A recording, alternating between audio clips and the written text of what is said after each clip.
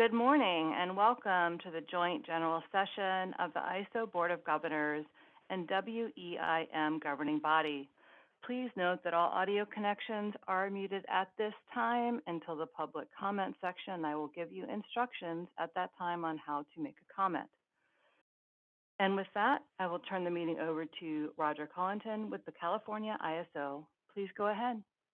Thank you and good morning, everyone. We are going to start out with a safety message from Lance Lebrecht, our business continuity manager. Lance.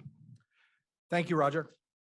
Over the next couple of minutes, I'll be your personal navigator for everything life safety. These are things to do in the event of a medical emergency, evacuation, shelter in place, or lockdown. If you are not feeling well or see a medical emergency, please say something to one of our ISO staff members identified with a badge like this. They will notify the security officers who you met in the lobby and are first aid and AED trained. They will call 911 and render aid until responders arrive. During an emergency response event, audible and visual alarms may go off. A public announcement system may instruct on the situation and next steps. And our ISO staff receive emergency notifications on their phones. During any event, our on-site emergency response team members all have UHF radios and can communicate and coordinate during the event. Depending on the event, we may need to be in specific areas of safety. For an evacuation, please stay calm and follow ISO staff, either through the northern facing doors, which are on this side, which you can take down the hallway, and that will lead you out to the visitor parking area, which is Assembly Area C, as in Charlie. If it isn't safe to evacuate in the northern area, we will then go through the southern doors, which are them on your right as visitors, and head down the hallway, down the stairs through the cafe, and that will take you to Assembly Area C, which is in Charlie. If it isn't safe to evacuate due to the hazard, we will seek cover here as needed. And in the event of a lockdown, we will lock these doors and our armed security officers will mitigate the threat and keep us all safe. Final note for the visitors, restrooms are through the southern facing doors. Take a right, go up the hallway, and you'll see the signs on the left. Please enjoy the event. Understand the ISO emergency response team is here to keep you safe. Thank you. Thank you, Lance. Appreciate that. Very important message. Well, welcome, everyone. I'm Roger Collington, as you know. I'm the corporate secretary, and as I've been doing online now for several years, I will be kind of facilitating the joint meeting that we have today. So let me start out with the roll call of our board and our governing body. Governor Bhagwat. Present. Governor Borenstein. Present. Member Campbell. Present. Member Decker. Present. Governor Galitova. Present. Vice Chair Gardner. Present. Chair Konzioka. Present. Chair Leslie. Present. Member Prescott. Present. And Vice Chair Shorey. Present. Excellent. All present and accounted for, and we have full quorum. Before I turn it over to the chairs for their welcome remarks, I did want to note that we do have a very full schedule today, and as a result, with our public comments, we are striving to set a 2-minute time limit on public comments, and I think we have quite a bit both in the room as well as online that we will be hearing today. Just so you know, for the public comment process, since it's been a while since we've done this in person, and we now have this hybrid environment. We have, for the in-person attendees, we have comment cards, and I know some of you have been filling them out already, and we have a box over against the wall that you can drop those comments in, and we will collect those for each agenda item and administer those. For virtual attendees, as we've been doing regularly over the last few years, the operator will instruct on how to enter the comment queue. We will take the comments from in-person attendees first, and then we will go to the virtual attendees from there. And now let me turn it over to our chairs for their welcoming remarks. Chair Conzealta. Thank you, Roger. Good morning. On behalf of the Western Energy Imbalance Market Governing Body, I would like to extend a warm welcome to everyone for the February 2023 joint meeting of the Board of Governors and Governing Body. Today's attendance at this meeting is a great indicator of the importance of today's agenda. It is notable who has taken the time to be here. So thank you for your attendance, participation, and interest. There appears to be a bit of excitement in the air this morning, and it is an understatement to state that today's meeting is different. Today holds the promise for a new West, an opportunity for a new beginning in expanded markets and increased regional coordination. As everyone knows, the decision items at today's meeting, if approved, are groundbreaking and profound. So we greatly appreciate the substantial input we have received through your letters, but still welcome additional comments today. And with that, I'll turn the floor over to the board chair, Mary Leslie. Thank you very much. And I just want to say it's my pleasure to see you all here in 2023. I am very excited about chairing the ISO this year. And I want to thank my colleagues on the ISO board and the WEIM board and the staff for getting us to where we are today. And today, as my colleague just said, is a really important day. We have worked years to get to the decisional items on this agenda, and we are very excited. I think there is an excitement in the air. I totally agree. This builds on the success of the EIM, which the former chair was very responsible for helping make happen. Thank you. And I think that we want to make you proud by getting the EDAF done today. And we welcome the Western states to participate with us because, as you just said, we're going to initiate this great endeavor today, but it's not a done deal. We know it's a work in progress, right, Elliot? So with that, I'm excited to be part of this team. Thank you. Thank you, Rob. Thank you, Mary. At this time, we go to agenda item 1, which is for general public comment. General public comment is for items that are not on the agenda today. I understand that we do not have any general public comment in the room today. So operator, if you can check and determine if we have anyone online that would like to make a general public comment. If you would like to make a comment, please use the raised hand icon to enter the comment queue.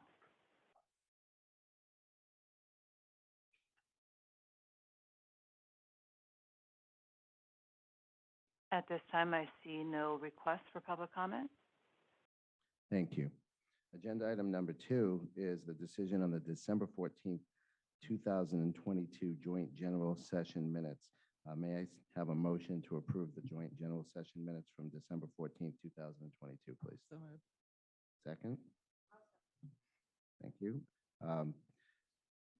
This is where I hesitate because over the phone, I've always listed the attendees and taken the vote, and I'm going to continue to do that just because we do have the virtual hybrid environment, so everyone understands what the vote has been. Chair Bhagwat, your vote? Not chair, but I. It breaks my heart, and I can't let go. I apologize. My motion template has not been updated, so mea culpa. Governor Bhagwat, and I believe that was an aye. Governor Borenstein. Aye. Member Campbell. Aye. Yes. Member Decker. Aye.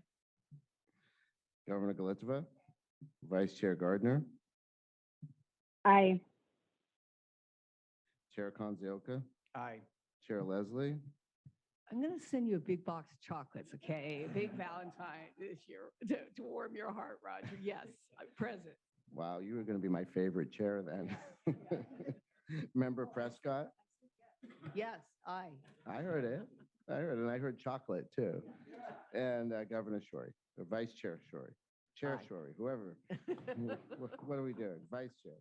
Roger, did you get my vote? I didn't say anything. You did. What was your vote? Aye. I see, I got it. And Vice Chair Shorey. Aye. Thank you. Thank you, everyone, for your patience. The next item we have, which will be much smoother, I'm sure, is our CEO report. Thank you, Roger. We're getting warmed up here. So, all right. So I will, for today, I'm just going to offer a few additional comments. My formal CEO report, I offered one yesterday to the EIM governing body.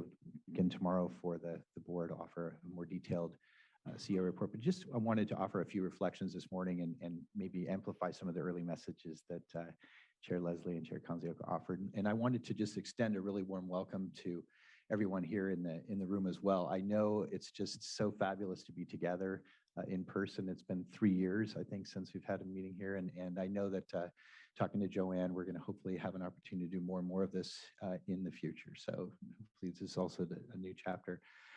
You know, about a week and a half ago or so, I was in Arizona. I had the pleasure of participating in the groundbreaking for the 10 West Link transmission project. And it was a fabulous moment where there were a ton of people at that ceremony who had been working on the planning and engineering and siting of that transmission line for years and years. It was almost like a family reunion. Everybody was just so happy to be there, and it was just wonderful to see shovels in the ground. And the event also really emphasized just not only just the importance of physical infrastructure, but just that connectivity that we have between the different regions, and just the importance of partnership and perseverance. I thought it was just a really great moment. And in many ways, this has already been sort of alluded to, today is very much an event that's really building on a legacy of 10 years of partnership. You know, when you go back to 2013, 2014 with the establishment of the Western Energy Imbalance Market, it's really just been truly a transformational development for the West. And I think, you know, the relationships that have been developed and the real value. Just yesterday, I think as many as you know, we posted the fourth quarter benefits for the EIM. The market has now exceeded more than $3.4 billion of cumulative benefits, right? And that is just real value going directly to electricity ratepayers and supporting reliability, as we saw again last summer. And I think just a further tangible evidence, the fact that we really are stronger and better when we work together and leverage that transmission connectivity and resource diversity that exists across that wide area. And certainly the EIM and that value proposition is the central underpinning of the work on the day-ahead market and a lot of the conversations today. I think we also know that the last couple of years have been challenging, right? You go back to 2020 and these summers that we're running into. I think, you know, resource adequacy is no longer an abstraction. We're all dealing with it, and the issues that we've run up against in the last few years have really forced us all to think about reliability and to think about our public service responsibilities, and not only to look out for our own interests, but to figure out how we can continue to strengthen our relationships. And I think that the partnerships that were established through the WEIM, I think, have proven resilient. You know, we've had, you know, notwithstanding very tough issues to grapple with, people are still at the table. They're working hard. They're being frank with each other. And I think what you've got in front of you today are 3 proposals. You know, we're taking on the wheel-through issue, EDAM, and the Governance Review Committee proposal that are all, I think, a product of incredibly strong and durable partnership, collaboration, listening, and a willingness to carry water for each other and try to find durable solutions. And so we've presented to you 3 issues that I think are grounded in good conceptual design, a real effort to balance different perspectives, good utility practice. And I think as we also recognize, you know, notwithstanding, I think a groundswell of tremendous support, a deep and broad coalition of support across the West, many people who've been working on these issues for years and years and who are really excited about this next step. Also a recognition through, I think, very solid and very, you know, important stakeholder input from across the spectrum that there are still details that we will need to work out in the implementation process. And there are opportunities for further refinements and enhancements to the design, just as we have done across the course of the history of EIM. And I just wanted to reiterate on behalf of, you know, Mark Rothleader and myself and the entire team here at the CAISO, just our commitment to continued stakeholder engagement as we pursue those refinements. And we know that for the WEIM governing body and the Board of Governors, that feedback and those stakeholder processes are extremely important. So we'll certainly stay transparent, bring issues back, and continue to try to make progress. So in closing, I just wanted to offer of just a few additional thanks. And, first of all, to the folks here in the room and many others who are maybe dialed in today, thanks again just to our many partners. It is just so gratifying to have folks who are willing to log so much time with so many other things on their plates as well to help us work on these important proposals and to show up in good faith and listen to each other and try to hammer out good solutions. We really appreciate that. I also wanted to really call out, so grateful to all the members of the Governance Review Committee. That work has just been incredible to watch, especially this year, with the loss of Therese last year and the way that Rebecca and the team stepped up. So appreciative. The BOSSER, that set of relationships with our regulators across the West is so valuable. We really appreciate their feedback and their comments. The Market Surveillance Committee, so thoughtful, so thorough. DMM, always, very helpful in terms of, making sure that really we're examining all the different elements of the proposal. The work from Susan Pope and the WM governing body market expert. It's great to have somebody with her thoughtfulness, thinking, and helping us continue to revise. So appreciate that. And just in general, just such a great group of partners. And in addition to thanking all of you for the work, I just couldn't help but just a tip of the hat to our staff. It's been amazing to watch, and the dedication, and personally, I think watching these guys really model our values, integrity and accountability and service, humility, and resilience, hats off. So I'm excited for big day. I think there's a lot of people here today looking forward to taking that next big step together in Western market integration. I'm just really looking forward to the proposal. Let's go. Thank you. Thank you all. You realize that was Tom Brady's tagline too. Well, he retired today. I got a few more years in me. Well, So let's go. for today, but he still may be with the 49ers by the fall. We'll see. I have hopes. Thank you, Elliot.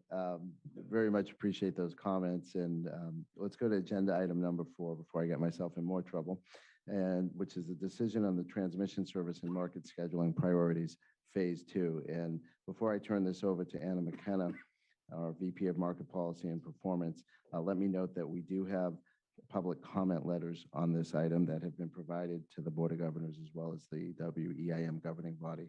And we have quite a few comment letters today for the items, and some of them address multiple items. So you will hear, I will just list each letter as we talk to each item. So if a letter is pervades over 2 items, you'll hear that letter a couple of times. So for this item, we have 2 letters that address agenda item 4, and that is from Arizona Public Service and from the 6 cities for the cities of Anaheim, Azusa, Banning, Colton, Pasadena, and Riverside. And again, those have been provided to the board and to the governing body. Anna? Thank you, Roger.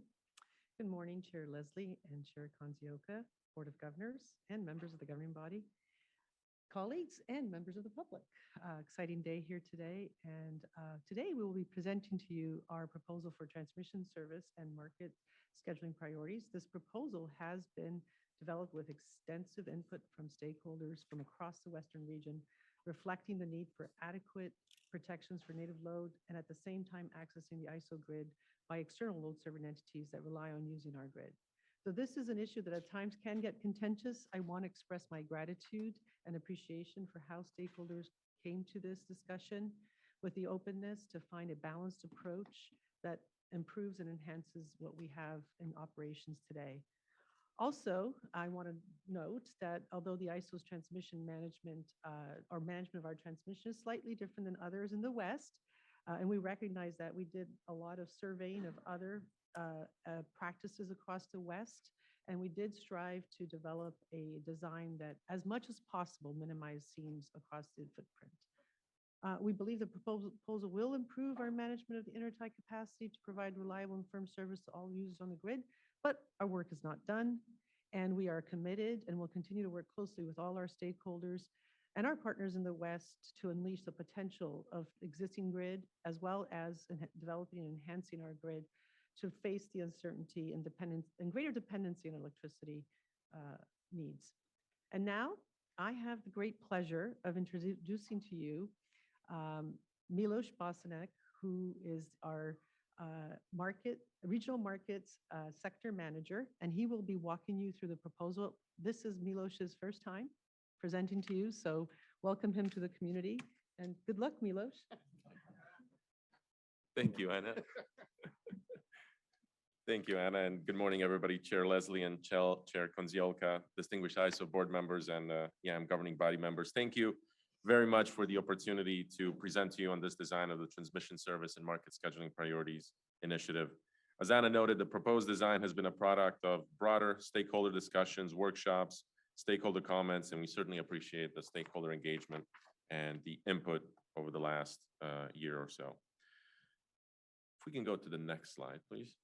I'd like to start with a little bit of background before delving into some of the elements of the proposal, just to set the groundwork for those.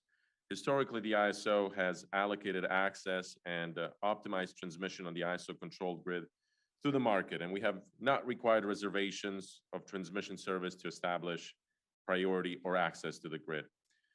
But over the recent years, the volume of wheel-throughs across the ISO system has increased and has contributed to competition for limited space on those interties with imports serving load.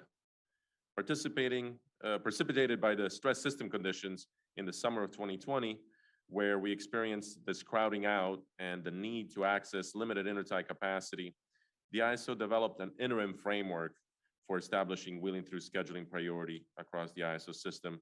And that framework has an equal priority to ISO load between wheel-throughs for those wheel-throughs that establish that high scheduling priority. This priority dictates the order in which transactions are adjusted or curtailed in more corner case stress system conditions. The framework was recognized as an interim in nature, recognizing that it was not necessarily a long-term durable solution to allocating limited space on the interties between wheel-through transactions and imports serving load. It didn't fully preclude the crowding out situations that could occur when numerous of these transactions show up on the interties. As the West continues to experience operational challenges driven in part by limited supply conditions, weather conditions, and other factors, we recognize the importance of ensuring reliable service to load, whether that is met by wheeling through transactions through the ISO system to serve load in external balancing areas, or it's the delivery of import supply to serve ISO native load. If we can go to the next slide, please. The interim framework for establishing wheeling through scheduling priority equal to ISO load was approved by FERC and was further extended until the summer of 2024, and in particular, I think June 1st of 2024. Under this interim framework, which we implemented in August of 2021, entities can establish wheeling through scheduling priority 45 days ahead of the month if they demonstrate an executed power supply contract and firm transmission to the ISO border for that particular month. In these instances, the priority that's established for that month is equal to ISO load. To the extent that these requirements are not met, entities can continue to wheel through the ISO system, but albeit they'll have a lower scheduling priority for those wheeling through transactions. This framework was recognized as interim, as it does not, like I said before, eliminate that crowding out of the interties, and it was a temporary measure, and it has some inflexibilities in a few areas that I want to highlight. External load serving entities, for example, have generally expressed the need to establish confidence, to establish confidence in these wheeling through transactions in these monthly and longer term horizons, but also the ability to establish priority closer in time, those daily type of timeframes as well, in response to changing system conditions, which the current interim design does not provide. Internal load serving entities, on the other hand, have expressed the need to ensure that transmission capacity is adequately set aside for native load needs to avoid and further limit this risk of crowding out by wheel-through transactions on the system. We believe that the proposed approach balances these different interests and provides a workable design that can be monitored and evolved with operational experience through continued collaboration and engagement with stakeholders as we implement this design. We believe that the design continues to provide open access to our system and accounts for native load needs through a new methodology that we will be putting in place for determining how much transmission capacity is available to support high priority wheeling through transactions. We can go to the next slide. Management proposes a more durable design for establishing wheeling through scheduling priority that's equal to ISO load. The design consists of several components that I'm going to go over in depth, but I do want to here provide a roadmap to those different elements that we're going to be covering. First, the proposal provides a different mechanism for establishing wheeling through scheduling priority that's equal to load, namely through the calculation of available transmission capacity, also known available transfer capability. But I think in short, it's known around the industry as ATC, and that calculation of ATC on the interties. This ATC represents the amount of transmission capacity that's available for establishing wheeling through scheduling priority after accounting for different obligations, including native load needs, and we're going to go over those a bit more in depth on the next couple of slides. But this ATC, or what's available, would be calculated across multiple horizons, across a 13-month horizon, as well as a daily horizon, to identify how much transmission capacity is available in those timeframes to reserve in advance and establish that scheduling priority. Once ATC is calculated, then there's a process for accessing that ATC and reserving that high scheduling priority in advance across the different horizons. The proposal also provides a process for entities that are seeking wheeling through scheduling priority and the certainty associated with it on a longer term basis beyond the ATC calculation horizon, that they can submit requests to be studied and potentially pursue and fund transmission upgrades across the ISO grid to establish that scheduling priority on a long-term basis. And finally, we propose changes to the compensation framework for transmission associated with establishing that wheeling through scheduling priority equal to load that we believe more adequately reflects the value that that priority provides to parties that establish it. We believe that this proposed framework, as I noted before, balances the different interests and is a reasonable starting point that can be monitored and evolved over time with operational experience. I think that together with other innovative efforts to unlock grid capacity, including non-wire solutions and coordinated operational efforts throughout California and the West, as well as transmission expansion in and outside of the ISO, a durable wheeling through scheduling priority framework will support robust interregional trades that benefit everyone across the Western interconnection. You can go to the next slide,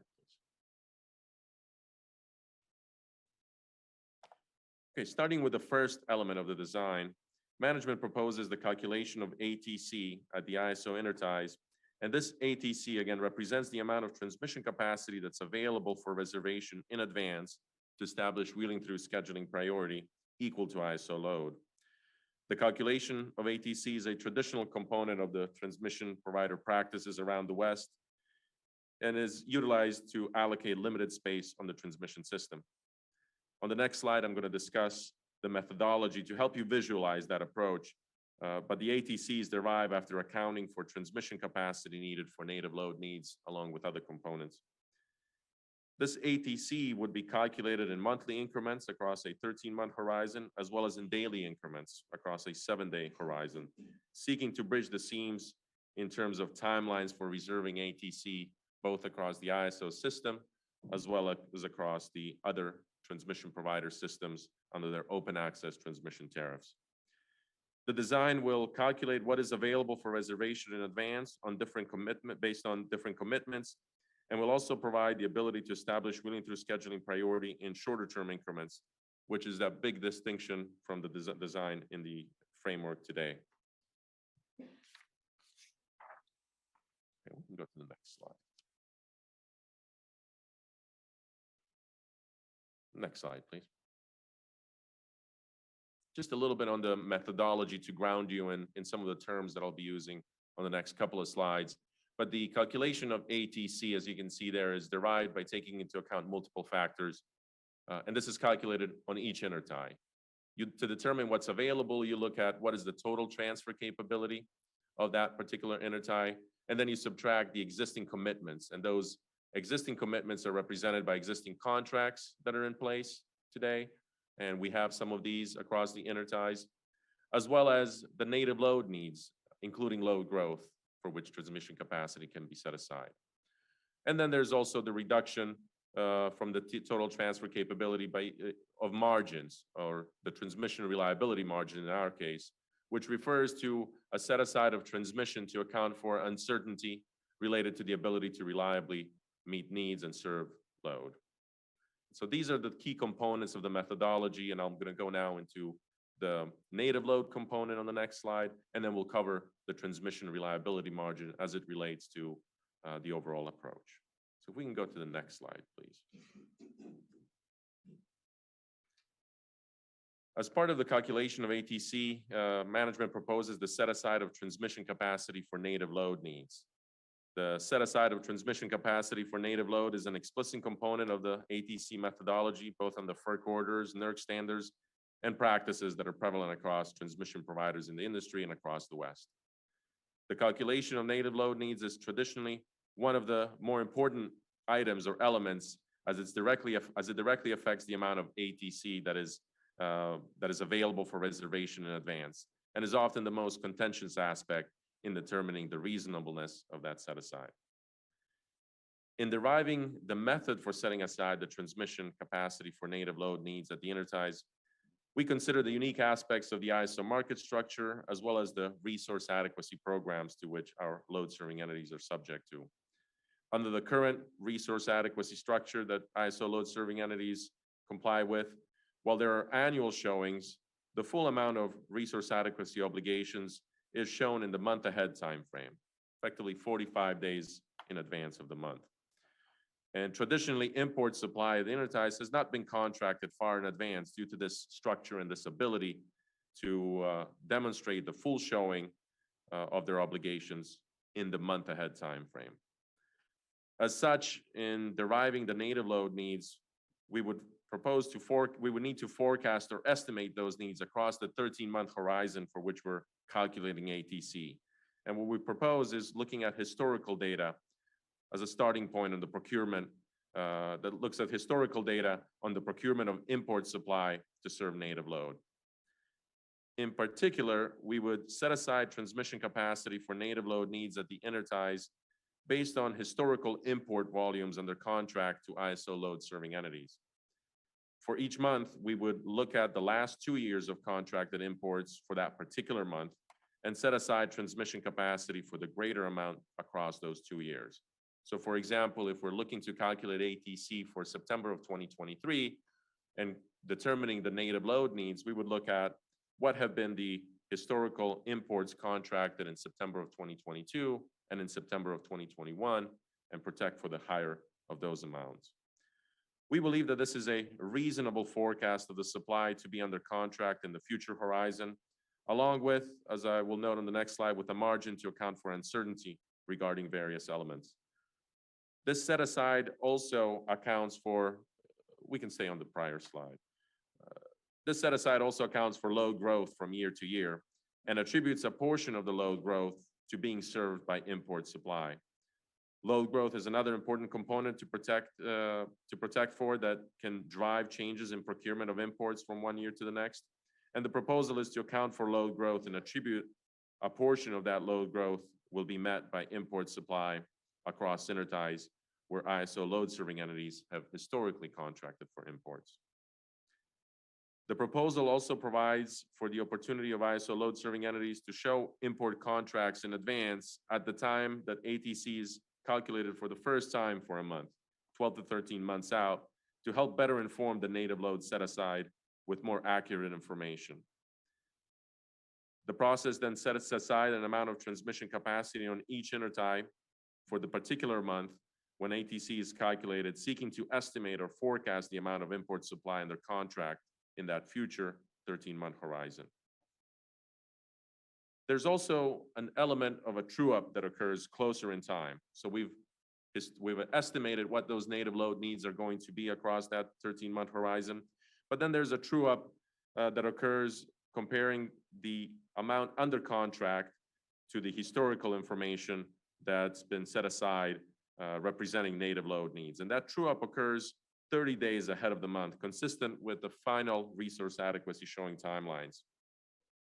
To the extent that more transmission capacity has been set aside for native load needs above the now shown contracted volumes of imports, it will be released as ATC, enabling further reservations in the day-ahead timeframe. So if we've set aside more than necessary based on the contracts that are ultimately shown in that timeframe, there's the opportunity to release some additional capacity and create ATC.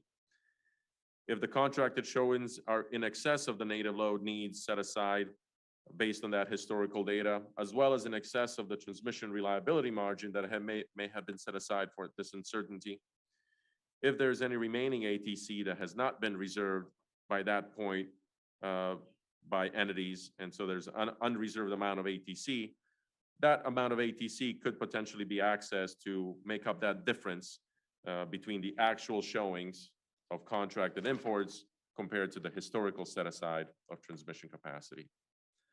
And by that time, entities that have been seeking to wheel through the ISO system and establish that and access that ATC will have had the opportunity for the better part of 13 months effectively to access that ATC. If there's no additional ATC at that point in time and the actual contracts that have been shown exceed the historical set-asides and the transmission reliability margin, the ISO would not take or would not impact additional parties that have already reserved that ATC. We would not exceed the total transfer capability of that particular intertie. Under this approach, the intent in the design remains to ensure that the allocation of transmission between the different transactions does not exceed the total transfer capability of the intertie. And once entities wheeling through have reserved that ATC, it cannot be taken or otherwise clawed back. They have the certainty that they can continue to transact and establish that wheeling through scheduling priority once they access that ATC. We believe that this approach described is consistent with and within the range of different practices across the West for setting aside transmission capacity and representing native load needs within the calculation of ATC. We will monitor this design, and with operational experience, we will consider improvements and evolution in that design. You can go to the next slide, please. Another important component of the design is the transmission reliability margin that I mentioned earlier, TRM. This margin allows for the set-aside of transmission capacity associated with uncertainty related to service to load and reliability of the grid. And it's important to recognize that TRM is a common margin that transmission providers set aside under their ATC methodologies, and the TRM may protect for different types of uncertainty that are relevant or present on a particular system.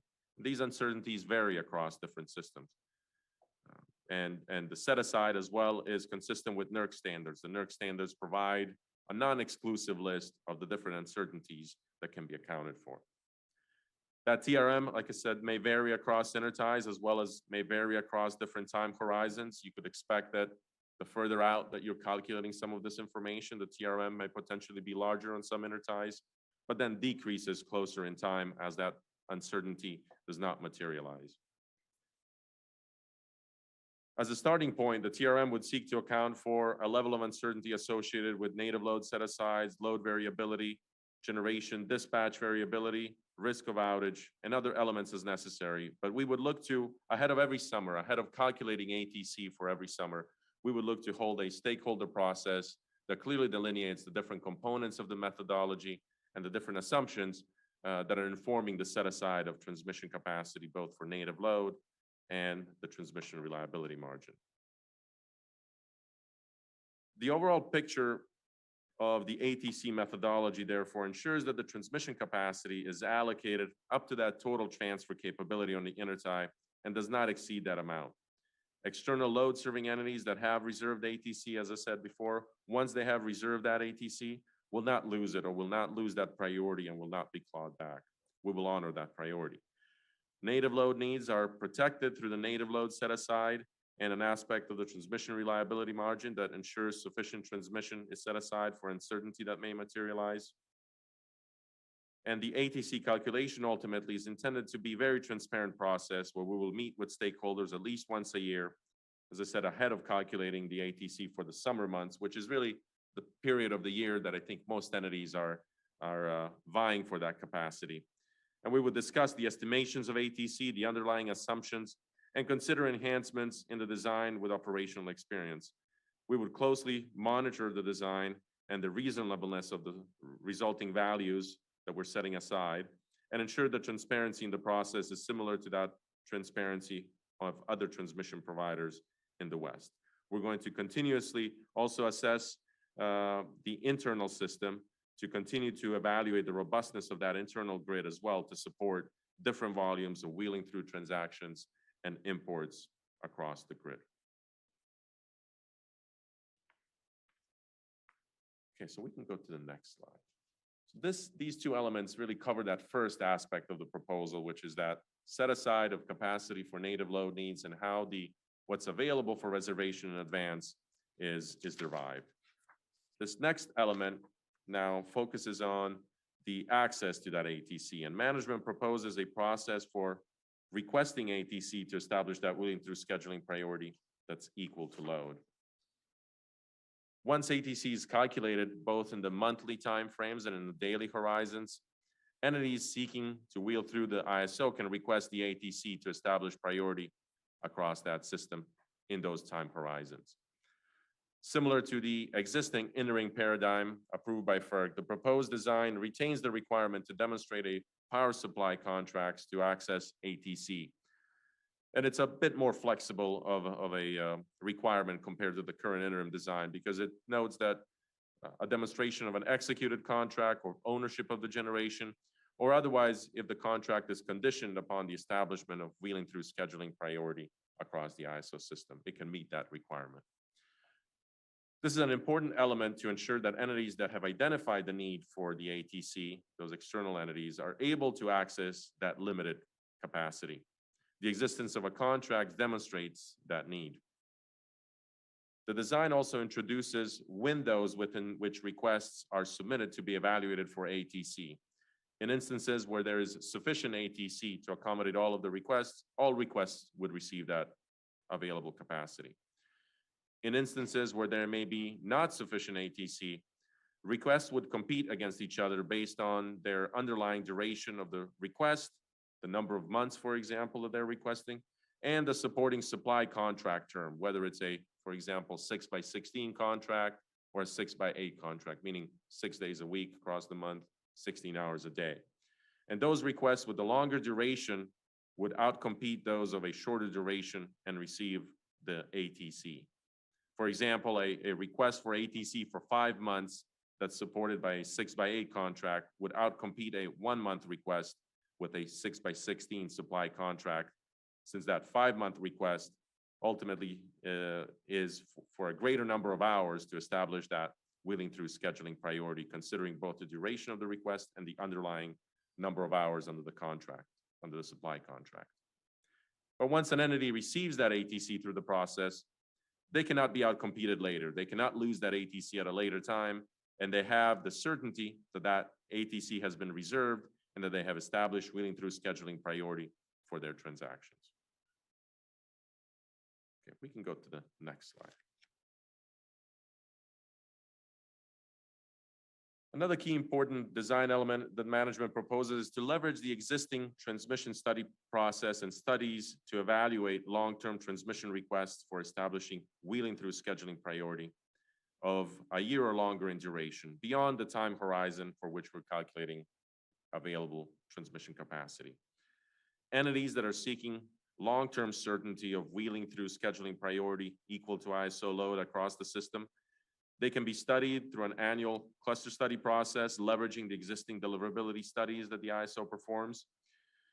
And through that process, the studies would evaluate whether the system can support the request in the time horizon that it's been requested, or otherwise a transmission upgrade may be necessary to accommodate that need. To the extent a transmission upgrade is needed, the entity then will be able to elect whether to pursue that transmission upgrade and provide funding and receiving transmission credits over time. This component, I think, complements the other aspects of the design through the calculation of ATC in the shorter term horizon, providing the ability to establish now priority both in the daily and the monthly horizon through that ATC method that I covered earlier. And then this component of the design provides the opportunity to establish that priority in a longer horizon to the extent that entities want to pursue a study process. We can go to the next slide.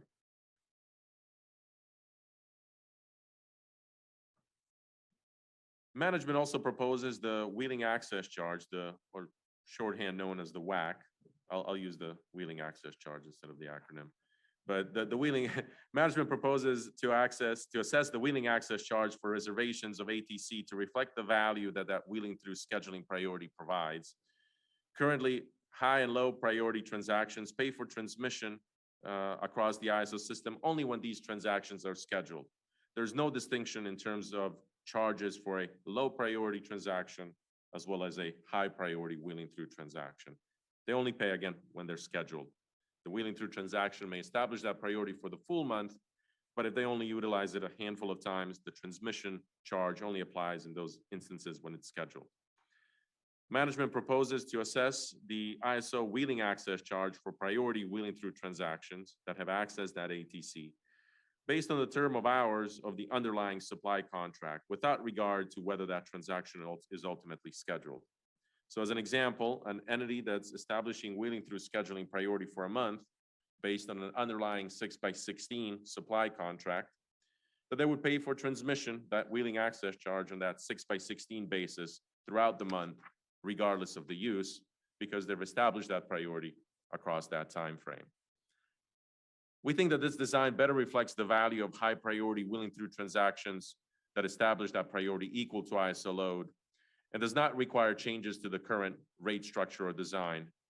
This is an element of the design that I think we can monitor as well and consider evolving over time in response to stakeholder input while continuing to ensure just and reasonable rates are applicable. We can go to the next slide. Okay, and I think this is the last substantive slide, and then there's a slide on comments. But finally, management proposes the continuation of the application of the wheeling through scheduling priority equal to ISO load. As I noted throughout the presentation, the proposed design that you heard today introduces a new or a different mechanism for establishing that wheeling through scheduling priority that's equal to load, but nevertheless retains that priority level of equal priority to ISO load. What this priority provides is that in those corner case situations, priority wheeling through transactions and ISO load transactions across an intertie are adjusted on a pro rata basis if necessary. The pro rata adjustment of schedules does not trigger in a supply insufficiency situation alone. In those instances, the curtailment of wheel through transactions does not provide relief under those conditions, and so wheeling through transactions would not be impacted. Similarly, in a transmission intertie derate situation alone, the priority wheeling through transactions will not be adjusted as the market has not signaled an infeasibility, and that means that there is enough supply on the system to be able to redispatch to continue serving load, even if there's a loss of import at a particular intertie due to a derate situation. The potential for pro rata schedule adjustments between high priority wheels and ISO load transactions on an intertie is present when a confluence of conditions materializes under which two of these conditions have to be met simultaneously. There needs to be a power balance and feasibility triggered in the market, which indicates that there's not sufficient internal or intertie supply, that it's been exhausted, providing an inability to serve load. And two, a transmission limitation on an intertie has to occur as well. In those instances, if the next available megawatt of supply is available only behind that intertie facing the limitation, then there's no supply available elsewhere. The market would first adjust economic and low priority transactions, and to the extent additional relief is needed, it would then allocate those curtailments or adjustments on the intertie on a pro rata basis between priority wheeling through and ISO load transactions. I do want to note that the calculation of ATC across the intertie further reduces the risk of overscheduling these interties with priority transactions, since the transmission capability that's allocated between load transactions, the transmission reliability margin, and the ATC that may be accessed by entities seeking to establish that priority, all of those transactions cannot exceed the total transfer capability of the intertie. And as such, there would not be an overscheduling condition of priority transaction. This is an important point because under the interim framework that's in place today, since there's no ATC calculation, there is that risk that priority wheel through transactions combined with ISO import transactions could exceed the total transfer capability, and there could trigger that overschedule condition, combined with a power balance and feasibility that could ultimately lead to a pro rata adjustment in transactions. But the introduction of the ATC calculation now removes that overscheduling condition. Under the proposed design, the transmission limitation on an intertie would practically have to be a derate condition combined with a power balance and feasibility to potentially trigger a pro rata adjustment. Now, some stakeholders have noted that the risk that load conformance by the ISO in the market may trigger an infeasibility that, combined with other conditions, including a transmission limitation, could lead to pro rata adjustments to priority wheeling through schedules and ISO load transactions.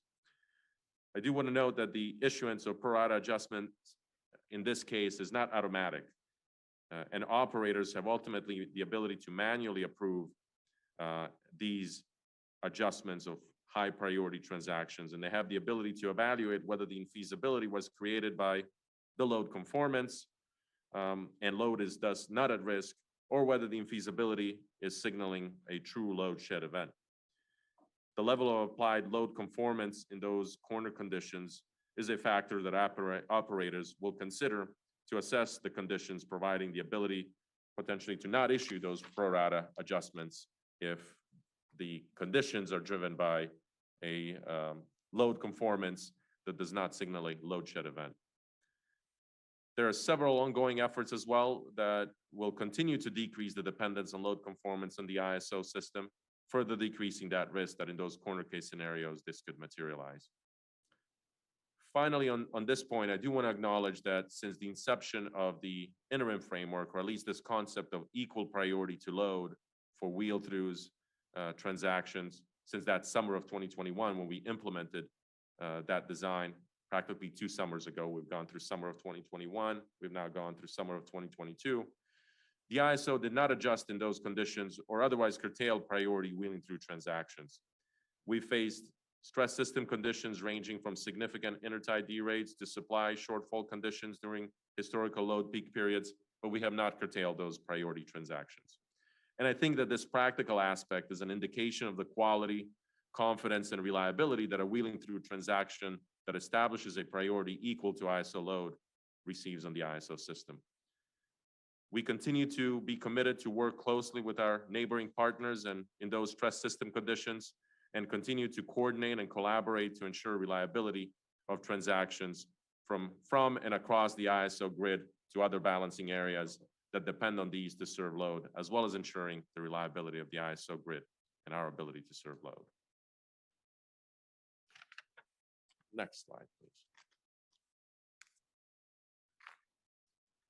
And this is the last, I think, substantive slide that I do want to highlight some of the stakeholder feedback that we heard. And I think overall stakeholders throughout the initiative supported the movement to a design that establishes wheeling through scheduling priority more akin to what's done under the oath through the calculation of available transmission capacity, or ATC.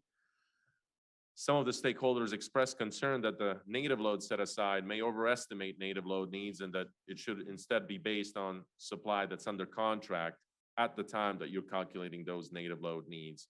But as I've noted in the presentation, we've looked at a number of stakeholder or practices across the West of different transmission providers. I think ODI as well has done some of their cursory review of other practices across the West and published an opinion where we think that the current design, the proposed design of looking at and considering native load needs is reasonable and consistent with other practices across the West, to the extent that, I think there's a risk when you're looking at historical data to overestimate or underestimate. And I think with operational experience, we can look to evolve that design as we see what the implications may be.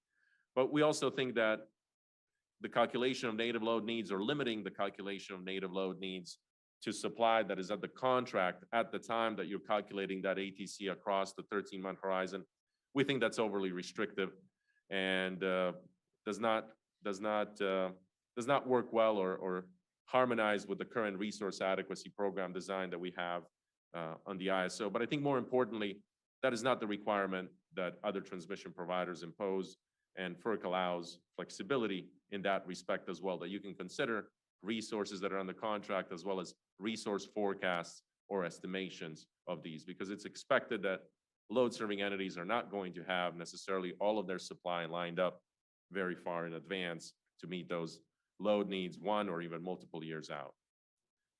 And I know, and lastly, I do want to note that some stakeholders have also expressed concern, particularly in this last iteration of the proposal, on the concept of equal priority to ISO load and its comparability to firm transmission service under the OAT. I covered a little bit of this on the last slide, but as I noted, on the ISO grid, there are 2 conditions that have to materialize for these priority transactions to potentially be at risk. And as we've seen operationally over the last couple of summers, those conditions have not materialized, and we have not curtailed or adjusted priority schedules across the ISO system, which I think is an indication of the confidence and reliability of that priority across the ISO grid that I think makes it comparable, if not superior, to firm service under the OAT. Recognizing that there are differences between both the OAT framework and the market design as well.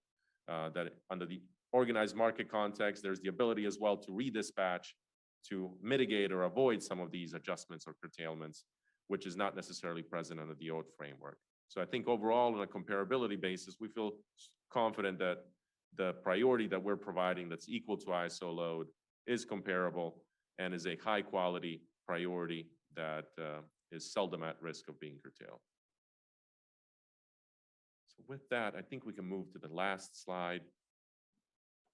And then finally, management recommends that the EM governing body advise the ISO Board of Governors of its support for the proposal and that the ISO Board of Governors approve the transmission service and market scheduling priorities phase 2 proposal. We think that the proposal overall will create a durable framework for wheeling through scheduling priorities on the ISO system and the ISO market, while also effectively accounting for transmission capacity needed to serve native load needs. So I'll pause here for any questions. Any questions for Milos? Governor Bornstein? Yeah, and I apologize with all the briefings I've heard on this. Every time I hear one, there's something new occurs to me. And I want to commend the CAISO staff on a great process that has worked through a difficult topic.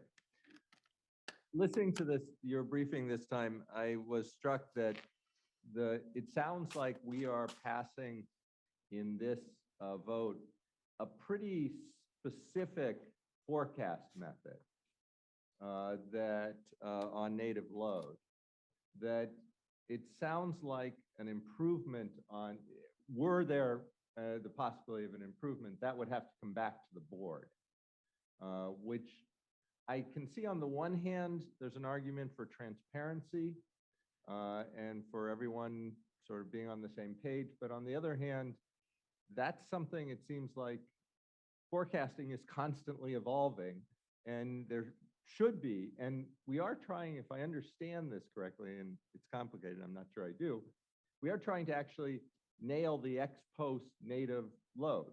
We're trying to get the best possible forecast of it. And that's something that you would think is we should constantly be improving. And I worry that coming back to the board each time there's a potential improvement actually will slow down the ability to improve that process. And is it really necessary to write that into, I'm not sure what the right term is, Roger can correct, statute or whatever, rule, tariff. Yeah, there we go. I'm rusty too. This is Anna. I'll try to address that question. Thank you for that question. And I do think that the proposal overall does not really get to, I mean, the load forecast itself is going to be based on already commonly used practices through our planning and everything else that we do. So we're not changing that at all. But I do appreciate what you're referring to is how we estimate the expected use over time. There is flexibility in that design, and the details in the tariff will reflect the policy, but there is some flexibility, obviously, with, if you have better methodologies that you could use statistically, we have some wiggle room.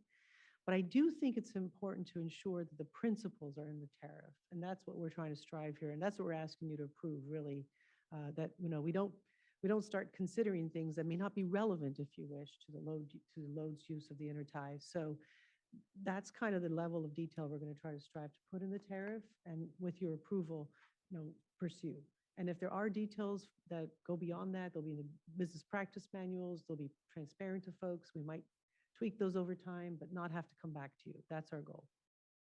Yeah, and if I can add to that as well, the industry practice is usually, as Anna said, it's a little bit more general in the tariff. There's what's called an ATC ID document that every transmission provider, and we currently have one as well. But that's the document that would be expanded to capture more in detail these methodologies, and then you can evolve those without necessarily having to adjust your tariff every time. And just to clarify, there will be a public process for that evolution, even if it That's doesn't right. have to come back. That's right, before. that's right. In the proposal, we've described ahead of every summer, we're going to be reviewing the numbers, the assumptions, and having a public process on those. And then to the extent that we want to adjust or need to adjust some of the methodologies behind that, we would do that through that same stakeholder process. Thank you. Jennifer has her hand up. Jennifer? Thank you. Can you hear me all right, Roger? Yes, we can. Great, thank you. Milos, really appreciate your presentation today and also appreciate addressing stakeholder concerns throughout your remarks. I found that, very helpful. Yesterday, the Western EIM governing body held their general session, and we had the opportunity to hear from our market expert, Susan Pope, who gave a fairly detailed briefing to the governing body regarding this proposal, including some concerns that she had highlighted. Now, I want to apologize because if you addressed the specific concern in your remarks today and I somehow missed it, again, I'm sorry. But as Severin noted, this is a very technical initiative, and no matter how many times I hear an update from CAISO staff or management, I also continue to have questions. So bear with me.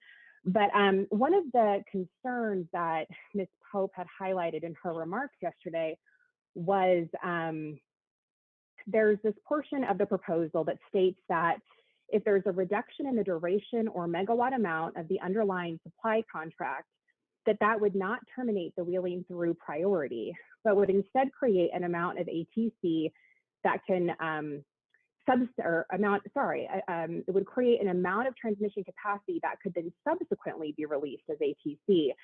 And so what Ms. Pope noticed as a concern here with this particular provision is that a party could potentially move to the front of an ATC allocation queue by demonstrating a power supply contract for a larger number of hours, because that would then trigger priority. And then later they could modify the contract, release the ATC for unwanted hours back for reallocation. And if the WAC obligation would then be terminated for the released hours, then this could be, quote unquote, an easy and costless way to jump ahead in the ATC reservation queue for a valuable intertie. And so I realized you addressed the wheeling access charge, or the WAC. You talked a little bit about how that applies. You've also talked about how ATC is prioritized. But could you address that specific concern that Susan highlighted yesterday? Sure. Thanks for that. Thank you.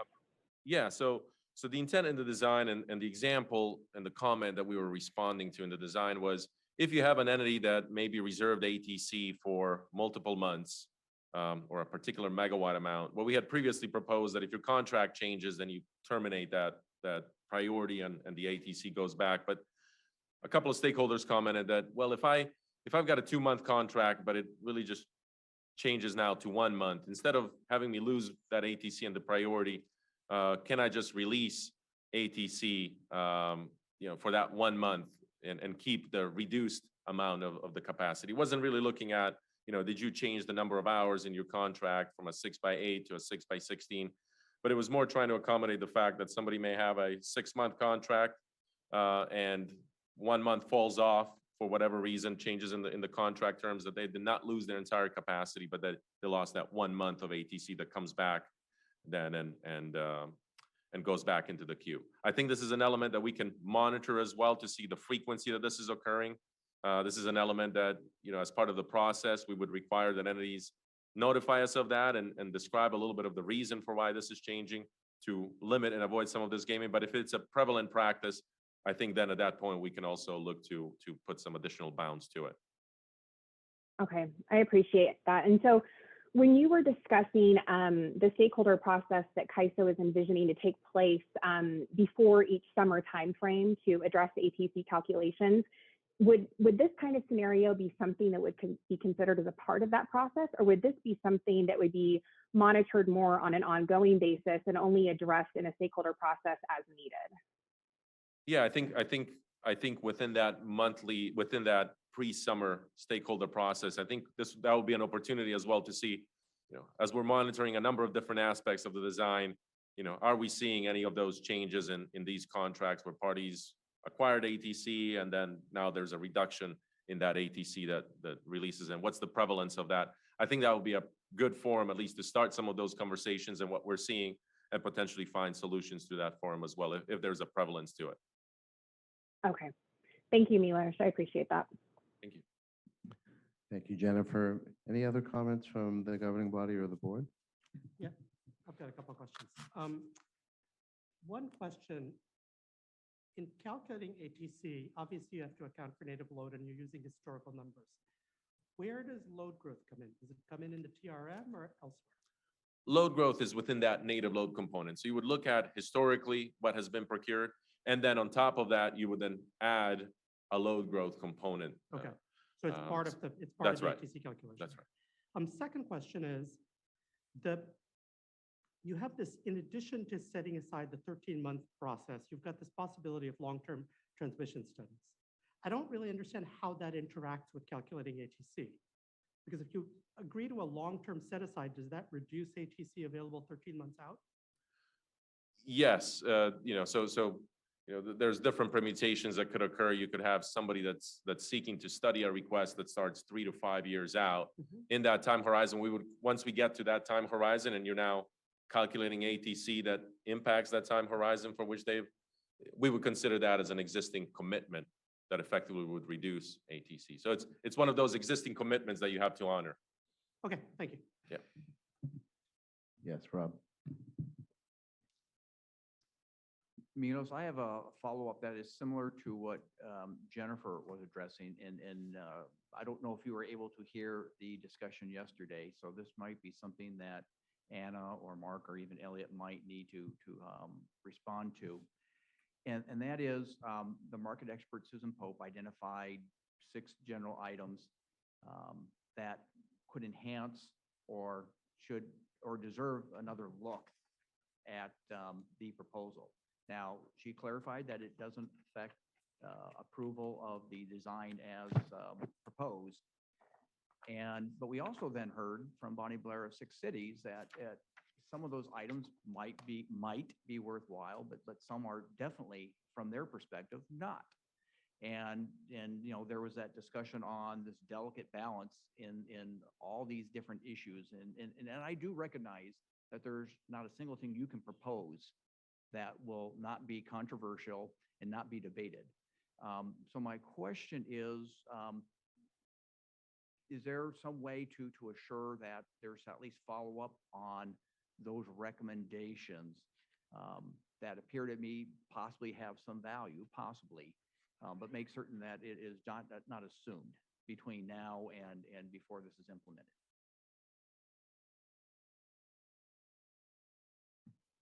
Thank you, Chair Kanzioka, for that question. This is Anna.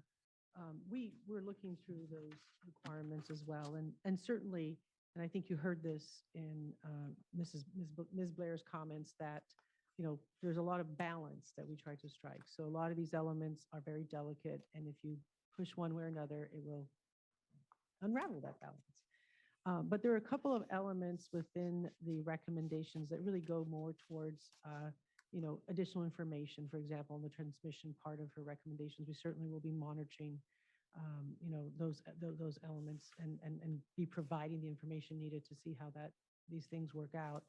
On the 2 elements with regards to the use of the contracts, for example, Milos did address that we will monitor how those things work out. The use of the contracts and being able to access that transmission, we felt is really important to have at least a modicum of verification that the entities accessing the capacity actually need to use our grid. So we'll monitor that going forward and continue to observe how that works out. It may not have the intended effect, and that I believe is Ms. Pope's concern, which we definitely will monitor for that. And Milos also tried to address as well the issue of, allowing internal load to access the additional capacity based on contracts in a 30-day timeframe. We are hopeful that because of the multiple opportunities ahead of that external entities can access that capacity ahead of time. And Milos noted that we would not claw back any capacity released to them. So that should address those issues a little bit, but we'll watch for that as well. So these are all elements that in implementing this, we will definitely keep a keen eye on and report back to. But it is, at this point, we are recommending that we go forward without making any specific changes to unravel that balance.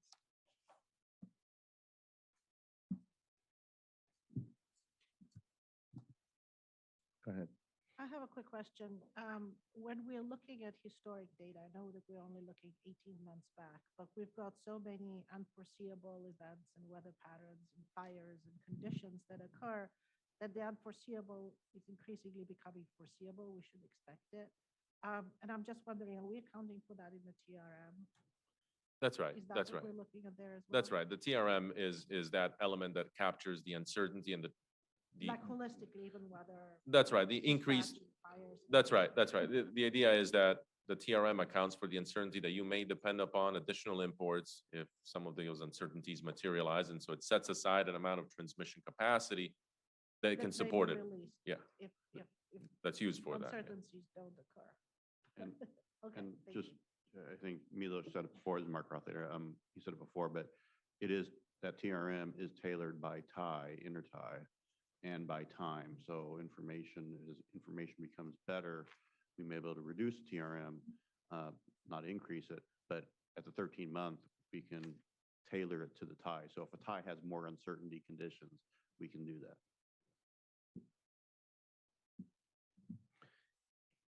Other comments?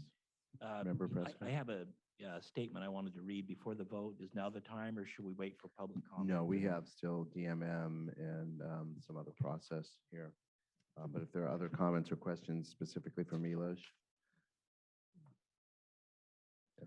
Member Decker, go ahead. So number one, I want to commend staff and stakeholders for staying at this. It's been 3 years and a lot of contention, and we certainly have heard from stakeholders about their perspectives on this issue when you had a market collide with OAT. I think this has really come a long, long way, and I'm really glad to see the monitoring that's being talked about by the CalISO. I also think that there's an opportunity here to have DMM do some monitoring, not unlike they have done for RSC in terms of like looking at what's happening with the ATC and is it being oversubscribed or is it being oversubscribed by the LSCs? And looking at those instances where there could be, I don't want to call it gaming, but where it could be maybe the margin's too high, maybe the LSCs are off enough that, we can just get more refined on what we're doing. And I really like the opportunity that every year this is going to be discussed and looked at with stakeholders. I think I hadn't seen that before. Maybe I just missed it, but I think that was a significant add to some confidence and credibility that this is not the last bite of the apple for this initiative. So I really want to commend everyone that's persevered for 3 years now to get to this point. Thank you. Yeah, we're very much aligned with those comments. So that transparency and that visibility is going to be critical. So thank you. And I do like the opportunity for DMM to monitor and provide additional feedback as well. I think that's a good role for them. We absolutely will work with DMM and, they will obviously be monitoring many aspects of this. And so there'll be probably a lot of opportunity to hear from them on these aspects, but I can't speak for them. Although they are, I think, in the room. Fortunately, they so will I be think speaking somewhat for They will themselves. speak for themselves, but we definitely will work to provide whatever information is needed to make sure they can do a good job. Yeah. So hearing no other comments, we have Adam Swadley from the Department of Market Monitoring, and he is online today, so we'll be hearing from him through Zoom. And let me just clarify to make sure that we're clear on the process going forward. So we'll have DMM, and then we will open it up for public comment. And then at that point, when we move to first the advisory role motion for the WEIM governing body, there'll be more opportunity for discussion at that point, John. And then after that phase, then we'll go to the motion from the board. So that just to clarify the order that we're trying to set up here. Adam, are you online? Yes, I'm here. Can you Excellent. hear okay? Yes. Okay, great. Thank you. And good morning, Chair Leslie, Chair Kanzioka, governors and governing body members. And thank you for the opportunity today to share DMM's high-level views on the Transmission Service and Market Scheduling Priorities Initiative Phase 2. DMM views management's proposal as a significant improvement from the interim rules for high-priority wheeling access. The proposal makes the ISO rules much more like the OAT framework used across the West. However, several stakeholders have commented that the proposal does differ from the OAT framework in some regards. Entities within California have expressed concern that the proposed approach to calculating ATC does not include the impact of high-priority wheels on internal ISO transmission constraints or a sufficiently robust analysis of native load needs under more conservative assumptions. Meanwhile, we note that load-serving entities outside of the ISO system have noted that the proposal departs from the OAT framework since it allows the narrow possibility that high-priority wheels may be curtailed in conjunction with ISO load during power balance and feasibilities when there are transmission limitations, but where a transmission derate may not have occurred. On the whole, the proposal appears to strike a reasonable balance between the preference of ISO load serving entities and those of external users of the ISO transmission system. As Milos noted, the final proposal includes a flexible transmission reliability margin, TRM, design that can accommodate changing levels of uncertainty on different time horizons. The ISO has confirmed that this approach can facilitate the release of additional ATC in near-term time horizons as uncertainty reflected in the TRM diminishes. DMM supported this approach in the stakeholder process, and we support this aspect of the final proposal. The ways in which the proposal differs from the OAT framework include a combination of design features that may at times make slightly more high priority wheeler capacity available, but may make this transmission capacity very slightly less firm under a specific set of extreme conditions on the ISO grid. However, the ISO market is an optimization with the ability to redispatch and manage congestion. And as such, the proposal is likely in many cases to avoid curtailment of high priority wheel through transactions due solely to transmission derates, where these transactions may have been subject to curtailment under the standard OAT framework. DMM supports many aspects of the ISO's proposal, and we support the proposal overall as a significant improvement. We note that there may be alternative approaches that would also improve the interim rules, but may align even more closely with the OAT framework. So going forward, the ISO and stakeholders could consider further refinements and future initiatives that would address different stakeholder concerns. These refinements, for example, the analysis of impacts of high priority wheel through transactions on internal ISO transmission in the ATC calculation may result in less available ATC, but could be coupled with other design changes to further align with the definition of firm transmission in the OAT framework. So that concludes our comments. Thank you, and I'd be glad to answer any questions. Thank you, Adam. Any questions or comments for Adam? And I will ask that I've heard that on the line they can't always hear us, so if everyone can move a little bit closer to their microphones when we're speaking, that would be helpful. Okay, just the comment that you probably heard it before, Adam, of where DMM would be prepared to provide additional monitoring of this space and ensure that it's being run the way we expect it to be and flag if there are. I'm sorry, the microphone is cutting out. We're having a hard time hearing on the line. Okay, can you hear me okay now? Yes, perfect. Okay, great. Just referring to the previous comments that the DMM would be prepared to oversee the market and provide any input and feedback to us if something needs to be addressed in a timely fashion. We'd really love your participation. Yes, absolutely. And I think, we'd envision a monitoring role for the ATC, as discussed, to assess how it may be oversubscribed or the appropriateness of native load need calculations, use of ATC, et cetera.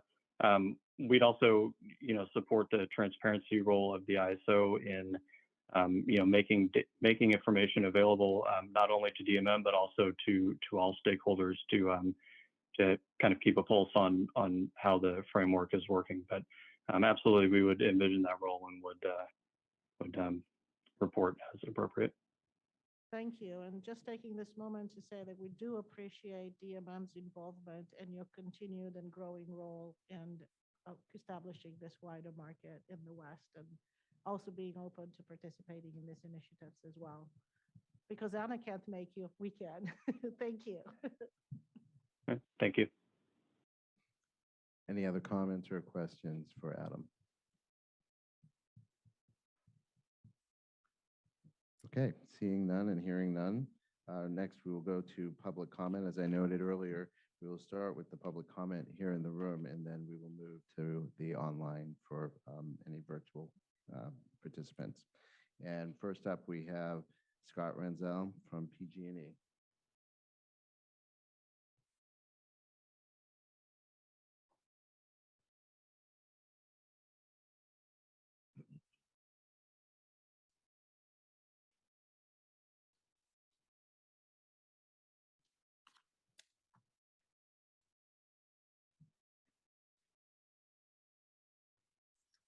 Hear me? Excellent. Yes. Thank you for the opportunity to comment today. I am Scott Ranzel with Pacific Gas and Electric Company. I am the Director of Portfolio Management there. The Transmission Scheduling and Market Scheduling Priorities Phase 2 initiative is the longest possible name for wheeling. So thank you for the ISO for introducing that. I will be further referring to it as wheeling going forward. Joke aside, this is a critically important issue to California and the rest of the Western United States.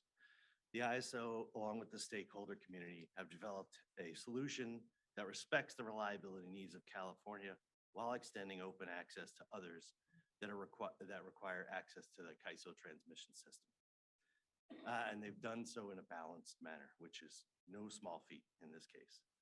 The ability to prioritize access in this manner will allow for reliable transmission service and access within and outside of California. The proposal represents an incremental improvement over the status quo and offers a constructive step forward for building a community of trust to serve all of the customers in the West. The proposal is not perfect, and there are a few challenges that need to be addressed during implementation, some of which you've heard, but I will highlight limitations of the historical perspective, timing and amounts of the release as we get closer to the period of uncertainty, and the level of consistency with the forward-looking transmission planning and MIC processes must be addressed and transparent to all stakeholders. The proposal has already identified these concerns and does provide room to manage them as we move forward. And in addition to the identified issues, we would strongly support and encourage the board and governing body to require the robust monitoring framework that's been talked about at length here.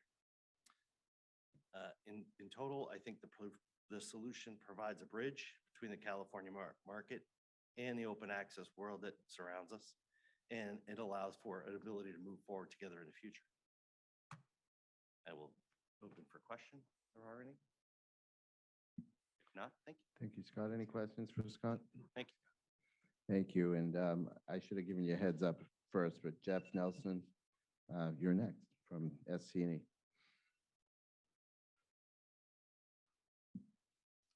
And good morning. It's Jeffrey Nelson from Southern California Edison. I'd like to thank the opportunity to be here for the governing body and the board. Thank you. SCE views this as a very important issue to the West, not just to California, but to the entire region. And we want to acknowledge and thank the strong work from the ISO staff that we those kept it going. Congratulations.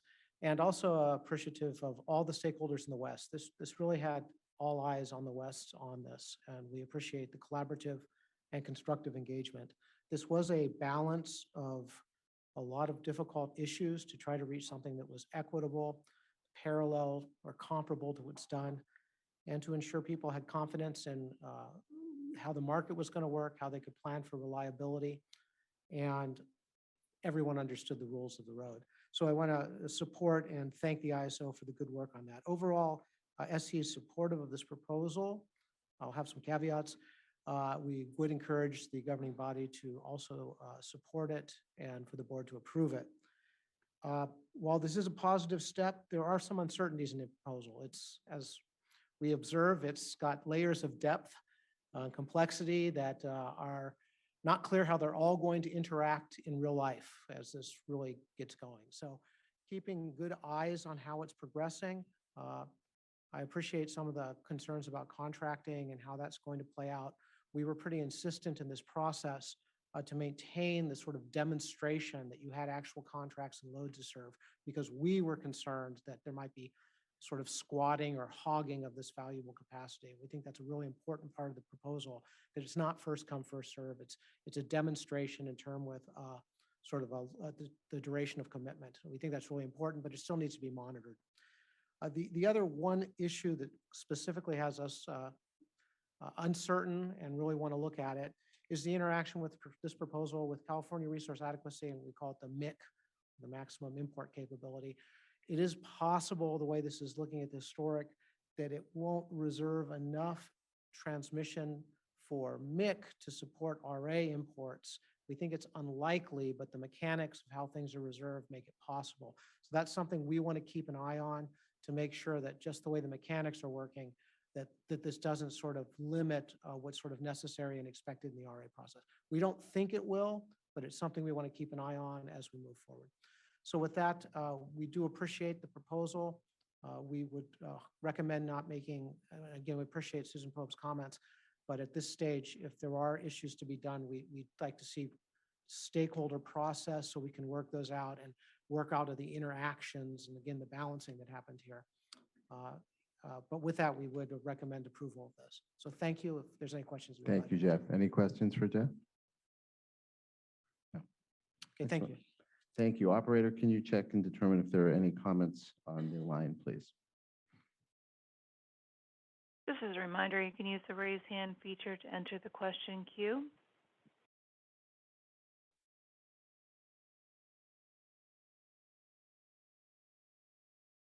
And we have no one in the comment queue. Excellent, thank you. Let me turn it over to you, Rob, for the governing body. At this point, is to tee up for you for your advisory role. And I understood there was maybe some questions or comments, and so I will turn it over to you to facilitate that.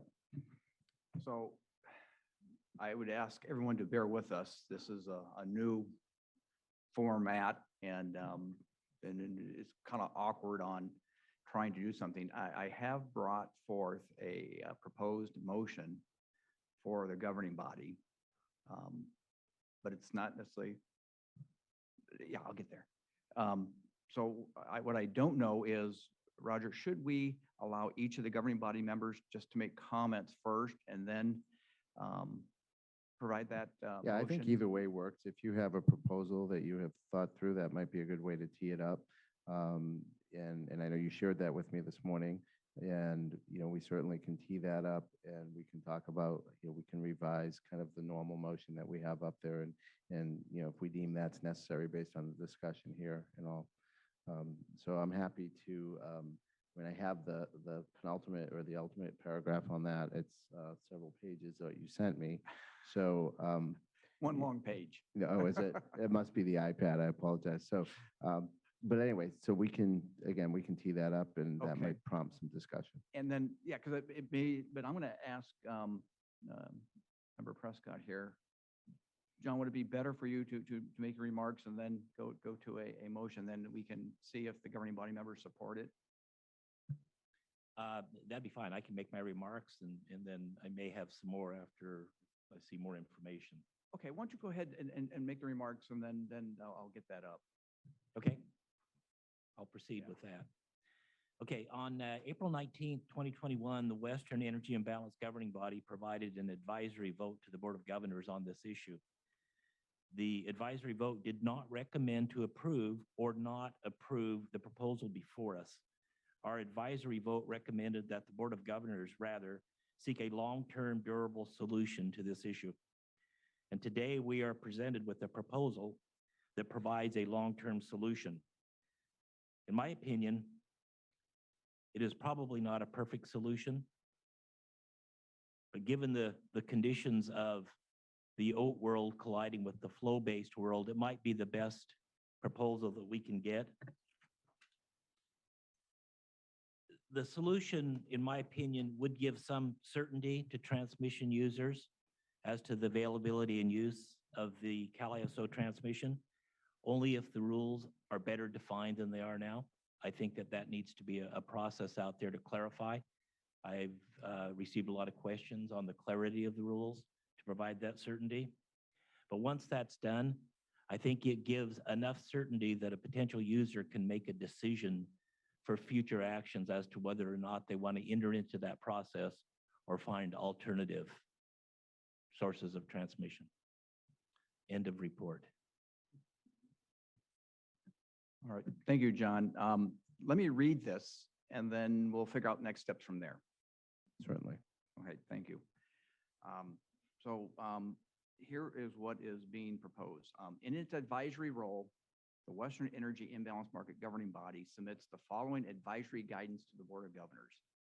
The work of the stakeholders and the CAISO staff on the transmission service and marketing scheduling priorities has been substantive. The governing body appreciates the engagement on this issue. Likewise, the governing body as a body and as independent individuals have also been significantly engaged through direct interaction with stakeholders, CAISO staff briefings, the Regional Issues Forum, and reading of the various draft proposals and respective comments of stakeholders. The TSMSP, and Scott, I agree that it's a tough one.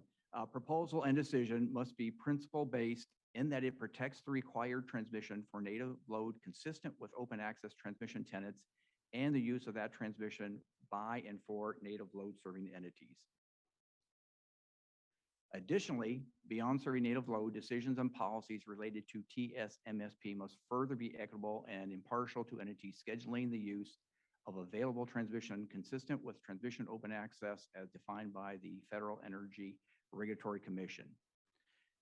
Specifically, the governing body supports the general direction and improvements in the TSMSP final proposal, the improved definition of transmission requirements for native load, the improved approach for entities outside of the CAISO BAA to secure high priority scheduling rights as compared to prior iterations of TSMSP, and the conditions under which scheduling priorities may be impacted based upon a derate of a transmission path and a power imbalance constraint.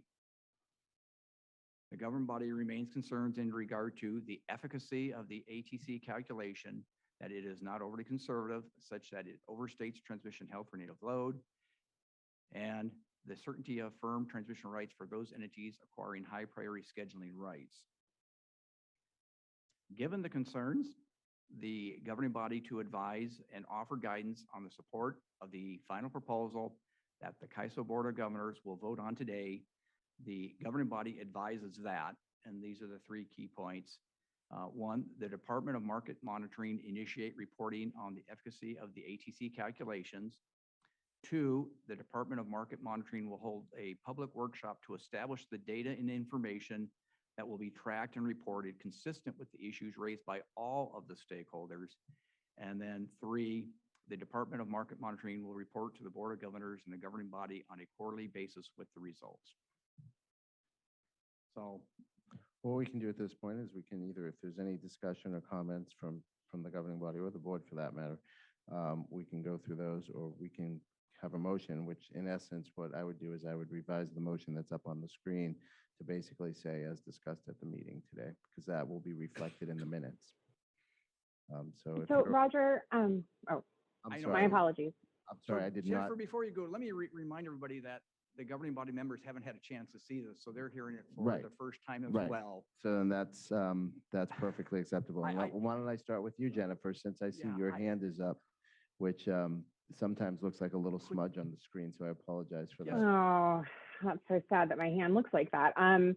It's So I'm actually, I'm actually wondering, I realize that we haven't moved to make a decision on Rob's proposed motion yet, proposed language, but given the length of the comments that Rob just provided, it would be very helpful for me if we could put something up on the screen so that while we're discussing, we can actually make reference to specific points as needed. And I'm wondering if that's possible, Roger. Me as well. Let me check on that. Okay. Yeah. Well, we could do one of two things. We could do that. We could take our short break now and come back. or we could, if there's any other discussion while we're putting it on the screen, we could. Let me ask, yeah, entertain and that. it may be helpful, if it's on the screen, then not only can Jennifer see it, I think everybody here, all of the Board of Governors and governing body members and the audience can see it as well. And So I think the key part is what our recommendation is. All the other pieces of the narrative, I think are not really what we're going to be contemplating. So maybe it's really just those three pieces, Jennifer, and maybe Rob can just email you what he said. And because, I mean, we're talking about tons of language on the screen that people can't read. I completely understand that. What needs to be clarified for me, though, is if the remarks that Rob provided that precede his recommendations, if he's anticipating including those in a motion, in an advisory opinion, potentially. Because if so, then I would need to see that language as well before voting, if we get to that point. so I did send that to Stacy and to Christina.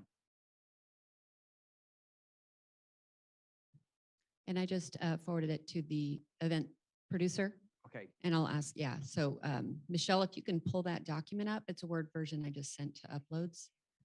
Roger, can I just have a point of clarification? Yes, please. Okay, so this seems appropriate that they have an opinion in their advisory role, and we were expecting that. Right. Okay, so procedurally, did you not get the memo about the 1 week before thing? So Well, I would have is- loved to this have is- let me- collaborated let in me some comment on this. fashion. Let me comment. Yeah. Yeah, this is, as we've originally designed for the advisory opinion, and we were doing them in joint sessions. And so there has been some kind of attempts to smooth the process, but, given our open meeting rules and all, we try to, not pre-deliberate on these things.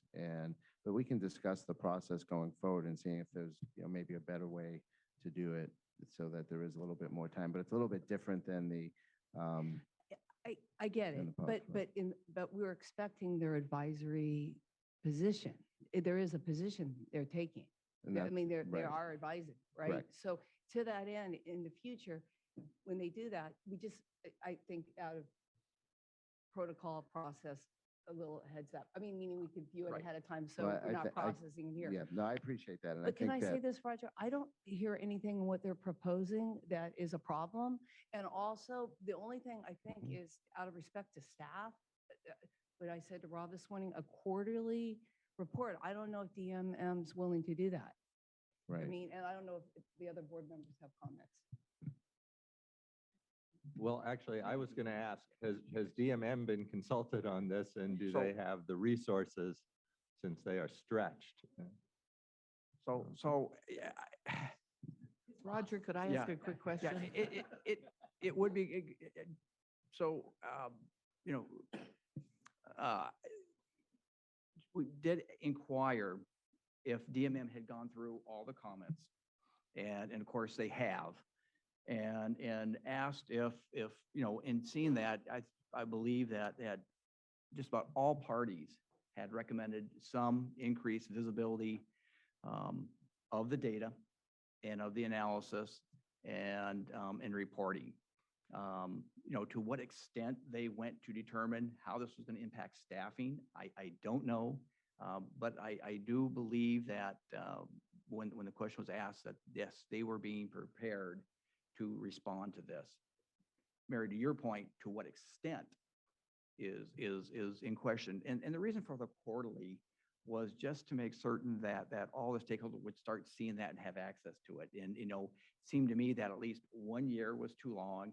Maybe it should be every 4 months or 6 months.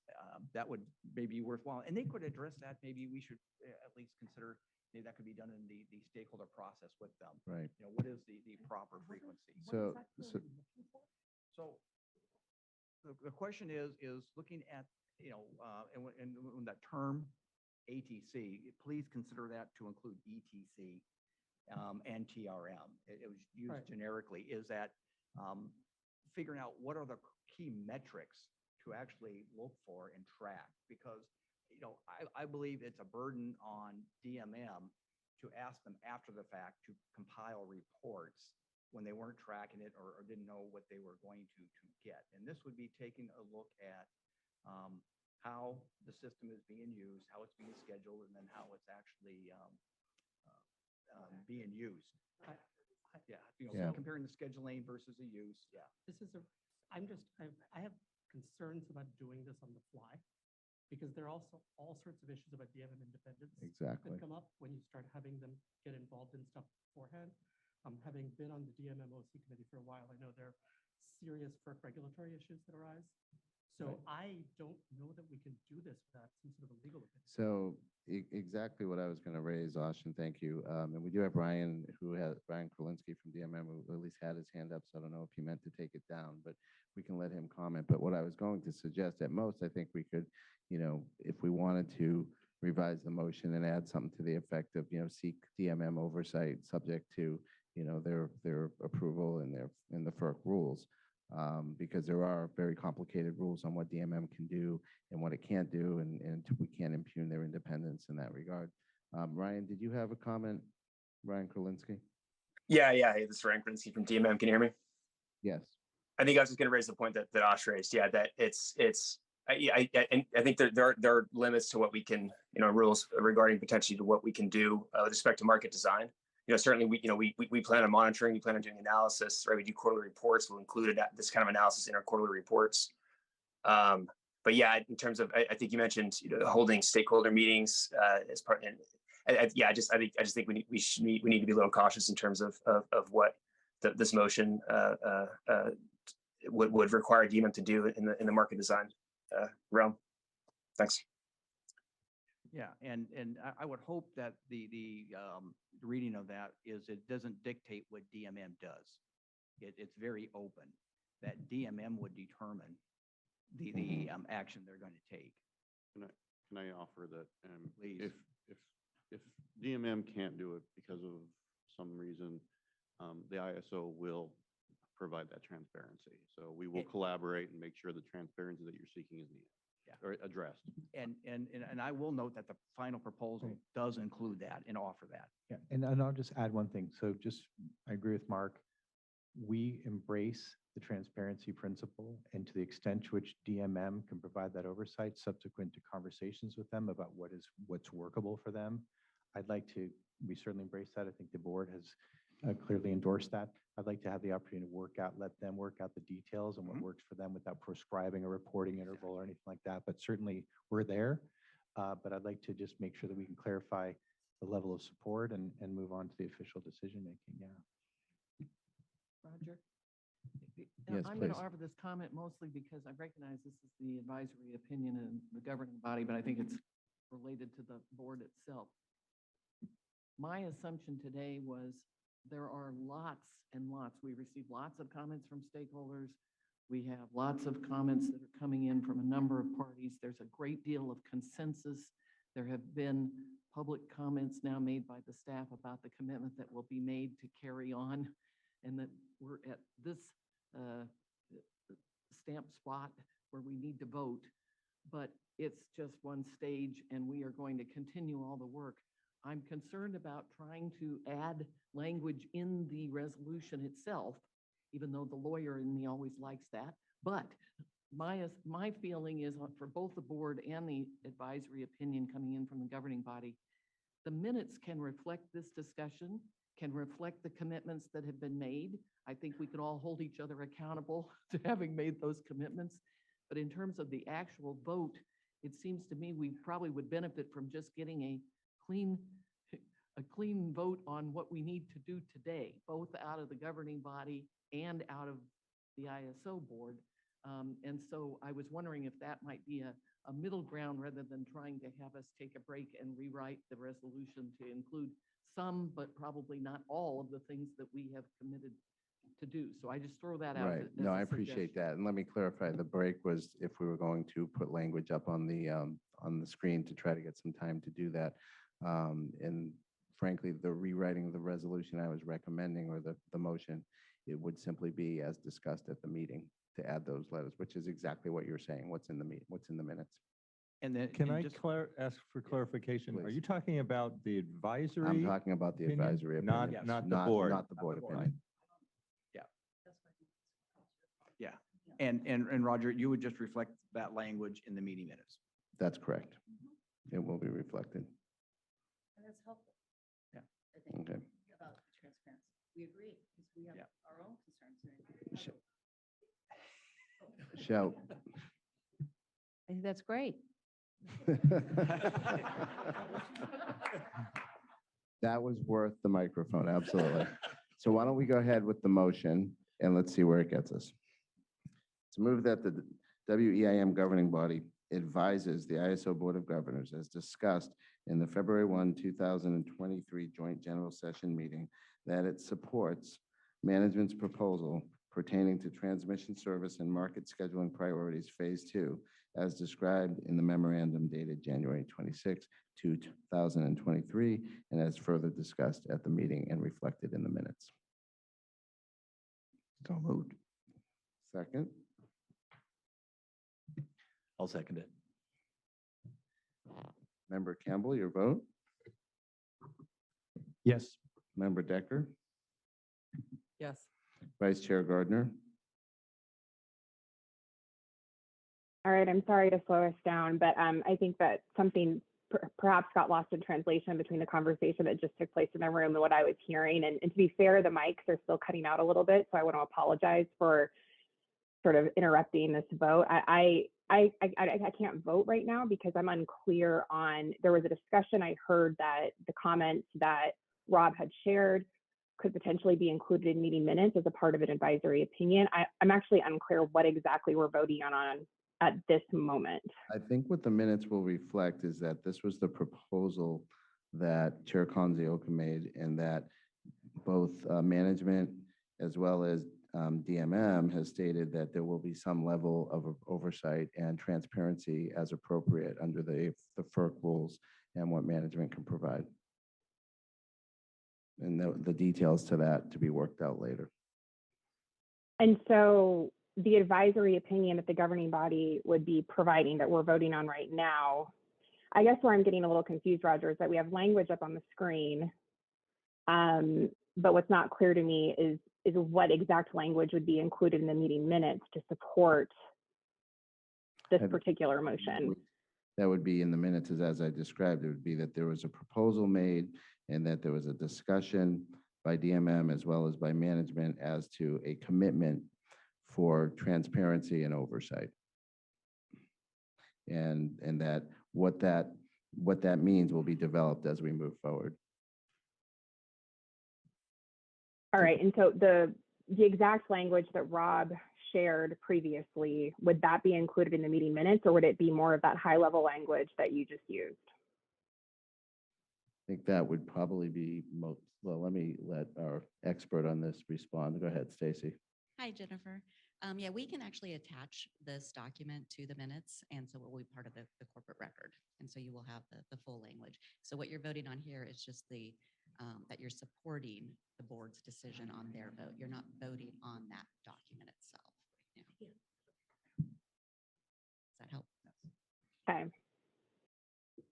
So let me ask one other question, and I apologize, but this is a bit confusing, the way that we're handling this in terms of the steps, and so I just want to make sure I know what I'm voting on. So, what if, and this does not include me at this time, but what if a governing body member had a proposed change to Rob's language that would be included in those meeting minutes? How would that be handled? Would that need to be handled prior to the vote we're taking right now? No, because we're not saying that the language in that proposal is what we are doing. We are saying that is what led up to the commitment by management for transparency and the commitment by DMM for appropriate oversight and with respect to what they can do with FERC rules and all. So that's where what those commitments mean and how those move forward will be determined as we move forward with more details and implementation in that nature. Okay. All right, I appreciate the clarification. Before I take my vote, can you read, just for absolute clarity, what I just if you could just repeat, Roger, what I need to vote on right now, just so that I can be absolutely clear. Yeah, I'm happy to do that. Move that the Thank WEIM you. body advises that the ISO Board of Governors, as discussed in the February 1, 2023 Joint General Session meeting, that it supports management's proposal pertaining to transmission service and market scheduling priorities Phase 2, as described in the memorandum dated January 26, 2023, and as further discussed and reflected in the minutes at the February 1, 2023 meeting. I will vote aye. Thank you. Thank you, and thank you for your questions. Chair Conzio, vote. Aye. And Member Prescott. Aye. Thank you, governing body. Thank you for your patience as we worked, and board for your patience as we worked through that motion and that process. As we said, as this one's probably a little more difficult than some of the other ones, but we'll definitely work to smooth out the process over time.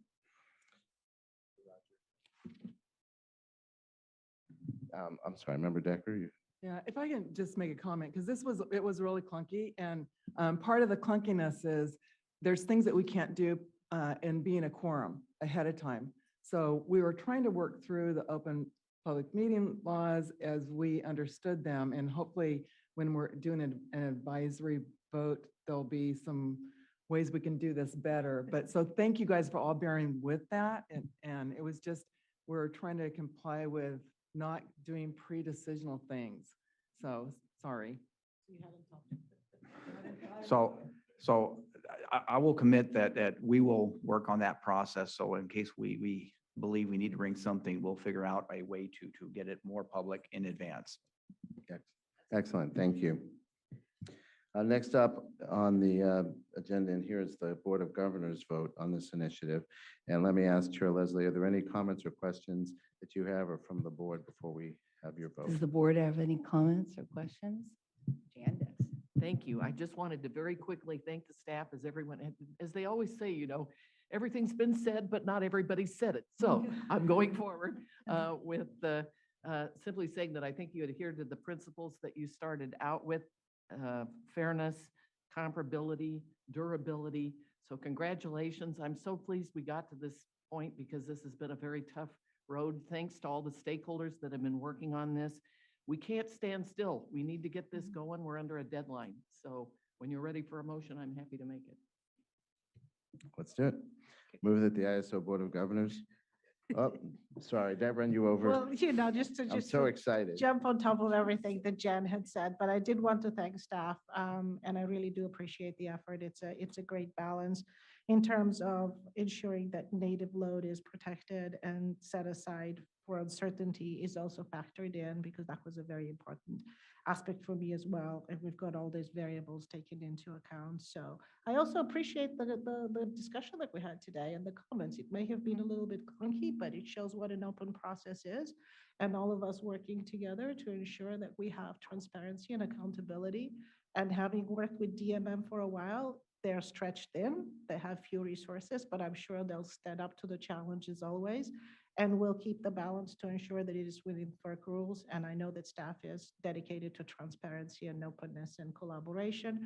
And this is an optimization process. So as Jen said, let's move forward and onwards. Thank you, everyone, for the participation and for the comments and for making sure that we have the best process that we have at this stage of the game. Excellent. Any other comments? Great.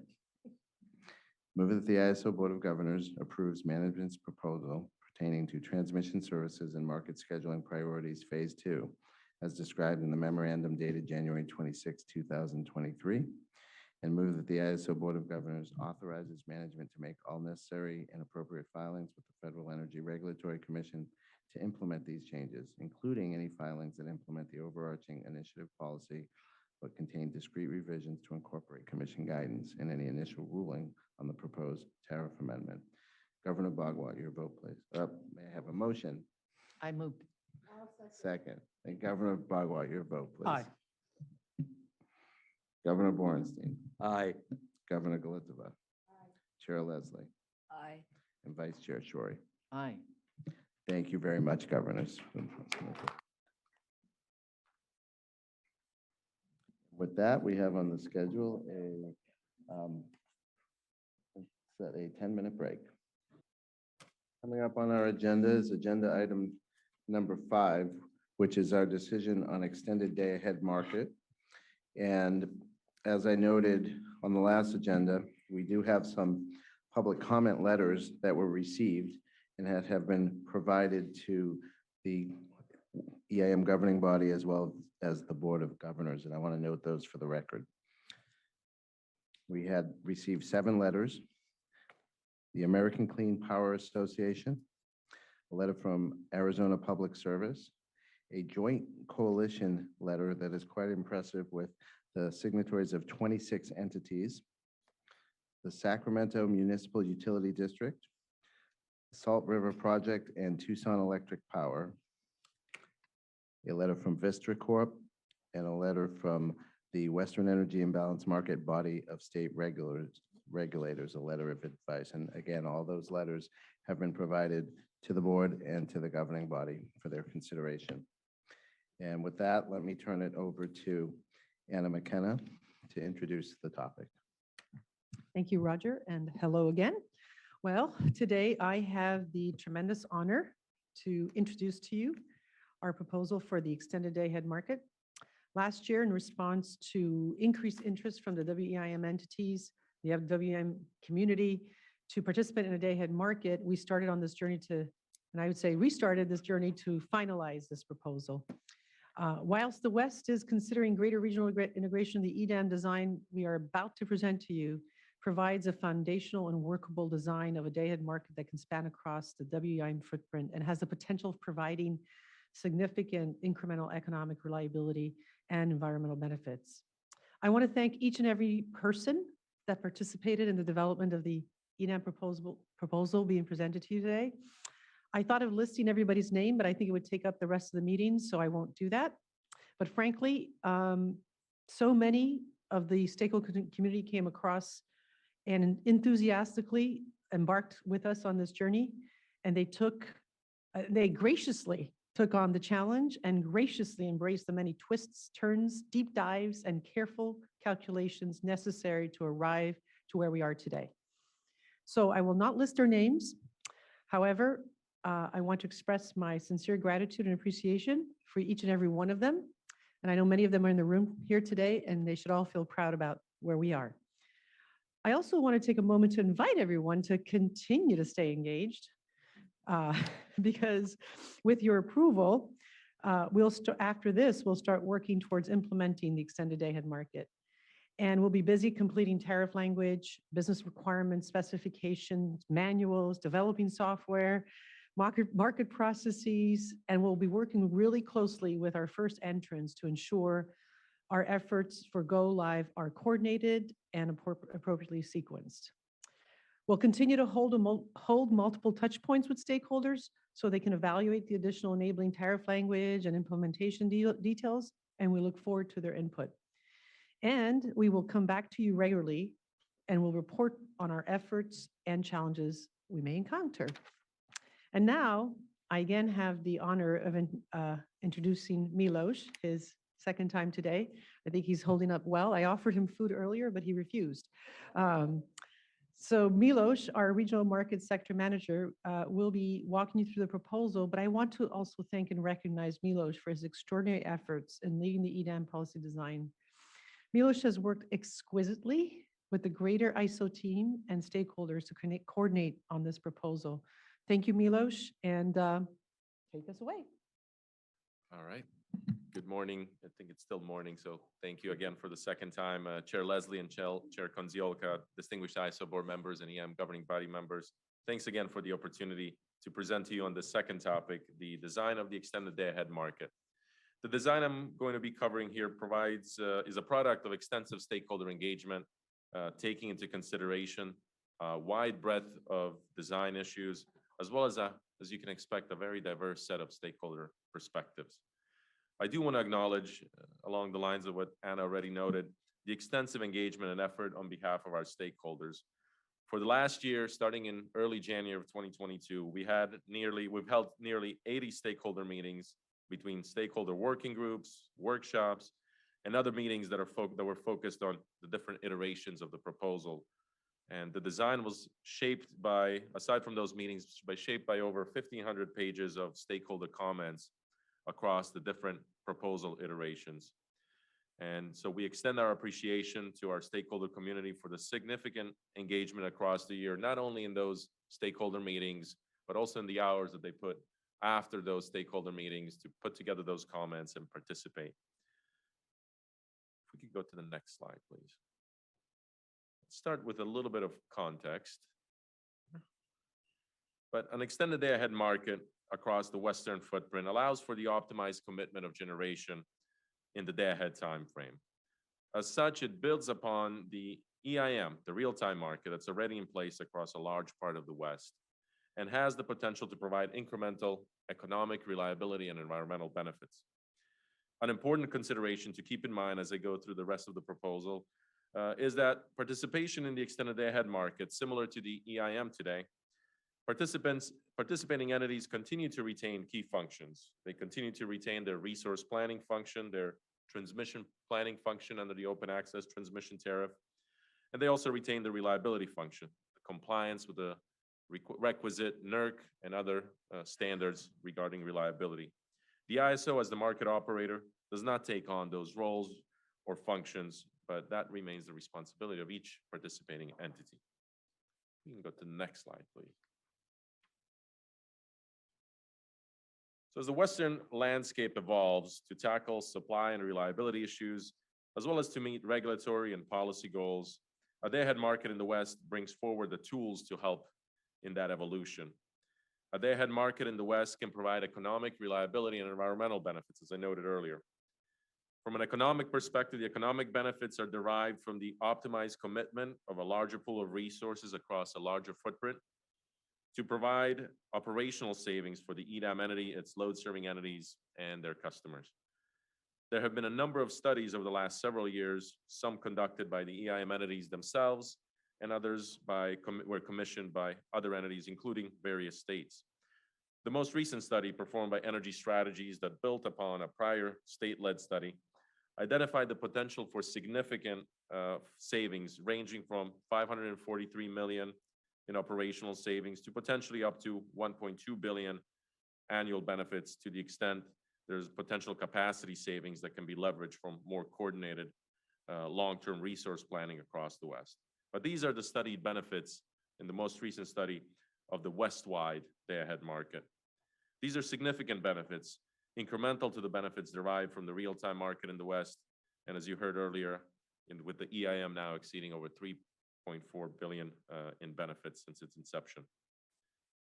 There are also important reliability benefits as well that are realized through an extended day-ahead market, but those are not generally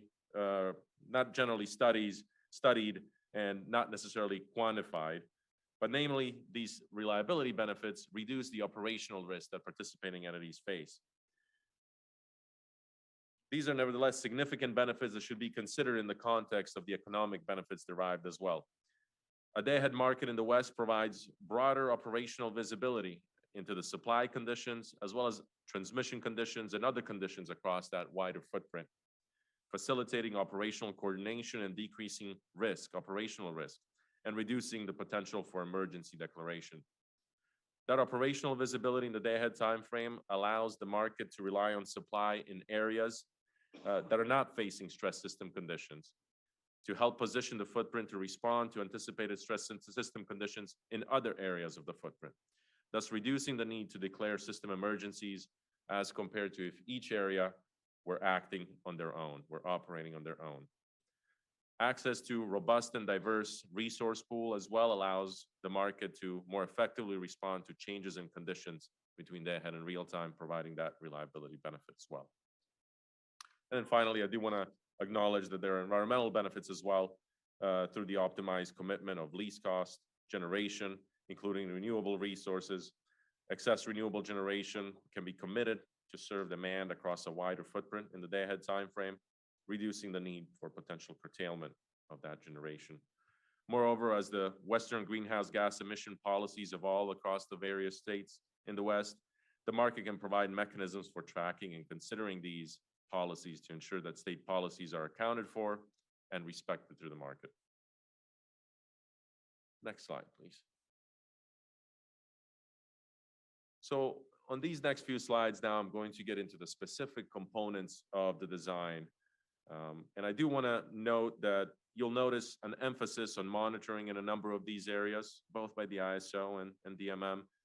And this monitoring and operational experience can help evolve that design. This is, I think, a reasonable day one design, but we recognize that with monitoring and operational experience, similar to what we did in the EIM, there's opportunities to evolve. You'll also notice, and I'll try to highlight this at different steps, but we also sought to leverage aspects of the current EIM design that entities are already familiar with.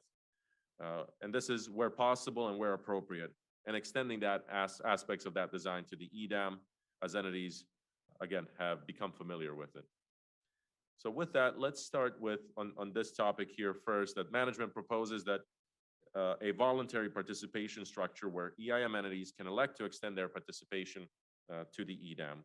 Similarly, EIM entities can elect to continue to participate in the EIM only without extending that participation to the day-ahead market. Both participation structures will continue to be supported by the ISO. The proposal also includes a number of transitional measures that are currently present in the EIM and would be extended to the EDAM. Some more prominent examples of these measures include the ability to extend or move out the onboarding date to the extent that an entity may not be ready or may not have met the necessary readiness criteria for onboarding to the EDAM, but as well other transitional measures as well that allow for the temporary suspension and participation in the market to the extent that there are unexpected reliability or other market impacts as a result of onboarding and starting in the participation in the extended day-ahead market.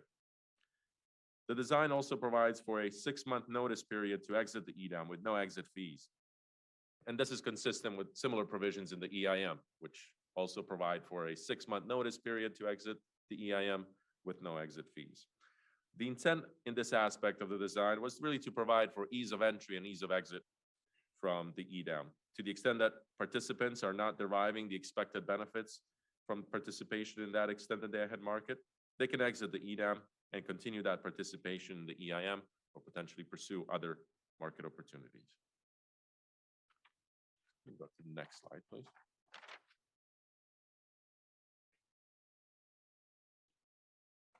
Management also proposes a day-ahead resource efficiency evaluation that tests that each EDAM entity has sufficient supply to meet their next day obligations, namely their forecasted load and their uncertainty requirements. A day-ahead resource efficiency evaluation ensures that sufficient supply is made available to the market to optimize and meet next day obligations, and contributes to confidence in the market, knowing that each entity has an obligation and a strong incentive to come sufficient and bring sufficient supply to the market to meet those next day obligations. There was also a recognition that there is not a single common resource adequacy program that exists today in the West that all entities are part of. But entities may have their own different resource adequacy designs or resource planning paradigms, and including consideration and recognition of an emerging Western resource adequacy program in the West as well, the RAP.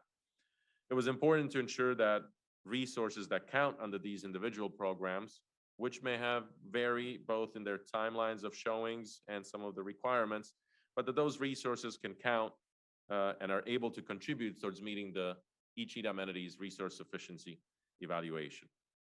To that end, the EDAM resource efficiency evaluation then provides a common test in the day-ahead time frame, closer to that operational horizon as compared to what some of the resource adequacy planning programs consider showings further out in time, but a common test in that day-ahead time frame to evaluate that each entity under their own individual programs has sufficient supply to meet their next day obligations. And I do want to note here that this is not really too different than what entities today do on their own. That they, as a prudent entity, they plan their resource needs ahead of those in the day ahead time frame and further out. So this is really, I think, an extension of some of the current practices with a more formalized framework around it. Participating entities will have the ability through new functionality that we would introduce to test their sufficiency on an advisory basis ahead of a binding 10 a.m. resource sufficiency evaluation. And so that advisory basis and that ability to test on an advisory basis ahead of 10 a.m. will provide entities the opportunity to test how close they are to meeting their resource sufficiency evaluation, and take steps to cure any anticipated shortfalls. And I think this is an important component here as we think about the consequences of failing the resource sufficiency evaluation. An important element of that overall resource sufficiency evaluation design that we spent considerable time on iterating through various proposals and in stakeholder discussions has been what's the structure of the failure consequences to failing that sufficiency evaluation, and finding ways to incent day-ahead resource sufficiency and making the necessary forward procurement to be sufficient. We considered physical limitations such as freezing of day-ahead transfers, as well as financial consequences. And ultimately, predominant stakeholder perspective was towards financial consequences rather than limiting transfers in that day-ahead timeframe, recognizing that there's the ability, again, still in real time, to resolve some of those insufficiencies. And so there was an opting for financial consequences with monitoring, and in the future, potentially using that information and operational experience to evolve the design with regards to that financial consequence structure. Under that financial consequence framework, an entity that fails the resource sufficiency evaluation may be subject to an escalating surcharge depending on the magnitude of the failure. We established a tiered consequence structure, where small de minimis failures are not assessed a surcharge, but larger failures are subject to an escalating surcharge. There's also consideration of the persistence of failures of the resource sufficiency evaluation, and these also can contribute to an escalating surcharge to the extent an entity continues to fail on a continuous basis. The market, it's important to note as well that the market will seek to cure these insufficiencies. Those entities that pass the resource sufficiency evaluation, or otherwise the market cures the insufficiency, subject to the surcharge being applied, those entities will be evaluated together as a pool in the EIM resource sufficiency evaluation. And that pooled approach to the resource sufficiency evaluation ensures that the diversity benefit of imbalanced reserve procurement across that wider footprint is carried into real time and reduces the overall resource sufficiency obligation requirement in real time for the pool of entities, as compared to if each entity were tested on their own. An entity that fails the resource sufficiency evaluation and the market cannot cure the insufficiency, or otherwise there's other methods where otherwise an entity fails to meet the necessary tagging and resupply requirements, that entity will not be part of the pool of entities that are being evaluated for the EIM resource sufficiency, and will be evaluated on their own, foregoing a portion at least of the diversity benefit of the imbalanced reserve procurement. I think this is another important incentive or consequence to keep in mind, in addition to the financial impacts, that incentivizes that entities come sufficient and bring sufficient supply to the table to meet that sufficiency evaluation in the day-ahead timeframe. Finally, I do want to note here, as part of that last bullet, that the proposal introduces also a net EDAM export transfer constraint. And that constraint would be effectuated in the IFM, day-ahead market, to allow EDAM entities to manage further, if necessary, how much internal supply is made available to support transfers, EDAM transfers, particularly in stress system conditions. Entities have the ability to retain supply beyond that's needed to meet the resource sufficiency evaluation. They have the ability to manage and retain that supply within their balancing area to manage reliability conditions to the extent that these materialize. This ability to maintain that excess supply internally for reliability may not be as easy for the ISO due to the must-offer obligation of resource adequacy supply, where everything that's contracted and shown for resource adequacy has to be offered into the market and may be committed potentially to export, to meet export transfers to other balancing areas. So the net EDAM export transfer constraint allows the balancing area to manage through the market how much internal supply could be committed to support export transfers. And this would be an optional constraint that entities could avail themselves of. I think the ISO would avail themselves of it, but other balancing areas may elect to pursue this path or other methods of retaining supply. We think this is an optional constraint for each EDAM balancing area, and the design sets the expectation that each balancing area will identify within their tariff the conditions and factors under which the constraint will be initiated or introduced.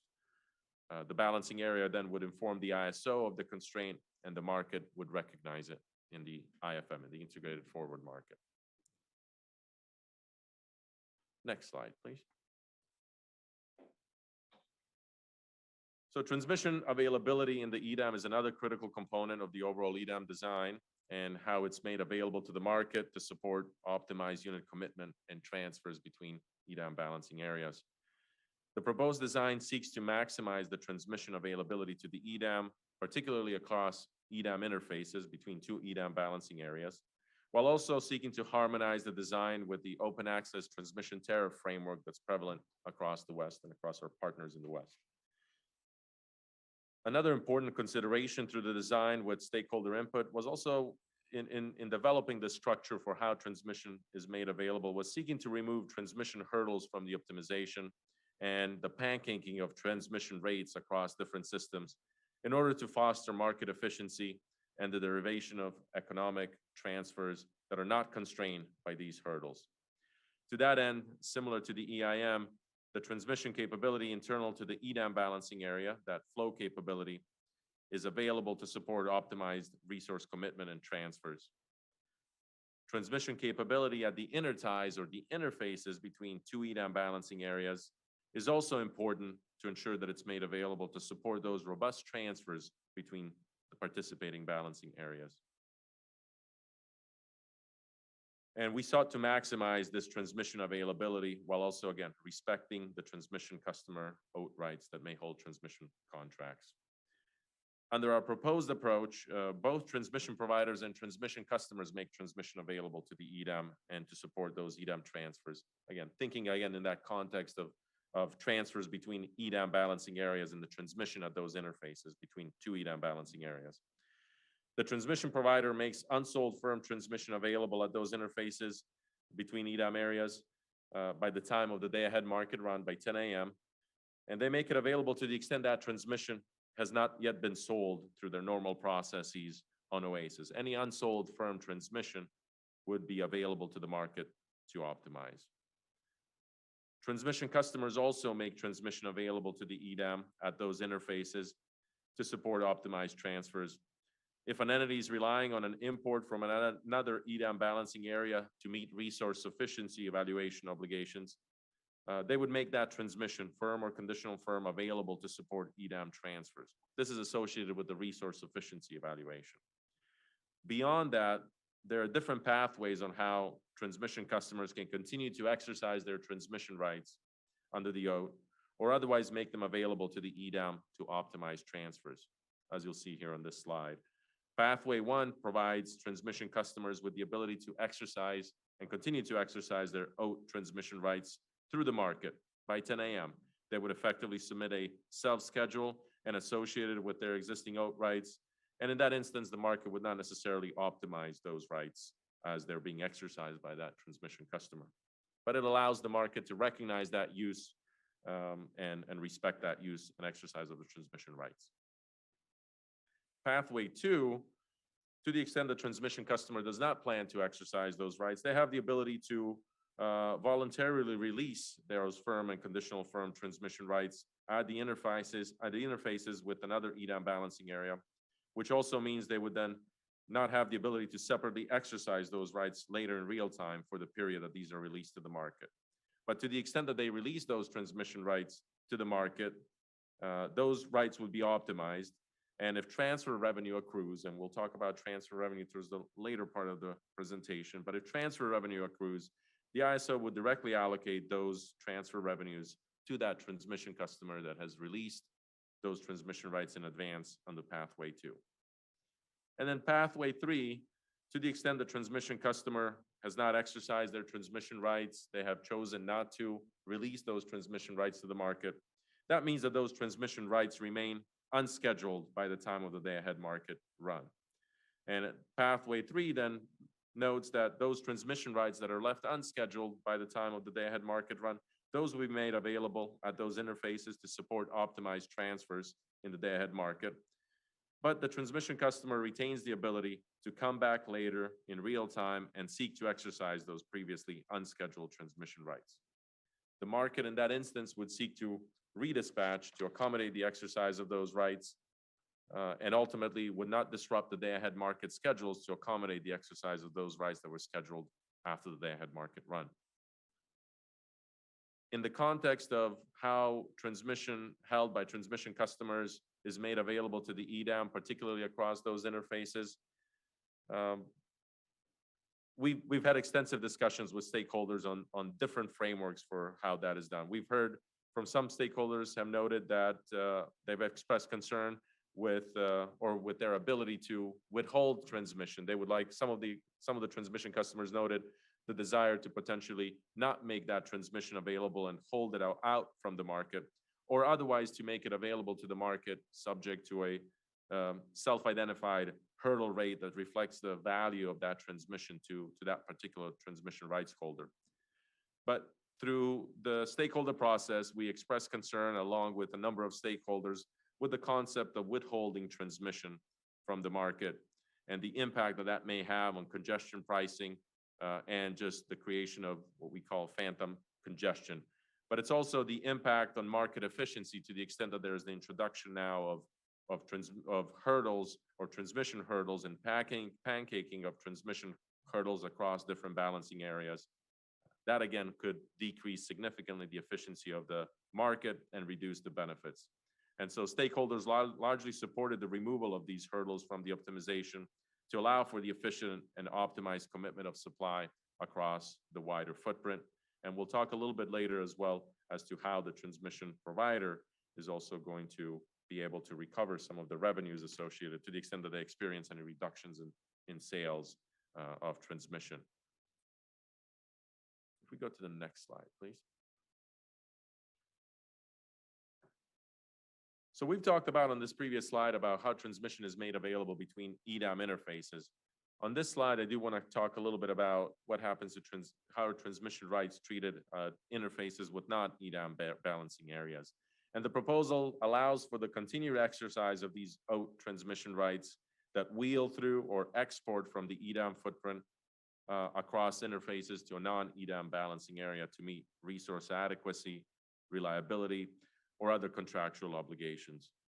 Those transmission rights can also continue to be scheduled and exercised in the day-ahead market, as I noted earlier, through the submission of a self-schedule, and then the market is going to not optimize those rights, particularly as well, since those are a non-EDAM interface.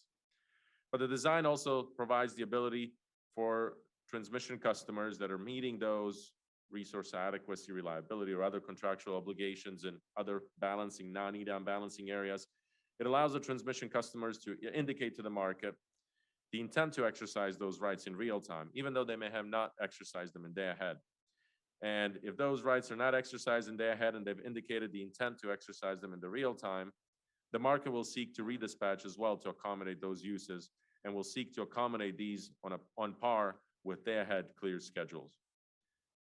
The design also notes that if there are highly impacted paths, in order to decrease the redispatch need and the redispatch risk, these specific paths could potentially be considered for carving out of the market.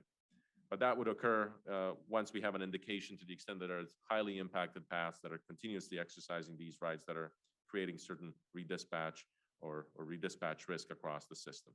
We've noted in the proposal that this could occur prior to an entity onboarding to the extent that there's an expectation of certain rights being exercised on a fairly regular basis, so there could be consideration of these carve-outs, or to the extent after participation, there are narrow paths or flow gates or impacts of certain rights that are consistently being exercised, and in that instance, we could consider potential carve-outs of the market as well. Finally, I do want to note another important element of the design that provides a mechanism for transmission providers to recover their historical transmission revenues associated with sales of transmission service. It's important to keep in mind that in the EDAM, each transmission provider will continue to administer their open access transmission tariff, and they'll continue to make sales of transmission service under their OAT. To the extent that an EDAM entity experiences reduced revenues associated with and we were specific in the proposal associated with short-term firm and non-firm transmission products. And for the ISO, if there are reductions in the recovery of the wheeling access charge, the design provides for ensuring that these entities continue to recover their historical revenues and in effect making up for those reduced sales through the EDAM. This is an important topic for many transmission providers, ensuring that they can recover those historical revenues to the extent that they see any of those reductions. And this is an element of the design as well that we're going to be monitoring closely, and through further work, particularly in the tariff development process, we'll be crafting out a common process for ensuring that data is submitted and how that data is made available and made transparent in the EDAM. You can go to the next slide, please.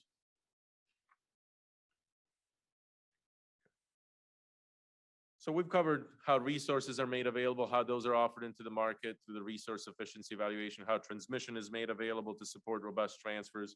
Now we're shifting into some aspects that are going to be a bit quicker to cover. But key day-ahead market features that are present today and are traditional in the traditional components of market design, they remain in the EDAM. The integrated forward market, or the IFM, which takes all the inputs and bids from the EDAM footprint, produces efficient unit commitment and balanced reserve awards, as well as energy transfers between EDAM balancing areas. The residual unit commitment, or the RUC, continues to procure additional capacity if necessary to meet the EDAM load forecast to the extent that sufficient capacity was not procured through the IFM. The proposal also proposes extension of the current EIM market power mitigation design to the EDAM. This is a framework that entities are familiar with, but we've also noted, and with collaboration with stakeholders, that through another initiative called the Price Formation Enhancements Initiative, we will evaluate more holistically to the extent that any enhancements or design changes are more broadly needed to the market power mitigation design. So the default approach here is to extend that EIM framework to market power mitigation, and then through that other initiative, to the extent that we collaboratively with stakeholders identify any enhancements, those could be extended to the day-ahead market and consequently the EDAM. In terms of convergence bidding, also known as virtual bidding, this has been an item as well where the design has varied a bit across the proposal or the different iterations of the proposal, as we try to balance the need and the desire of entities to establish operational experience prior to introducing convergence bidding in their balancing area versus providing flexibility for others that may be more comfortable with introducing or ready to introduce convergence bidding than some others may. So the proposal creates an option for EDAM entities at the onset of their participation to introduce convergence bidding in their balancing area, or they can elect not to introduce it. More broadly, those that are not comfortable or not yet ready to introduce convergence bidding would have time to gain market experience and comfort with the market. And those that are comfortable with that convergence bidding design, they can introduce it at the onset. Leading up, we've also noted in the proposal that leading up to the second year of operational experience, based on the operational information gained, monitoring, and readiness of different entities, the ISO would then more holistically evaluate through a stakeholder process the longer-term transition related to convergence bidding, informed by that operational experience and stakeholder input. This could take various shapes, I think. This could mean full transition to convergence bidding for entities, or otherwise consideration of some maybe not as full convergence bidding concept as it's in place today, but some variation of it, and potentially, again, transitioning to full convergence bidding over a broader period of time. But we wanted to leave room for entities to establish that operational experience prior to having those broader discussions of the full transition to convergence bidding, or what convergence bidding may look like in the broader footprint across the entities that may not have implemented it day one. Go to the next slide, please.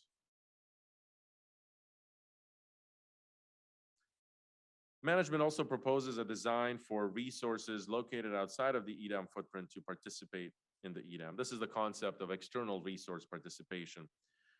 The design extends the current EIM framework for external resource participation in the EDAM, but expands it a bit further than is currently in place.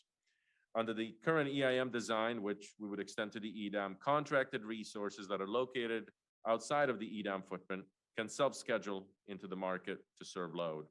However, under that current design, non-source specific supply that's not contracted with load serving entities in an EDAM balancing area, they cannot economically bid at an EDAM entity intertie. And we've heard similar concerns as we've heard in the same discussions in the EIM in the same context, that the concerns were primarily operational, that resources whose source or deliverability is unknown, nor do they have a contractual relationship with an entity in the EDAM balancing area. These could potentially displace physical, long start resources or other resources, which could not potentially be started in time if that non-source specific resource or supply or energy that was awarded did not perform or did not show up. There was also concerns regarding planning from an ancillary service perspective for supply that is not known and their qualities are unknown, nor the deliverability is unknown. A proposed enhancement, though, to the external resource participation is that designated network resources that are designated under the terms of the EDAM entity's open access transmission tariff, or the OAT, that are designated to serve load in that area. And these are specifically resources that are specifically modeled in the ISO full network model. These resources could economically bid at the EDAM entity interties where the load is located. I think as a matter of practice, those resources, in order to meet the designation requirements under the OAT, those resources have to meet certain deliverability requirements under the OAT that provides the confidence that these are deliverable to the system, but also the sources known of that generation. And in our case here, it would be modeled in our full network model. So I think it eliminates or mitigates some of those operational concerns that have been noted previously, because now you have greater level of certainty of that this resource is deliverable, plus it's more specific. The ISO is going to continue to support, though, full intertie, economic intertie bidding at its interties with non-EDAM entities. This is an item that we've heard from stakeholders is very important for a number of entities in the West to retain the ability to economically bid at the ISO interties, where they had historically the ability to do so. So we're retaining that aspect of the design in the EDAM. We've also noted and recognized, and this has been also acknowledged by a number of stakeholders in the design, is as entities become more comfortable with the market through operational experience, there's an intent to continue to evaluate this aspect of the design and possibly broadening the opportunities for external resources to participate in the market beyond the participation model here that I described. Next slide, please. Okay.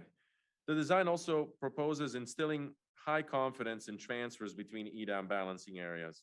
In the EDAM, entities will depend in part upon efficient transfers between these balancing areas in the footprint to reliably serve load.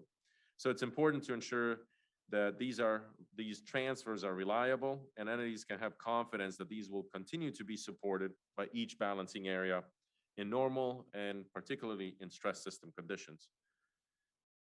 There are a number of structural components to the EDAM design that instill confidence in the market and the resulting transfers. And we mentioned some of these. So for example, a robust resource efficiency evaluation, instill confidence in supply, that supply is available to support transfers in stress conditions, along with the imbalance reserve product, which will be procured to respond to changes in uncertainty between day ahead and real time.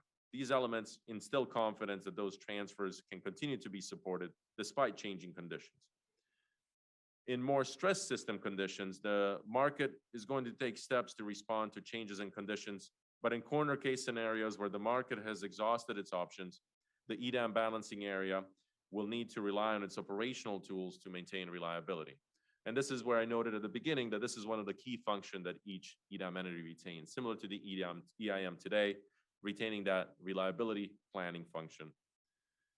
In those corner case scenarios where the market has gone as far as it can and the individual EDAM entity now has deployed its operational tools, and again, in a further corner case, they've exhausted all of those operational tools such that load is at risk, the design proposes that transfers be accorded equal priority to load, subject to operational discretion and coordination. This operational discretion aspect really refers to good utility practice and coordination that continues and is a key aspect of operational coordination today between balancing areas, such that to the extent a transfer is at risk, if a balancing area finds itself in that corner case scenario such that it is considering affording that equal priority to transfers and load, that operator in that balancing area could coordinate with the other balancing area that may be depending on that transfers to identify what would be the impact if that transfer is cut. To the extent that cutting that transfer would not adversely impact the reliability of the receiving EDAM balancing area, then the operator where that stress system condition is occurring could potentially consider curtailing that transfer ahead of load. Again, this is a key aspect of that operational discretion and operational coordination that has been prevalent and has become prevalent now across the last couple of years and would remain in the EDAM. But to the extent the entity finds itself in that corner case situation where now it needs to curtail, it is facing that need for load shed, we would expect then, to the extent that there's no adverse impacts on the other balancing area, that there would be affording equal priority between transfers and load. And overall, what this design provides is mutual confidence and mutual support and assurance in those stress system conditions that EDAM entities will maintain for each other transfers on a priority equal to load. This is really, I think, that operational benefit, in addition to the other ones that I noted, that EDAM entities will support transfers to each other and instill that confidence in transfers for each other. Go next slide, please. Okay, and I think there's just a couple more slides and then we're covering the substance. So management proposes here the extension as well of the current EIM, greenhouse gas accounting framework approach, to the EDAM, extending that framework to the EDAM. The extension of the EIM GHG accounting framework with some enhancements that I'm going to cover provides a familiar, defined framework that's implementable and most consistent with regulatory policy design at this time. These qualities make the framework a reasonable day one EDAM design. While this is a day one EDAM design, the ISO remains committed to, though, evolving this design based on operational experience and continued engagement both with stakeholders and regulators, even prior to the implementation of the EDAM, to evaluate enhancements as well as potential evolution in that design that may need to occur in regulatory frameworks to support improvements to the greenhouse gas accounting framework. I do want to acknowledge here that we did consider several alternatives throughout the stakeholder process and several alternative approaches through the working groups in particular and the early iterations of the proposals to that greenhouse gas accounting framework, such as a zonal approach to greenhouse gas accounting. Ultimately, through those stakeholder discussions, these designs needed further definition, but also may have required consideration of changes to regulatory frameworks.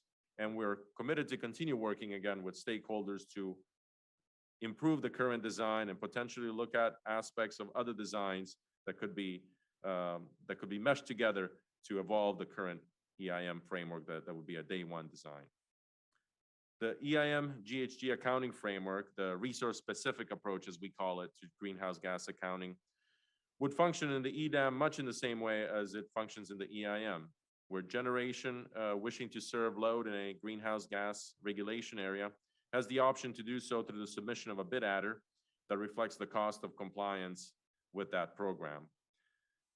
This resource-specific approach in the bid adder framework is scalable to support bidding and attribution to multiple state greenhouse gas regulatory programs that may have different pricing structures and that may be forming across the West. One of the enhancements was to also modify the geographic boundary of the GHG regulation area to reflect state lines instead of balancing authority area lines. This enhancement improves the modeling and more accurately reflects the state policy in the market, since state policy aligns with state lines and not balancing authority area lines. This enhancement further allows the ISO to reflect that dispatch costs associated with GHG pricing program compliance for resources within a state or dispatch to serve demand within that state. but does not reflect those costs in the dispatch of resources not subject to that program. Finally, the design does provide for additional enhancements to further reduce the potential for secondary dispatch. This has been an aspect that we spent considerable time on with stakeholders throughout the different iterations of the proposal and the different stakeholder meetings. Secondary dispatch refers to higher emitting resources potentially backfilling to serve demand outside of the GHG regulation area when the optimization attributes lower emitting resources to demand in a GHG regulation area. The proposal seeks to limit secondary dispatch by replacing the EIM base scheduling approach with an optimized reference run ahead of the IFM that establishes the amount of optimal resource dispatch, excluding exports to GHG regulation areas. Resources dispatched to serve non-GHG area load in the reference run are then excluded from delivering energy into GHG regulation areas in the market run. Such a counterfactual would further reduce the potential for secondary dispatch. And secondly, the proposal also introduces a net export constraint for GHG purposes as an hourly constraint in the market that further has the potential to reduce secondary dispatch. The net export constraint limits through the market attribution of imports to a GHG regulation area from balancing areas that are net importing for that period. Such a constraint in the market has the further possibility of reducing secondary dispatch.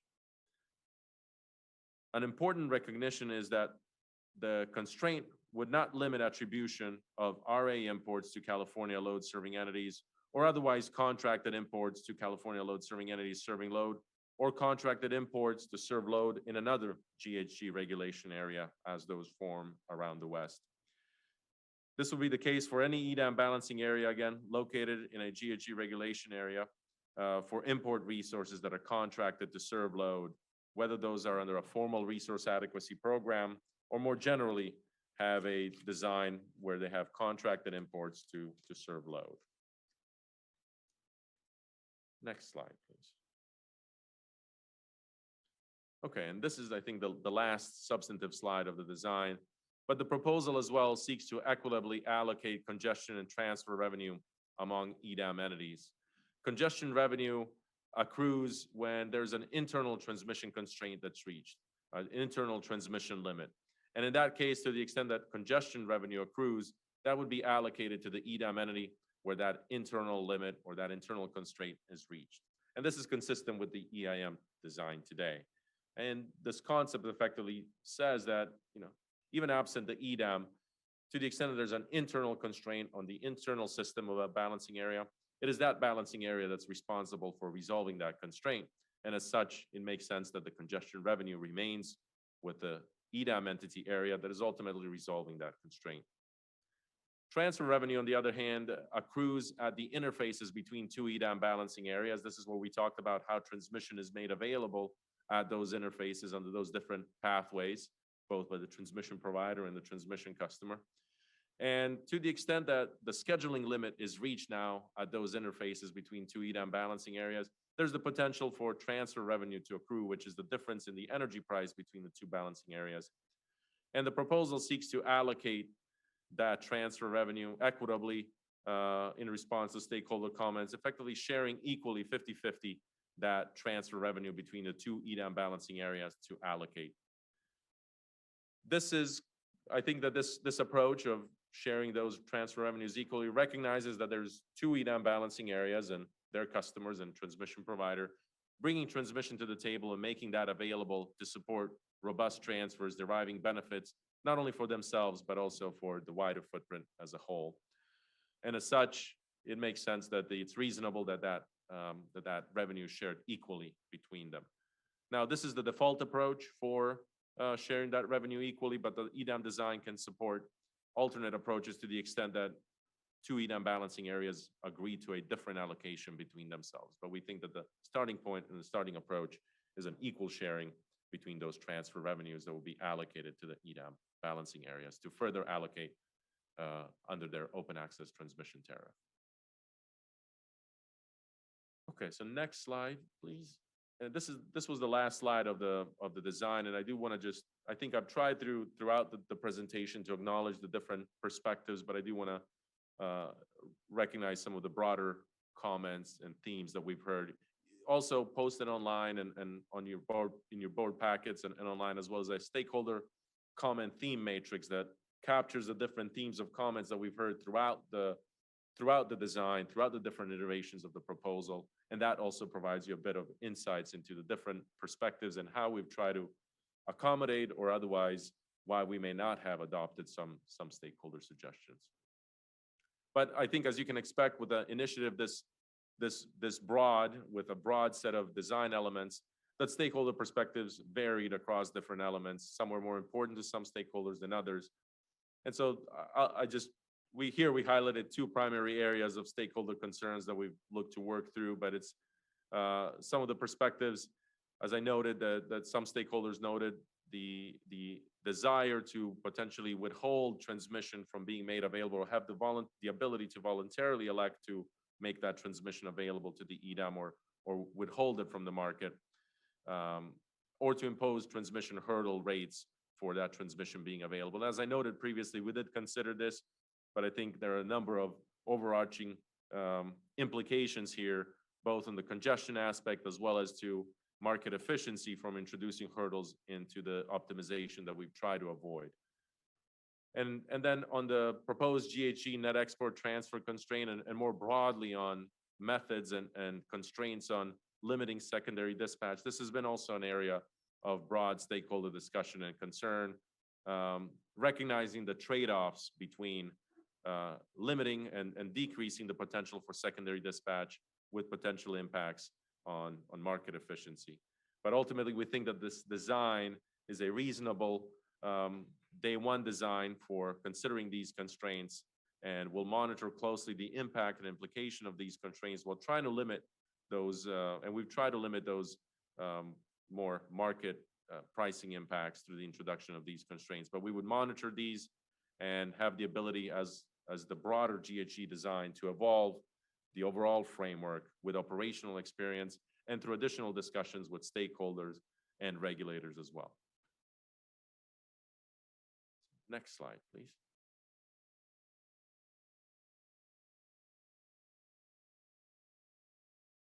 Next slide, please.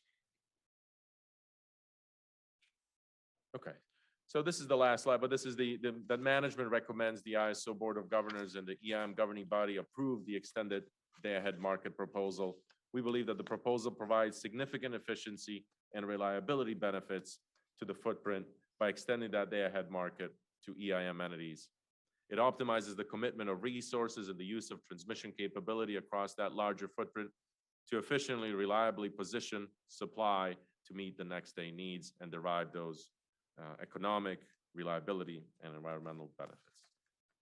So with that, any questions? Thank you, Milos. Before we go to the DMM and to the MSC, let me check for comments or questions from the board or from the governing body.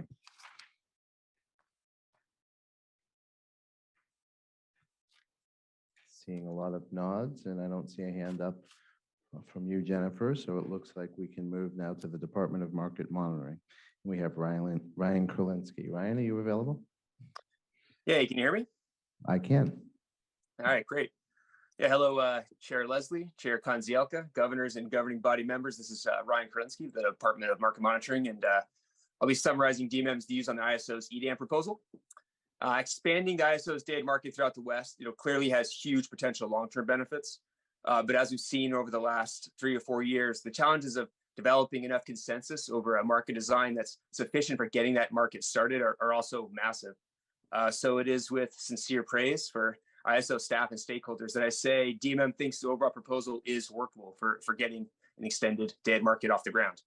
We think it can provide efficiency and the greenhouse gas reduction benefits from increased trade, while having features that can allow areas that show up with sufficient capacity to protect their reliability.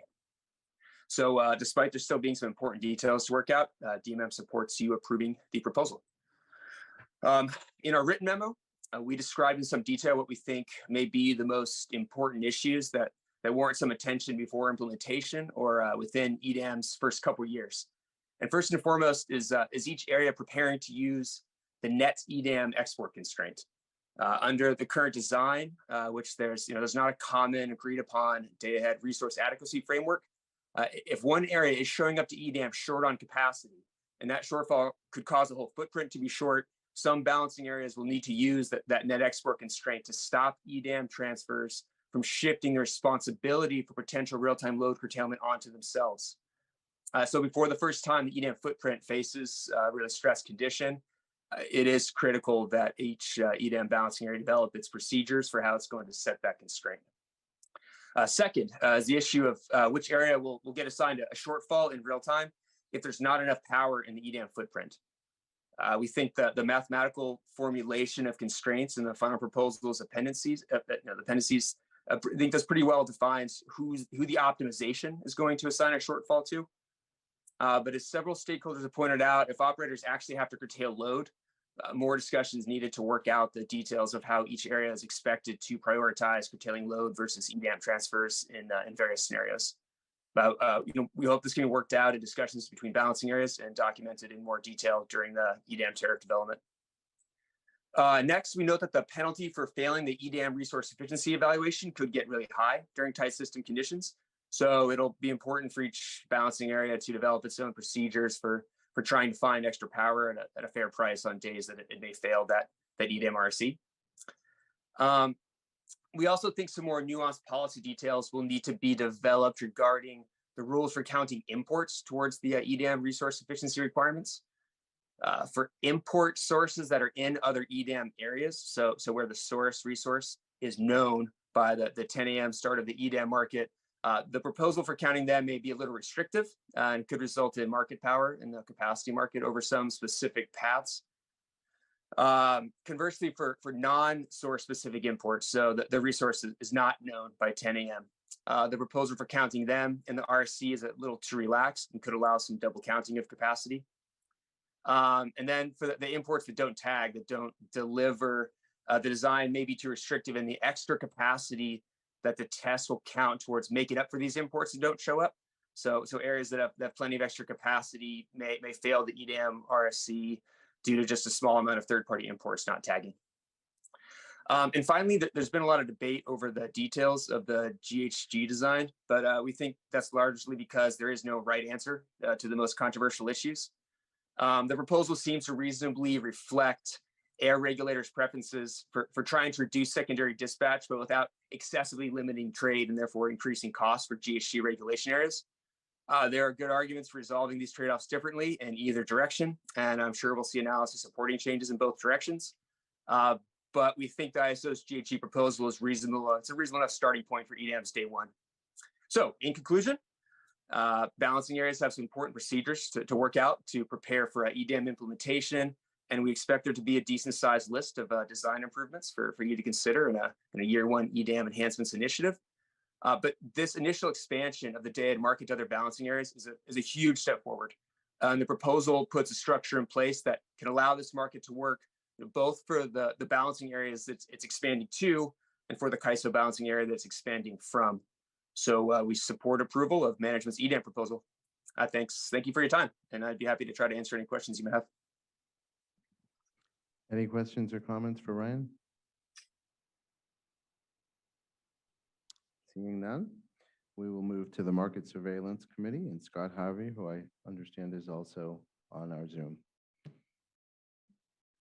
I'm on, I'm just trying to get my video going. Okay. Hello, everyone. This is Scott Harvey. I'm grateful for the opportunity to talk to the governing body and the Board of Governors on the EDAM.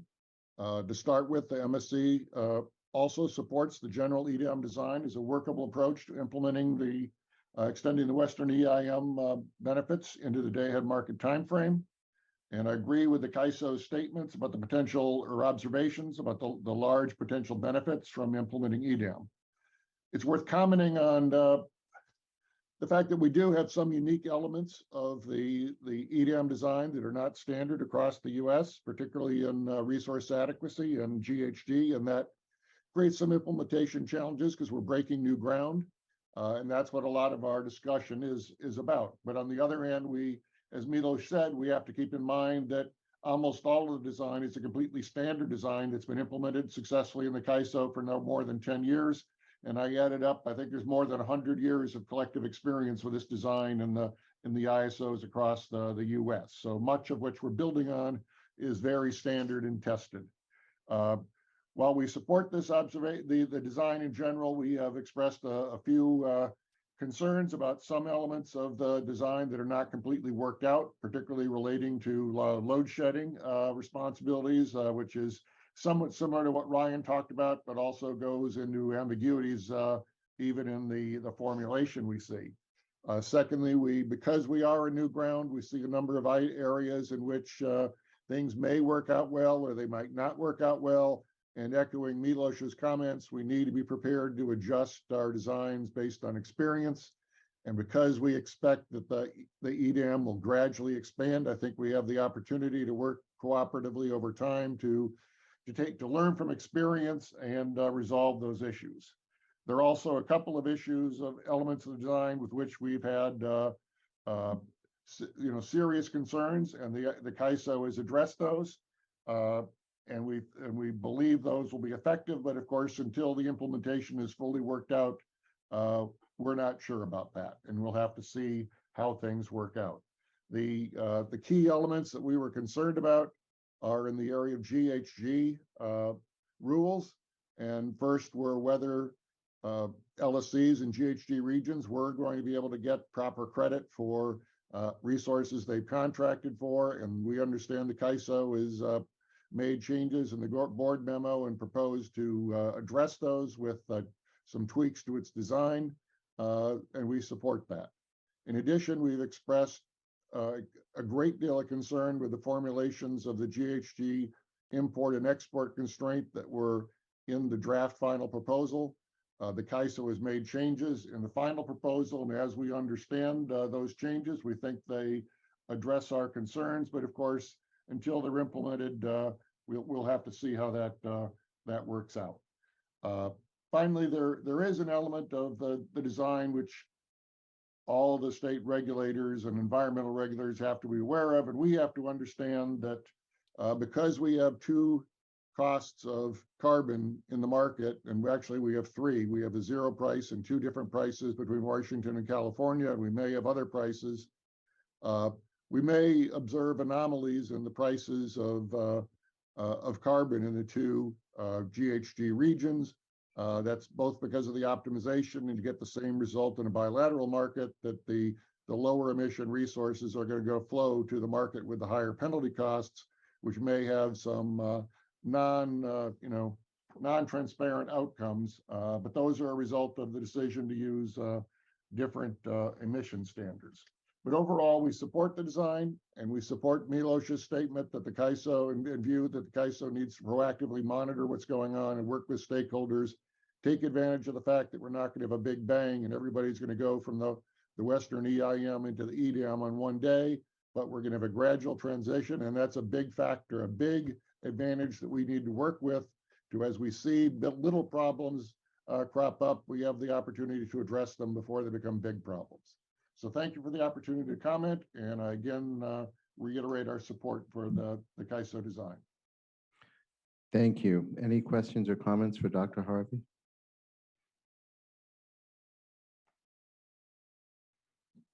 Okay, seeing none, we will go to public comment.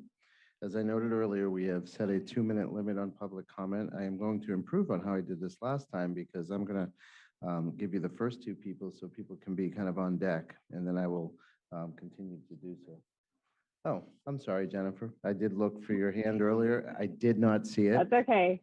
I think I was a little slow on the trigger over here, so thank you. This is a really quick, just clarifying question for Scott, and it kind of just layers upon one of the recommendations that DMM made when Ryan was speaking. And so when Ryan was speaking about DMM's observations, he mentioned the need for year one design enhancements, which to me sounds like, literally after a year of this market's operation, we need to be doing some deep dive examination based on the monitoring that's been taking place to see what enhancements might be necessary. and get to work on those. And so I'm just curious if that's an opinion that MSC shares as well. I know you talked about your desire for ongoing monitoring to ensure that these elements are working as they're intended to. But is that a recommendation that MSC supports as well, Scott? Yes, we do. I think we actually go a little bit further, though. We think that the CAISO and the governing body and boards need to be prepared to make changes before a year is up. There are elements of this, as I said, that are not, they haven't executed for 4,000 times in other ISOs. We got unique features.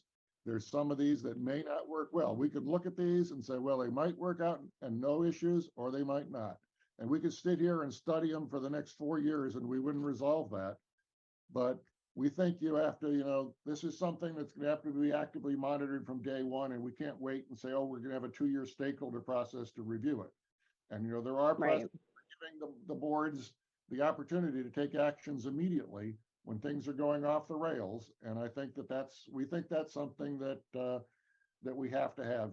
And, DMM can monitor it, the ISO can monitor it, and they have to talk to the boards, and the stakeholders can point out the problems. And to the extent we can, we'll point out problems. But we think it's more than even a 1-year process. Okay, I appreciate that clarification. Thank you.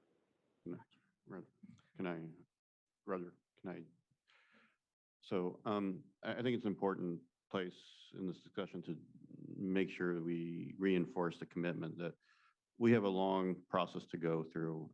We have implementation, tariff design or tariff writing, implementation, and testing before we go live. All those steps could expose some additional things that we may need to address. If they rise to a policy change, we would certainly bring it back here. Many of those things probably could be cleared out in modification to the software or through business practice manuals, but we will be very diligent and transparent when we find those things, and we need to address those things that do rise. So I just want to be clear about that commitment. Thank you, Mark. Anything else? All right, let's now move to public comment. As I was noting, I'm going to have 9 public comment cards for in-person comment. Then we will move to the online comment. I have a 2-minute timer that I will set in the interest of time, as we noted, and I will give you kind of the first person and then on deck, and we'll do it that way. So first we have Scott Bolton from Pacific Corp, and on deck is Stephen Pruitt.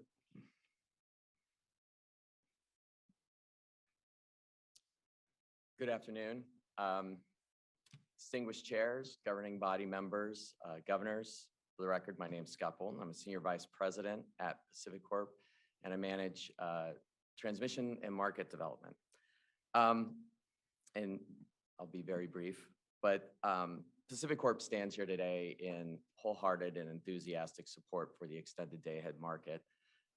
Not only is this the result of a very robust journey that we've had the opportunity to participate in, but I would note that the EDAM truly is the only day-ahead market offering being contemplated right now in the West that is truly inclusive in its design, allowing all jurisdictions and entities that want to participate in the broadest possible footprint and market where there is reasonable amount of electrical connectivity to do so.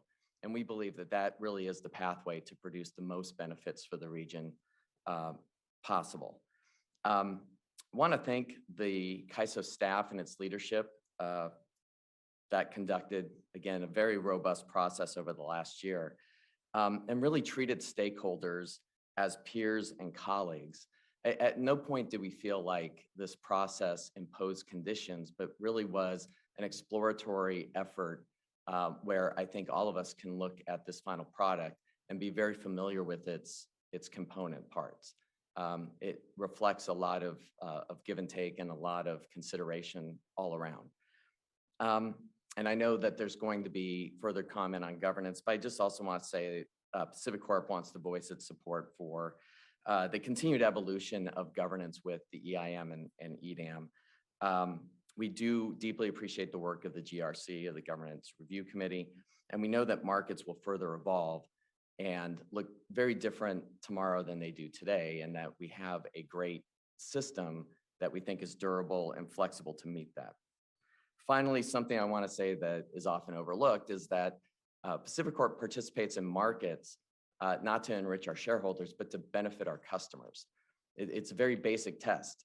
Does our participation in a marketplace help us meet the needs of our customers better? Not only have we seen tremendous progress with the Western Energy Imbalance Market, but we believe EDAM will deliver that value as well. And because that value potential is out there, we do need to move with all due alacrity and diligence to capture those benefits as soon as we can. A perfect or a good market today is definitely better than a perfect market tomorrow. And we will know that, like we saw with EIM, we will see evolution and change over time that will reflect the needs of the region and the participants as they occur. So again, I just want to thank everybody who's been involved in this process, and we're eager to get to work. Thank you for listening. Thank you. Next, we have Stephen Pruitt, and on deck is Kathleen Colbert.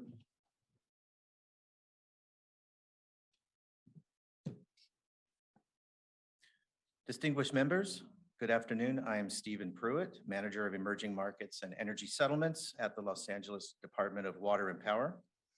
The LADWP is pleased to have this opportunity in person to present our support for the EDAM proposal before you today. LA has been and remains an engaged stakeholder through this lengthy and complex EDAM development process. Los Angeles, Los Angeles also appreciates the CAISO's collaborative, inclusive, and transparent stakeholder processes employed throughout this development. LA joined the Western EIM in 2021 and anticipates creating significant additional mutual benefits with others in the Western footprint through EDAM. The LADWP looks forward to remaining supportive and engaged in the next phases of EDAM development. Thank you. Thank you, Kathleen Colbert, and if we can have on deck Scott Renzel.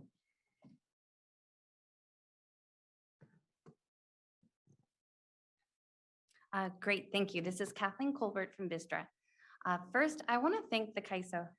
I want to thank the CAISO staff, the governing body, the Board of Governors, for all of your thoughtful consideration of Vistra's participation, engagement, and our input. It's really appreciated. It's great to work on something together that is this important and impactful. Vistra strongly supports regional transmission organizations in the West, and we understand that the EDAM is an essential confidence building step towards getting there. As we've been working on this process, we've raised questions, we've asked for additional conversations. I think that is really what we want to leave you with, is that what's really important is that folks have raised certain concerns. And so let's work towards identifying how we might be able to monitor for them and kind of flag if we see them materialize. And then that can help instigate if we need further conversations. In our letter that we submitted, both to the board and the governing body, we highlight that, and we highlight the largest concern we have, which is on greenhouse gas. The proposal may lead to unintended consequences. We really think that transparency is a key part of this. What is so nice about, what's so nice about this element of the proposal is we don't have to wait for EDAM to be implemented to begin that transparency. We can use the EIM market and start providing the transparency and the metrics and the education that stakeholders would like to see to better understand the implications of that greenhouse gas design on those results. And so we just respectfully ask if we could commit to providing that transparency, bringing us all along together, review the impacts on the EIM, and then once EDAM is implemented, be able to look at EDAMs, the results of the proposal on EDAM. Thank you very much. Thank you, Kathleen. Scott Renzel, and we have Jim Baggs on deck.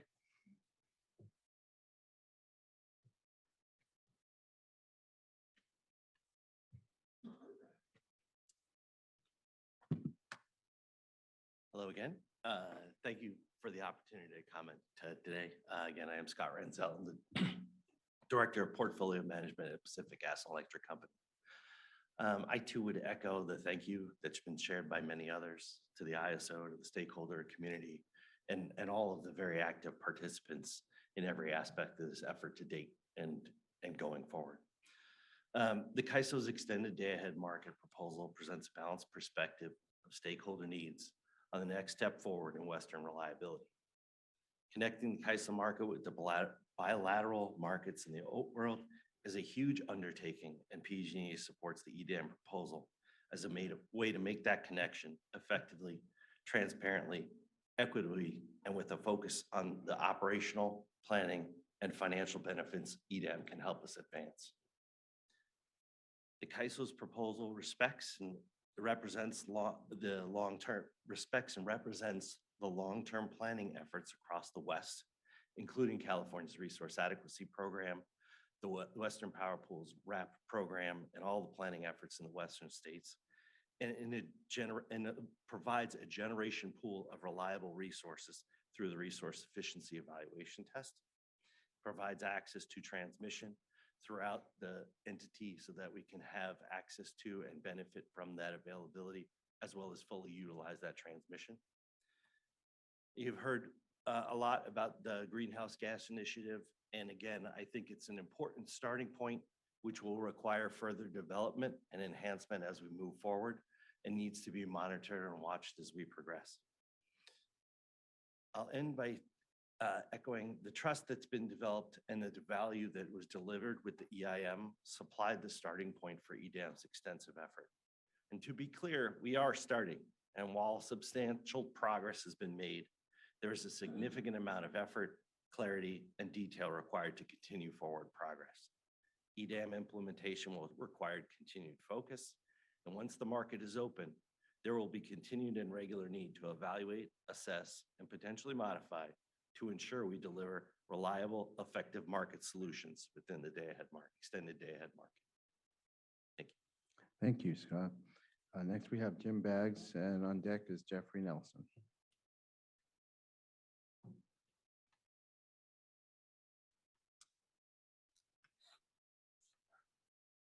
Good afternoon, Chairs Leslie and Kondazolka, and members of the board and governing body. I'm Jim Baggs. I'm the Regulation and Market Development Officer at Seattle City Light. And our participation over the last several years in this effort reflects our continuing optimism about the potential for market expansion throughout the Western interconnection. My comments today are in support of the approval of the extended day-ahead market final proposal. And I'll be brief, but I briefly will mention three areas. The first area is that the current proposal builds on the demonstrated success of the energy imbalance market. That's really critical, and I think an important component of what's being asked of you today for approval. I won't go through all the numbers, but we have talked numerous times today, and you're well aware of the billions of dollars of benefits from the Western Energy Imbalance Market, and also the fact that this year there will be over 20 entities in the West participating, and it'll represent roughly 80% of the load in the Western interconnection. That load is customer load. The EIM and EDAM represent an opportunity to expand the connectivity and between the major supply and major demand regions in the Western interconnection, and take advantage of that as we expand our optimization in the market. Second thing I would say is that the proposal before you today is well designed. It balances a very tough, much of our conversation today has had to do with how we try and coexist in worlds that are partly centralized market oriented and partly open access transmission tariff type oriented markets. And that's hard and it's challenging. And I would argue that the current proposal has done a good job. Admittedly, as has been said, also there are things yet to be worked out, but in its current state, it's in a good place in terms of balancing those interests and trying to make that transition as smooth as is possible. Finally, I'd like to comment on the process that got us here. Seattle has participated along the way fairly actively, as have many of the people in this room and on the phone. From my perspective, the important thing for us to be doing here is thinking about the customers and the impacts and the value of the effort that we're undertaking for the people of the West. All of us have our own companies, our own interests, our own businesses that we have to watch out for. And I shouldn't minimize the importance of that. At the end of the day, those things will be looked at. And we'll look at that in Seattle as seriously as the next person does. But if we all enter a conversation about these tough items with our own parochial self-interests at front and center, we'll never be able to pull anything together. And I would hold out the effort that's gone on over the last year as a model for participation among many of the parties with many diverse interests, shepherded in a very effective way by the California ISO to get us to where we are today. Last thing I'll say is I was talking to a friend of mine a couple of weeks ago who's, I won't mention his name, but someone who, if I did, you'd all know who this is. It's a person who's well known in this industry, has been around a long time and done a lot of good things for the electric utility industry in the West. And he said to me the other day, he and I worked together on market-related things about 20 plus years ago or so.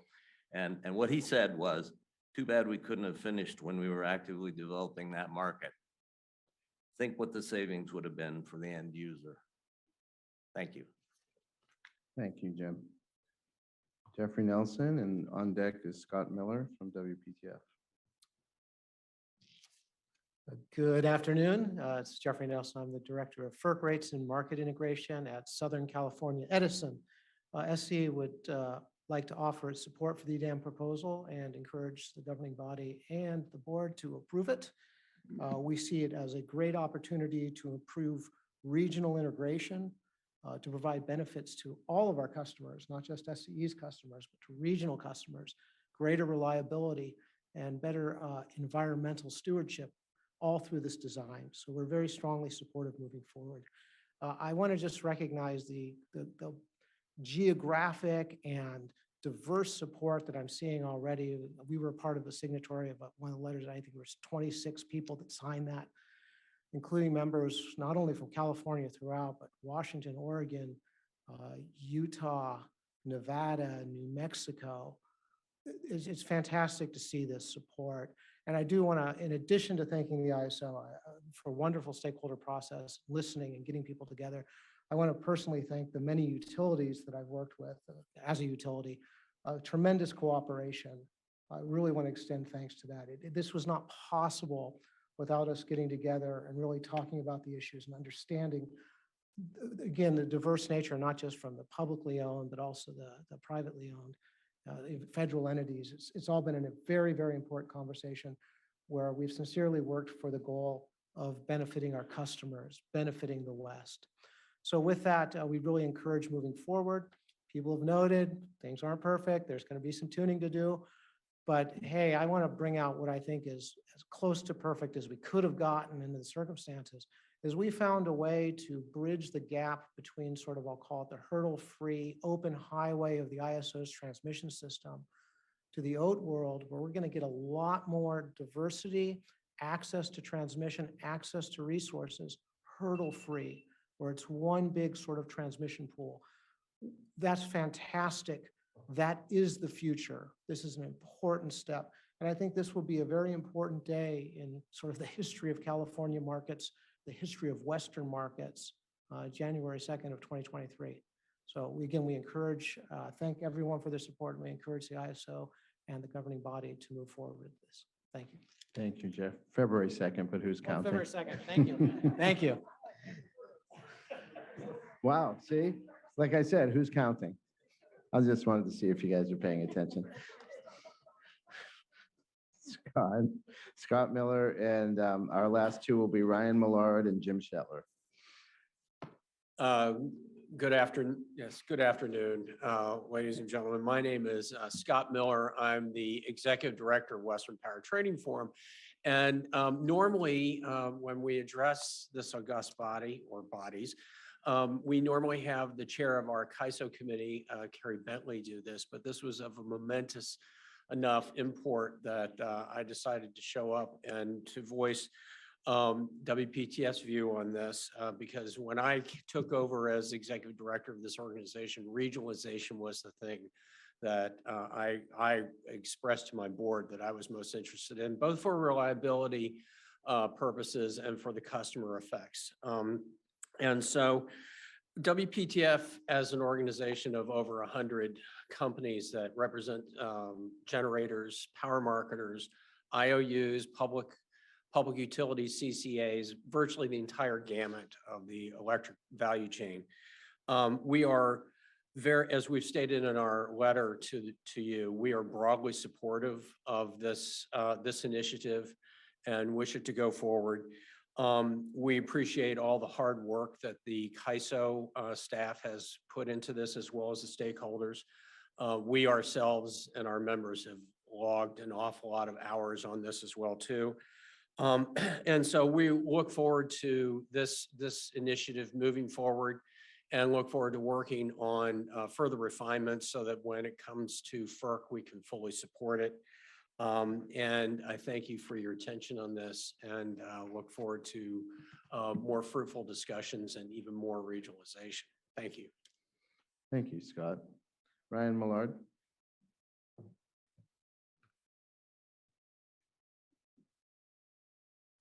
Boy, what's left? My name is Ryan Millard. I work for Portland General Electric, where I lead most of PGE's advocacy efforts in CAISO market initiative policy.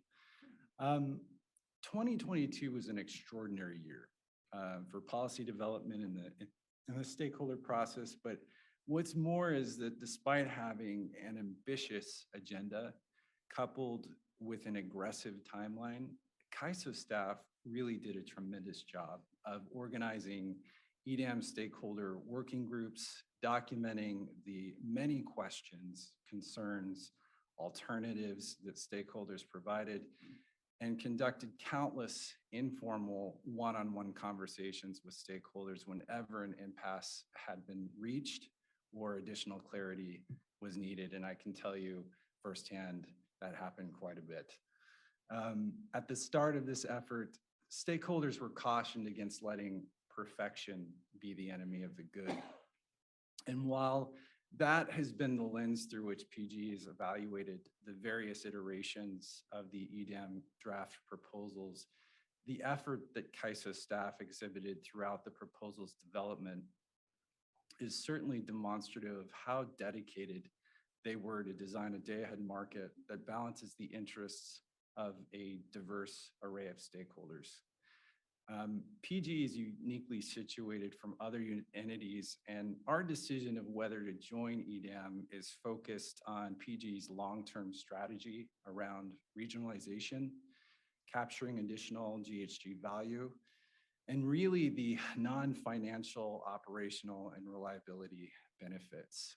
We're only at the start of our own internal evaluation process, but PG supports the final market design proposal and views it as a strong foundation from which to base our own assessment. I'll end with this. As PG and others have noted in our joint letter supporting the adoption and approval of the final proposal, there will be significant implementation details to be worked through. There always is, but we appreciate the CAISO's recognition of this and their stated commitment to the subsequent work ahead. And we look forward to participating in those discussions. So thank you. Thank you, Ryan. Jim Shetler.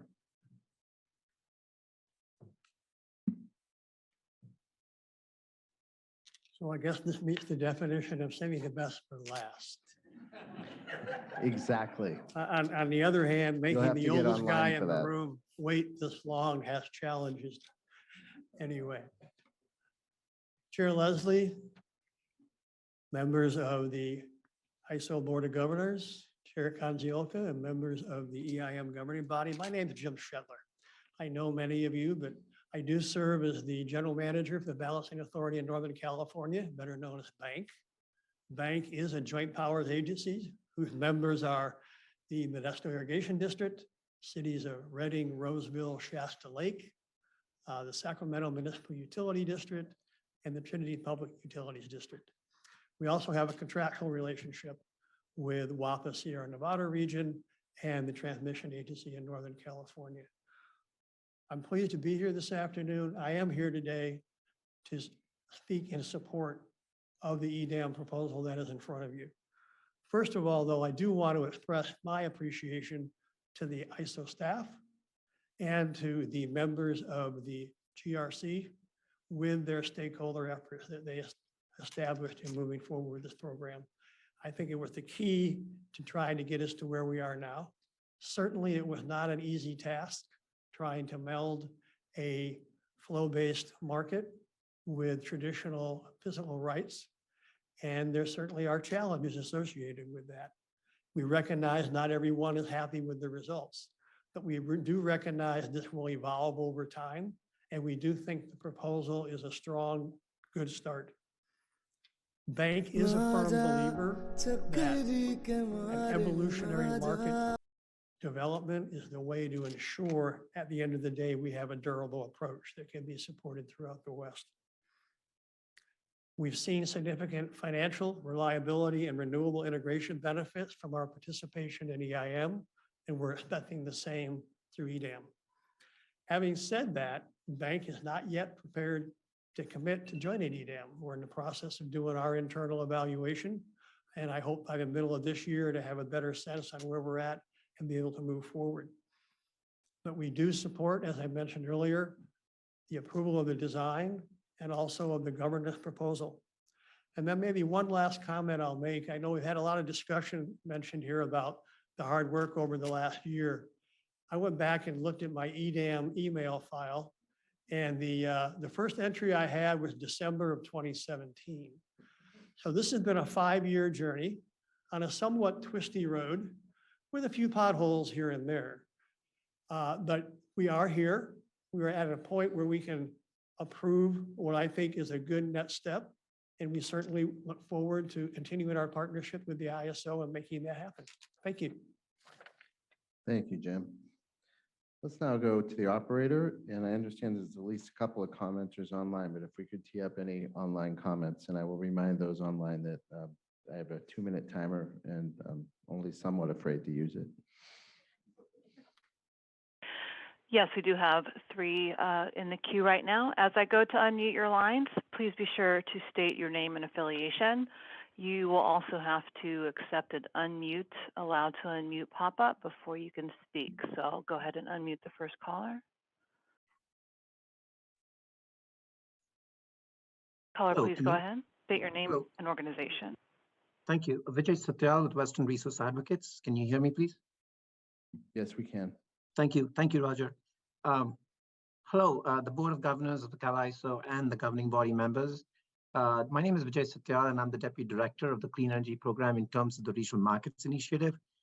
And I represent WRA in this capacity today. WRA is a 30-year-plus organization consisting of a staff of policy experts, scientists, economists, and attorneys.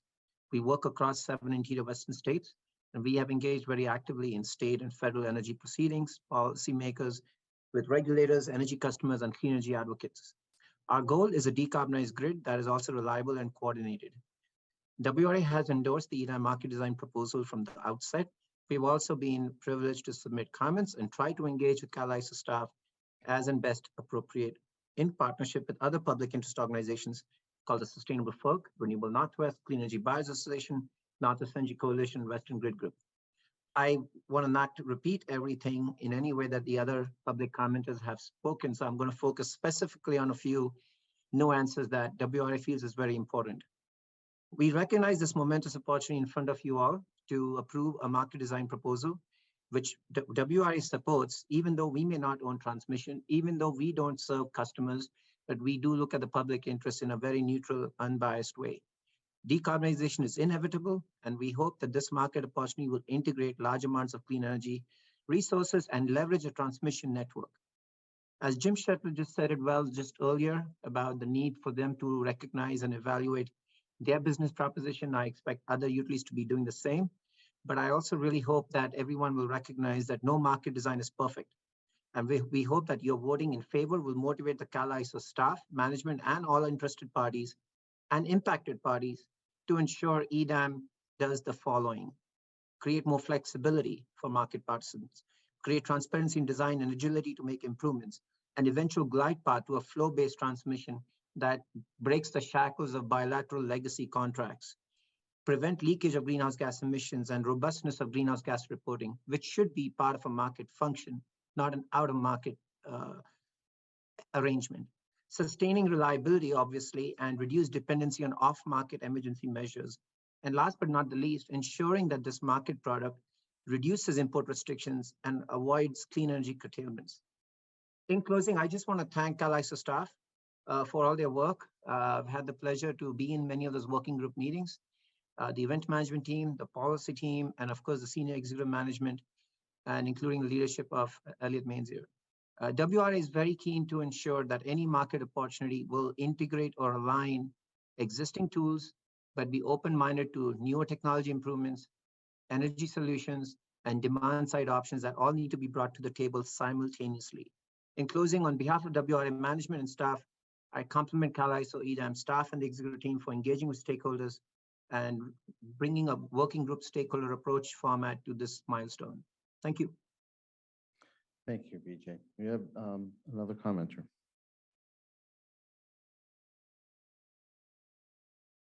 Yes, we do another commenter. Your line's unmuted. Please go ahead. Please state your name and organization.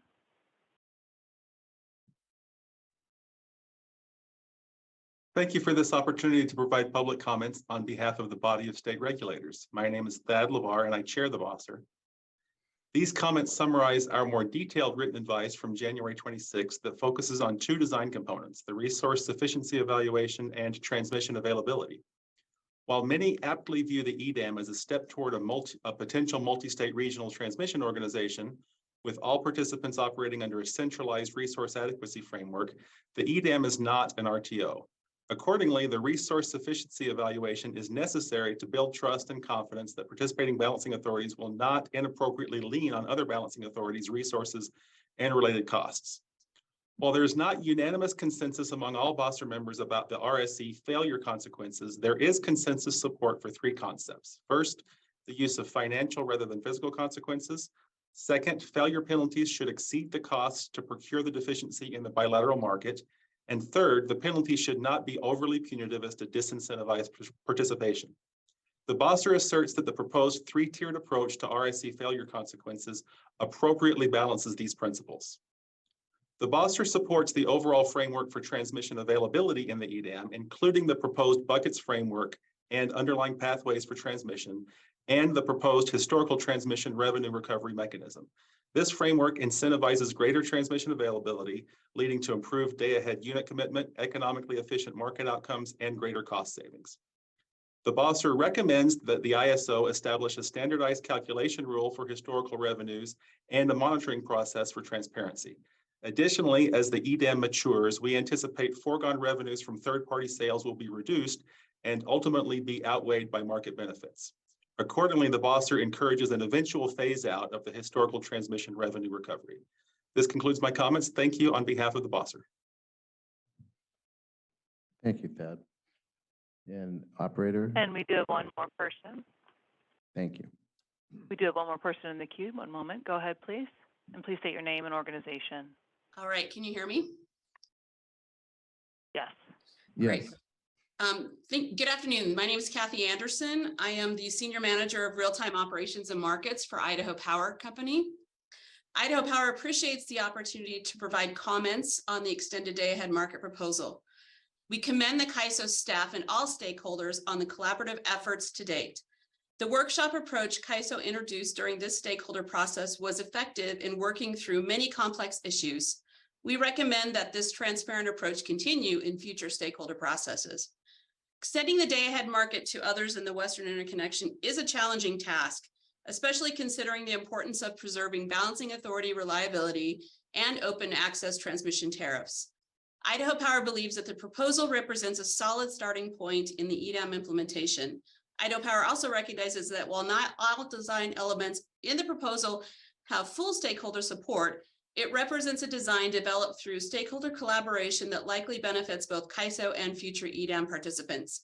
Idaho Power continues to stress the importance of fair and equitable resource sufficiency tests for EDAM participation to ensure enough physical supply is brought to the market by each entity. This is critical in developing a robust and diverse, reliable market.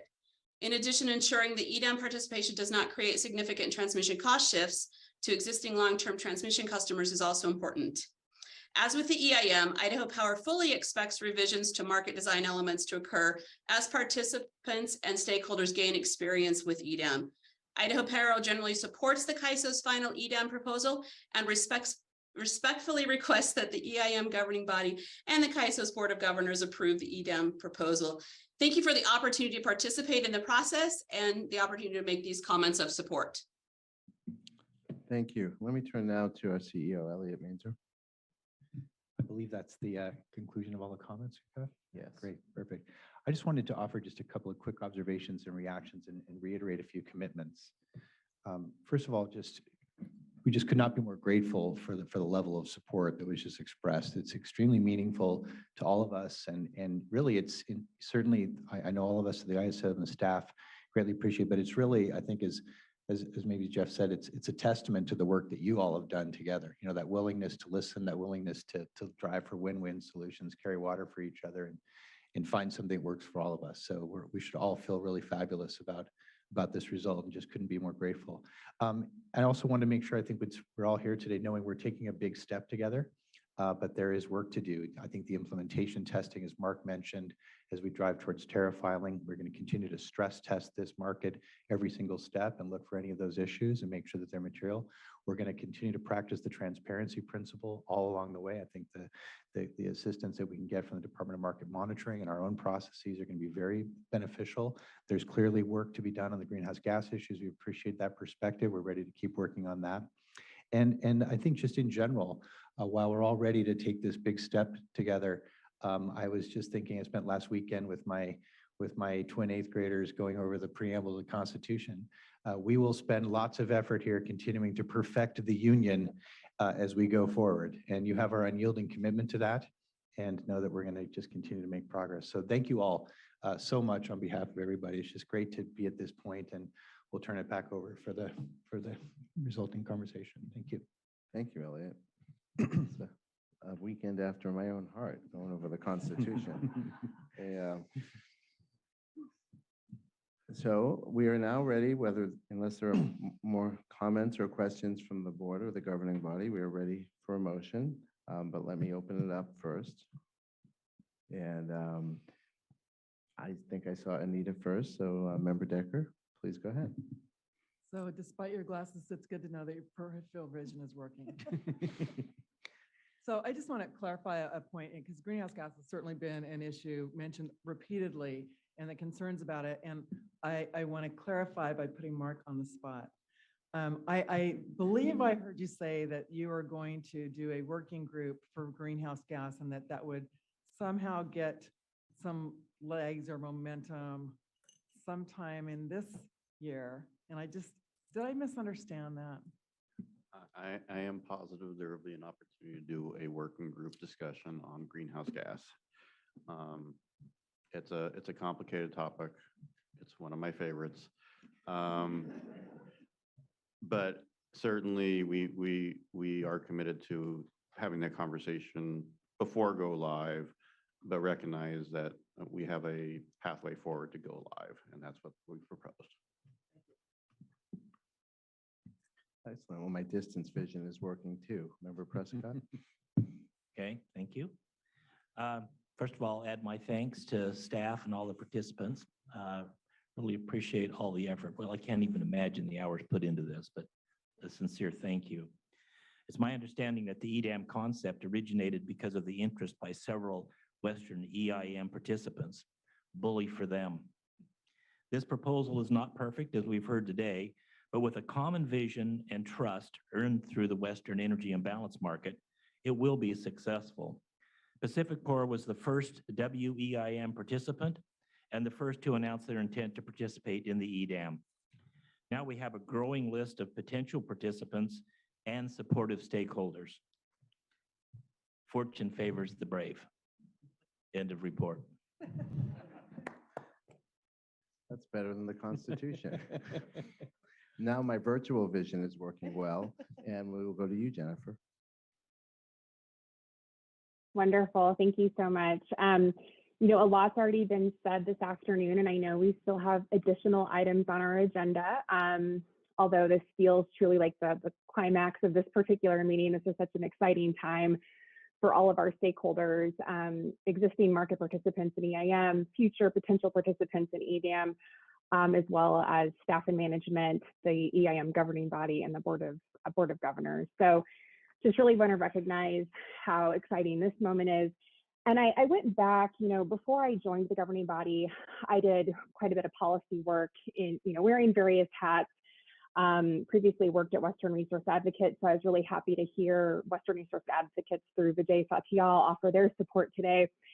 And I went back and looked at some of my notes from prior stakeholder processes. And although Jim Shetler was able to find an email from 2017 for EDAM, I found that the earliest sort of formal effort for EDAM was, I think, back in September of 2019, but it sounds like maybe it existed prior. But either way, if we look back, you know, 3.5 years ago to when this initiative maybe formally kicked off, it seems like a long time, but truly a lot of progress has been made. And when I look back at when EIM conversations first started, it was actually a similar time frame. For those of you who are working in this space, the EIM conversations actually originated at WEC, the Western Electricity Coordinating Council, way back in 2010, within the realm of the Market Interface Committee. And those conversations quickly moved forward. We saw those transition to more of a regional conversation among the state regulators through the PUC EIM group. And anyway, long story short, we saw EIM go live in November of 2014. So again, a fairly similar time frame, 3.5 to 4 years from when formal stakeholder discussion started to when the EIM, or to when the market went live and when it was approved. And so I just want to put that into context, because I think that really says a lot about how important it was for stakeholder engagement, how important it was for CAISO staff and management to enable that effective engagement. And I really want to give kudos to everyone all around for making this a success. As has been noted numerous times today, you know, there is still work to be done. So yes, we have a final proposal in front of us, but before this market truly goes live, we do need to do more work. So I am very encouraged to hear the commitment from CAISO, from DMM to do ongoing monitoring. I'm also encouraged by stakeholders and potential market participants that they are committed to continue their engagement in this process and to make this market the best it can be. You know, as noted by a recent stakeholder at a RIF meeting, this quote was shared with me, you know, we'll all be better off with EDAM. And I just really liked that quote. I think it's a really optimistic look at the market that we have in front of us today. From a personal perspective, I certainly hope it's not the last step in terms of Western markets evolution, but I am really optimistic with the steps that we are potentially taking today. So thank you so much for the time to provide those comments, and I look forward to the upcoming vote. Thank you, Jennifer. Andy? Thank you. I support the EDAM final proposal. The creation of the extended day-ahead market is a milestone on the road to Western market integration. The Western power sector is complex. We have different transmission frameworks, different resource adequacy frameworks, different greenhouse gas frameworks, and any one of those could have been put forward as reasons to not collaborate. But industry leaders put forward a vision to work through these differences and develop a common day-ahead market. I applaud the California ISO for responding to these calls and administering a robust process that energized stakeholders to fully participate and work through difficult situations and compromise when necessary. And today's proposal is the fruit of that process. I look forward to hearing updates on implementation, as Mark addressed. I expect the market simulation phase will be very important. There's some new products here. There's going to be co-optimization of day-ahead energy and the imbalance reserve product, brand new product. There's pooling of resource sufficiency evaluations. There's this diversity benefit, lots of new features here. I think the simulation and implementation process will be really key to making sure that that's all going to go smoothly. And I just, amongst all the amazing stakeholder efforts, wanted to call out the body of state regulators in particular for taking the time and literally placing a priority on this effort, tracking the process and providing input. I think that input's been especially valuable to all of us in getting to this point. Thank you. Thank you. And Rob, I did see you there. Thank you. So to be brief, the coalition letter, the Bosser letter, and the letter from WPTF is just phenomenal. When you put those side by side, the support is really overwhelming. And I think it goes without saying for any of us recognizing there wasn't a single letter of not support, no one advocating not to move forward, not one.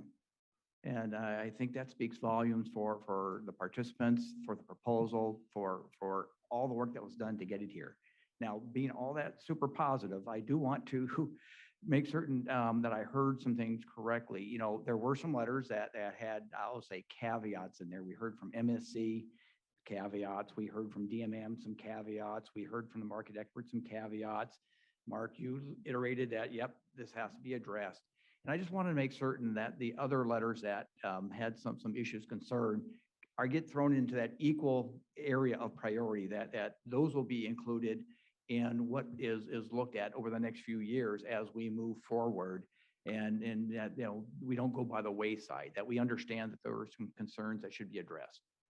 Yeah, absolutely. We've already started to inventory all the comments from DMM, MSC, government market expert, and the stakeholders generally. And it's a long list, but it's a finite list. And there's some commonality across that list. So yes, we will take up all those issues as we drive to tariff implementation and ultimately market simulation. We'll probably be visiting multiple times along the way. Thank you, Mark.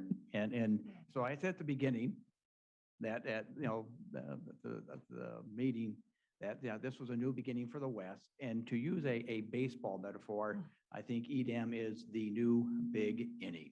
So, all right. Chair Leslie. Thank you. So, Mark and Anna, just a quick question. I loved all the stakeholder comments. I'm hoping each one of you, and this is my question, how long what do you assume the length of time will be for compliance to prepare? What's reasonable for BA right now to assess their capability to enter the market? Just a range. Let me make sure I understand the question. Are you saying how long would it take for a balancing area or an entity to consider it, or how long does it take to onboard and get actually started? Well, first consider. Okay. Meaning do their own assessment and then to onboard. Yeah, from what I understand from the consideration perspective, there's been a lot of work already done. I think some of that work needs to be updated and refreshed. My understanding is it's probably within a 6-month to 1-year horizon to make those final decisions of others. In terms of execution of this is going to be an effort, and I think realistically we're talking about getting to the point of being ready to onboard late 2024, early 2025.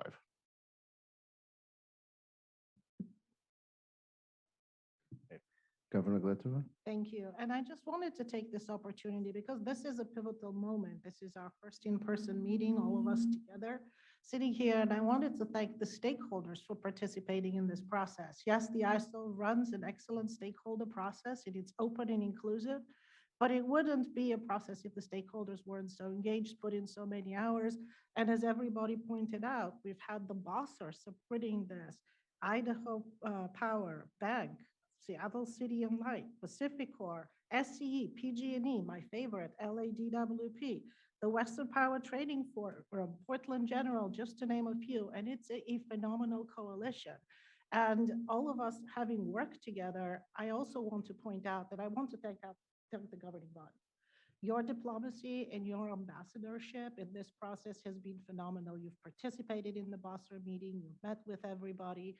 You are our emissaries throughout the West, making sure that not only was the EIM successful, but that we had laid the groundwork for EDAM as the next step, progressing forward with a durable structure that can then continue into full market integration. And that is not to be undervalued. And we really value that support and that progress that you have made all along. This is a durable and a reliable framework. It meets the financial needs, but it also meets the customer needs, which is absolutely important across the West. And I wanted to thank ISO staff. The ISO has worked very, very diligently, laser focused on ensuring that this is successful. So Anna McKenna, Mark Rothleader, Elliot, your leadership has been tremendous here as well. And, you know, I'd like to recognize yet again the intrepid and tireless Milos Bostak that has that not only briefed us and worked on all these details, but performed phenomenally today as well. And I'd like to thank our fellow board members. We've all participated in this. We've all gone through the trials and tribulations. We're building on the EIM of the success of the EIM, and Ash will make you proud. We'll continue, we'll continue to make sure that this is successful and there's a very, very great path forward. Yes, the perfect is the enemy of the good, but we're about as perfect as we can be right now. And we'll continue to fine tune. And I like to, you know, use Mark's word, optimize for optionalities as we ensure that this market launches and is successful. So thank you. Thank you from the bottom of my heart to all of you. And I just want to say thank you to the board, the governing body. I know you recognized our names, but there is staff, significant amount of staff and time behind us. And I can't name them all, but they know what they've done. And I would just want to say that it's their effort that got us here. And I would be remiss not to mention Stacy Crowley and her staff that have run a phenomenal process as well. And we'll be mentioning that later with the GRC. So thank you. Excellent. Yes, it's a very long list. Any other comments, or are we going to go to the bottom of the ninth? Okay, we'll see if we can close this out. Move that the ISO Board of Governors and WEIM governing body approve the extended day-ahead market proposal as described in the memorandum dated January 26, 2023, and move that the ISO Board of Governors and the WEIM governing body authorize management to make all necessary and appropriate filings with the Federal Energy Regulatory Commission to implement the changes proposed in this memorandum, including any filings that implement the overarching initiative policy but contain discrete revisions to incorporate commission guidance in any initial ruling on the proposed tariff amendment. Can I have a motion, please? So moved. Second. All right, Ash. And I'm sorry, second. Second. Governor Bagua? Aye. Always chair to me. Governor Borenstein? Aye. Member Campbell? Aye. Member Decker? Aye. Governor Galitova? Aye. Vice Chair Gardner? Aye. Chair Konziolka? Aye. Chair Leslie? Aye. Member Prescott? Aye. And Vice Chair Shorey. Aye. Thank you, governors and governing body members. The motion passes. And with that, well,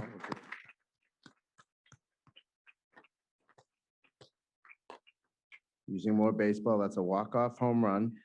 And we have 45 minutes for lunch, so we will be back here at 2:30. So starting out I guess the double header, to keep with the baseball analogy here, is agenda item number 6, which is our decision on the WEIM GRC Phase 3 final proposal.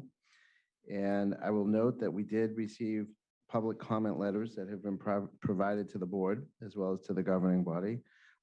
Two of them, one from Arizona Public Service and one from the WEIM body of state regulators, the BOSSR. And with that, let me go ahead and turn this over to Stacy Crowley, Vice President of External Affairs. Stacy? Thank you, Roger. Good afternoon, Board of Governors and the Western EIM governing body.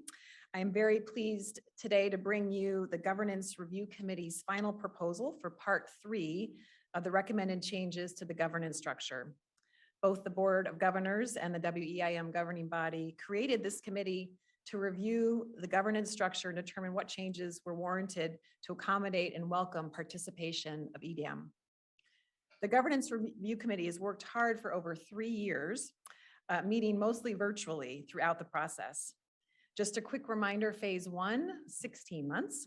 That was to provide initial governance enhancements to recognize the growth in the WEIM since its start. Phase 2, which was about 4 months, was used to focus in on the delegation of authority and was approved by both bodies in August of 2021. And finally, phase 3, about 14 months, dealt with the changes needed for EDAM and included dozens of executive sessions and at least 9 public meetings over the past year. This group remained thoughtful and deliberative on a variety of important issues through a series of papers, stakeholder comments, and conversations. The ISO management believes that the proposal in front of you today represents general consensus from stakeholders regarding these important changes to the governance structure. We support this phase 3 proposal, which lays the foundation for enhanced governance framework to welcome the initiation of EDAM. We continue to mourn the passing of Therese Hampton and miss her effervescent presence, but the GRC, with the Vice Chair Rebecca Wagner's effective leadership, continue to thoughtfully develop this strong proposal. And we want to express our tremendous gratitude for these dedicated volunteers. I hope they feel as proud as we do at the product. Before I turn it over to Rebecca Wagner and Tony Braun, I'd like to express my gratitude to several ISO team members who really assisted in the committee in their work. Burton Gross, Dan Schonkweiler, Holly Taylor, Christina Osborne, and Stacy Bernard have all been instrumental in supporting this work of the GRC. So with that, I'll turn it over to Rebecca Wagner and Tony Braun.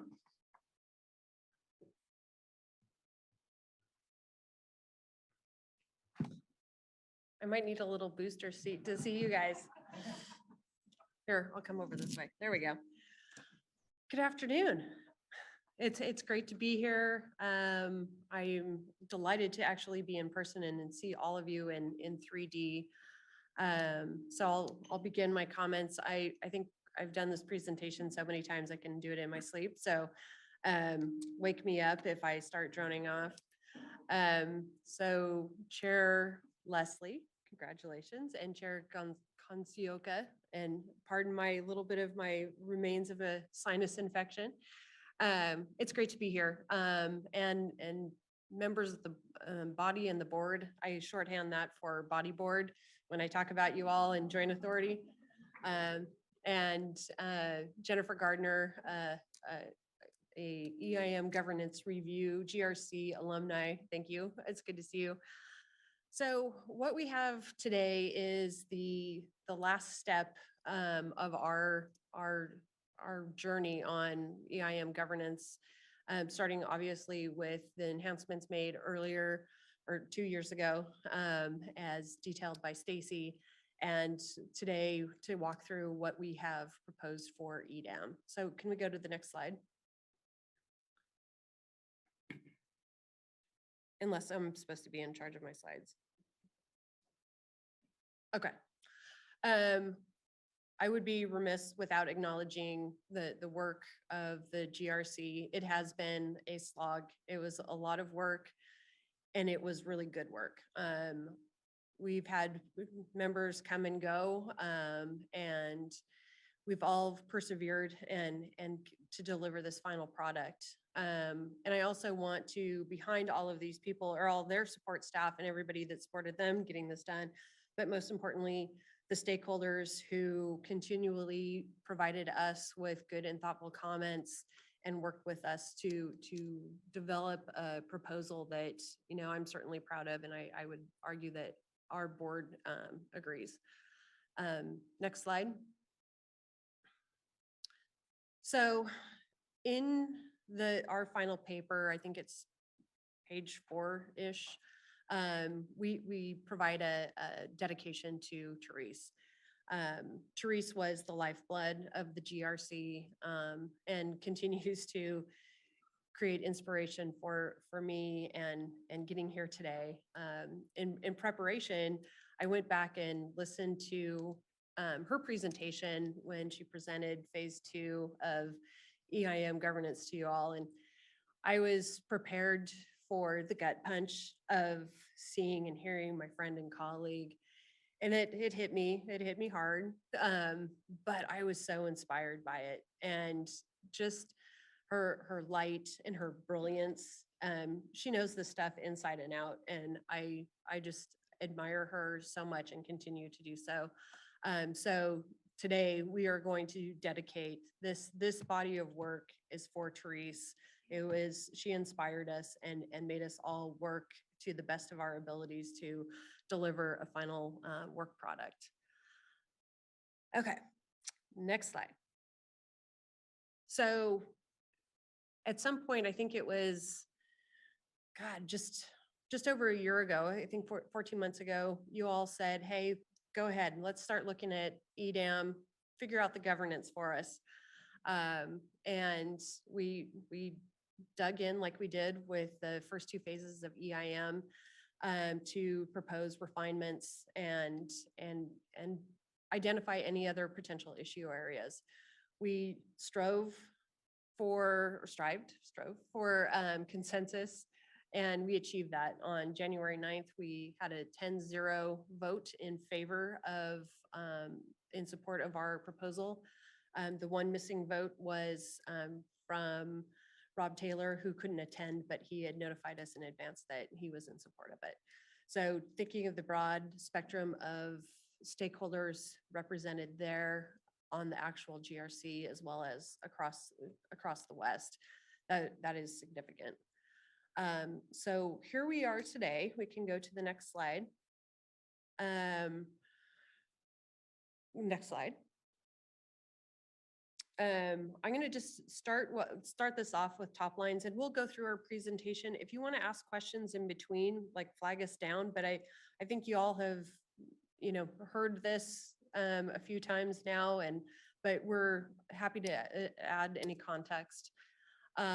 So when I was listening to Teresa's proposal or presentation, what really struck me was we're building upon success. And I think we've heard that in earlier comments today, but the success of EIM, the success of EIM governance has laid this foundation for us to build upon. We didn't have to come in whole cloth and start something brand new. We're building on success and fine tuning it and evolving it. And as we've heard all morning this morning, that this is an evolution and it'll continue to improve. So I'm going to just note a couple of the changes in the scope of the delegation of authority and the scope. And Tony's going to jump in for the hard parts, and that's the good time to ask him questions. But we've maintained the construct of joint authority as we see here today in practice. No changes to decisional classification, no changes to dispute resolution, and a proposed change to the scope of authority and how that advisory input can be included. And so again, these will be works in progress as they play out in the real world. But overall, yes, there's some details on joint authority that we had to work through, a lot of stakeholder feedback, and a lot of informal workshops and conversations. So with that, I'm going to turn it over to Tony to walk through the proposed changes that we made in this section. Thank you, Rebecca. Is that clear enough? So a diversion here. Before most of you were on the governing body or the board, I used to live at this podium. I mean, we were up here complaining about this and that, CRRs, budgets, you name it. And that's how much I think things have changed, is that there's a lot of constructive work going on across the West, obviously, but we had plenty of battles just within California. So I really appreciate everything that has contributed to changing the dynamics. So I'm going to talk about scope of authority. Obviously, that is the meat of the discussion. Had the most stakeholder input, both within the bounds of our general joint authority construct and also outside of it. So happy to go into any of that background as well. Next slide, please.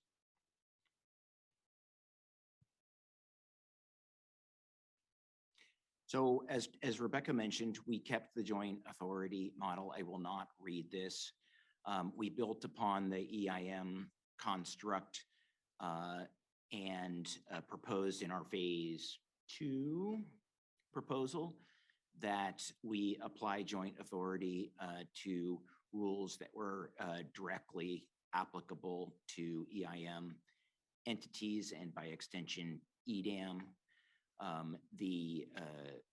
We thought that was an appropriate extension. First of all, I think it's worth noting there was quite a bit of stakeholder comment and continues to be a preference from some stakeholders to move what was termed the primary authority model, where essentially a significant swath of market rules would have gone through the EIM governing body.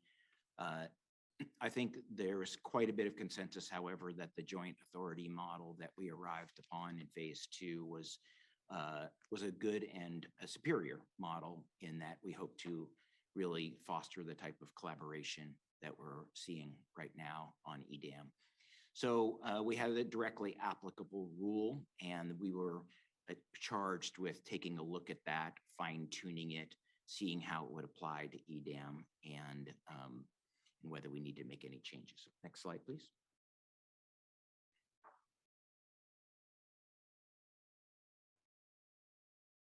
So we made proposed revisions, and we made proposed revisions after quite a bit of stakeholder comment and a very critical workshop or public meeting that was held in the fall.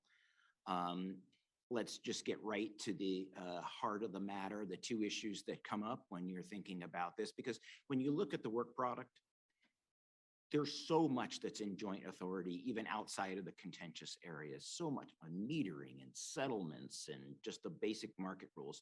It cannot be described as anything other than broad. So, but the two issues are export priorities and market power mitigation. And we had a really good and robust conversation in October, I believe it was, surrounding those issues, and that's where's the points of contention about whether or not they should be within joint authority. And when we took it back internally within the GRC, a lot of the conversation revolved around whether you use the term parity or symmetry. We thought there was those were good principles to use in trying to craft the boundaries of joint authority and apply them to those two very contentious issues. So it was our view that, generally speaking, transmission service providers, balancing authorities, they maintain the authority to establish the procedures for priority uses of the transmission system. And that is true in the OAT world, and it's true in the central dispatch world. We thought about market power mitigation and the applicability of these prices that we are creating across this potentially much larger footprint. And we said, you know, fundamental fairness kind of mandates that if you're paying these prices, we ought to have a collaborative governance model for rules that directly establish the prices. We got into some very interesting esoteric conversations because nothing the ISO does is simple. You know, we use these prices, these parameters to allocate transmission. So there was arguments of trying to clarify that. And so what you see on this slide really reflects my long-winded explanation there, which is we came up with language which applied joint authority to rules that directly establish or change the formation of any LMP for a common product. But we clarified that we did not, the intent of that was not to reopen the issue of wheeling priorities and whether that was joint authority. So that was a mouthful. I'm ready to go to the next slide, but happy to entertain any questions.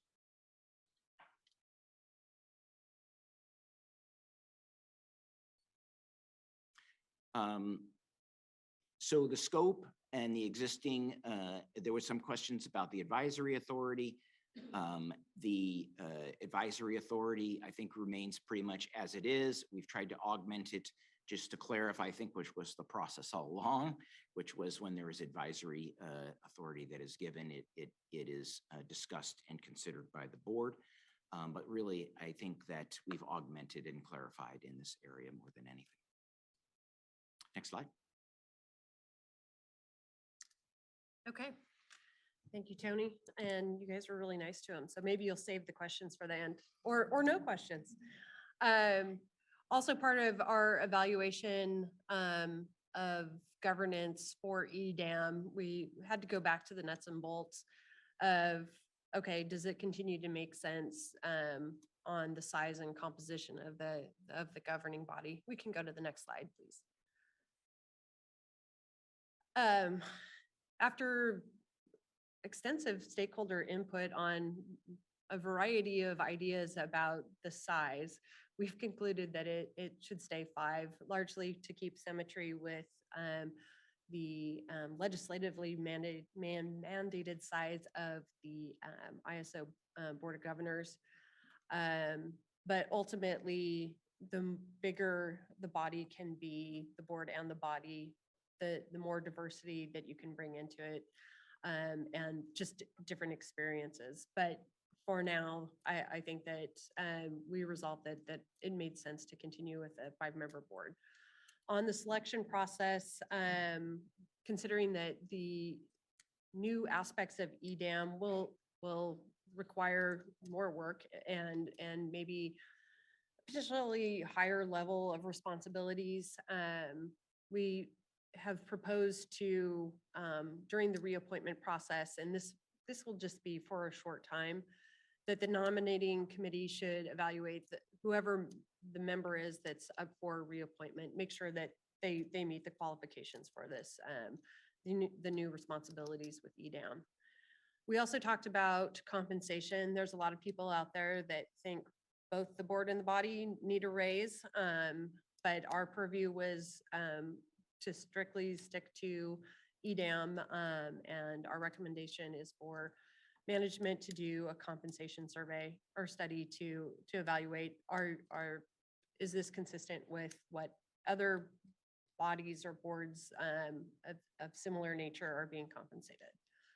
So next slide.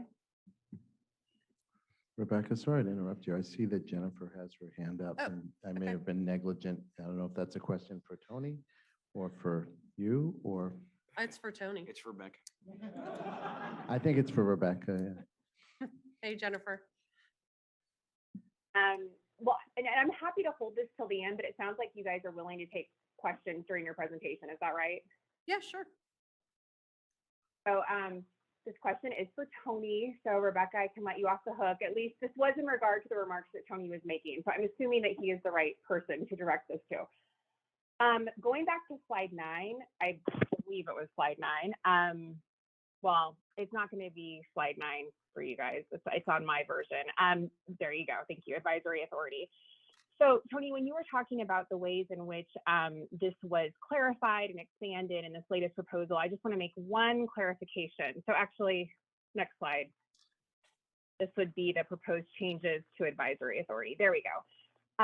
You know, today, obviously, as we saw earlier this morning, when the governing body was kind of working through our advisory opinion on the wheel through proposal, you know, we're still kind of figuring this out as we go. But one thing I wanted to call out, and I want you to clarify for me, under today's existing model, if the governing body wanted to provide an advisory opinion, that there really wouldn't be the opportunity to work with outside counsel, for example, to formulate that type of opinion to be included in a FERC filing. That ability exists under joint authority, but where an advisory authority opinion is issued, that doesn't exist today. But what this current proposal is trying to expand is the ability to use outside counsel for advisory opinions as well. Is that correct? So yes, with one clarification, I know this is an admission against interest, but you don't actually need to be a lawyer to make filings at FERC. And so we used independent assistance as a, the term. Gotcha. That is correct. Okay, all right, thanks for clarifying. Feel free to proceed. Okay, so moving along, let's jump to weighing interests of regional stakeholders. Next slide, please. I think that there was a common theme throughout the stakeholder process of people, really wanting to make sure that the whole body of entities or the whole footprint is being considered in your decision making. And while intuitively, and my personal experience has been, yes, of course, you all are thinking not just beyond your individual state or your purview, you are really truly thinking about the organization as a whole and the market that it operates. But we wanted to, oops, I went too far. I was going to the end slide. Okay, I'm gonna back up. This is the cough medicine kicking in. Stakeholder engagement. It was fantastic and there was a lot of it. We encourage you all to continue the ISO's open and transparent stakeholder process and use the stakeholder working groups judiciously. I know it was a tremendous amount of work in a short amount of time, and that's what we're proposing here is to just, there will be time when that's needed, but continue on with what, in my opinion, is an outstanding stakeholder process.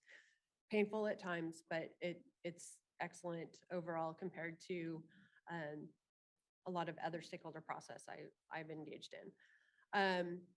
We've also want to kind of link up the Regional Issues Forum to be more engaged and involved, and we propose that that for the annual state or the roadmap process, that there's an initial roundtable discussion with the RIF, so that their priorities from each of their stakeholder sectors can be voiced in those meetings. And I think we're seeing RIF is in its work in progress, along with a lot of what we're doing. So they're evolving and will be taking on some of these newer challenges, but we felt that this was a very good way to connect ISO's staff, future planning with the RIF, which is a huge chunk of your stakeholders. And then finally, we recommended to, when the time is right, to add a new RIF sector and a liaison from the EIM entities. Right now it's Pacific Core, but that we know that, but future, once implementation has gone through and we've gone live, that to have that voice on the RIF will be important. And the RIF will continue to evolve much like the rest of this. Next slide. Okay, weighing interests. I already made my pitch. Thank you all for weighing all of the interests of the stakeholders. The board and the body have different roles, but my experience has been you are not just looking out for California specifically or the Northwest or the Southwest. It is, to me, you're looking at these decisions with considering the whole footprint and weighing those interests. So we modified the language to be reflected in the bylaws as such. Next slide.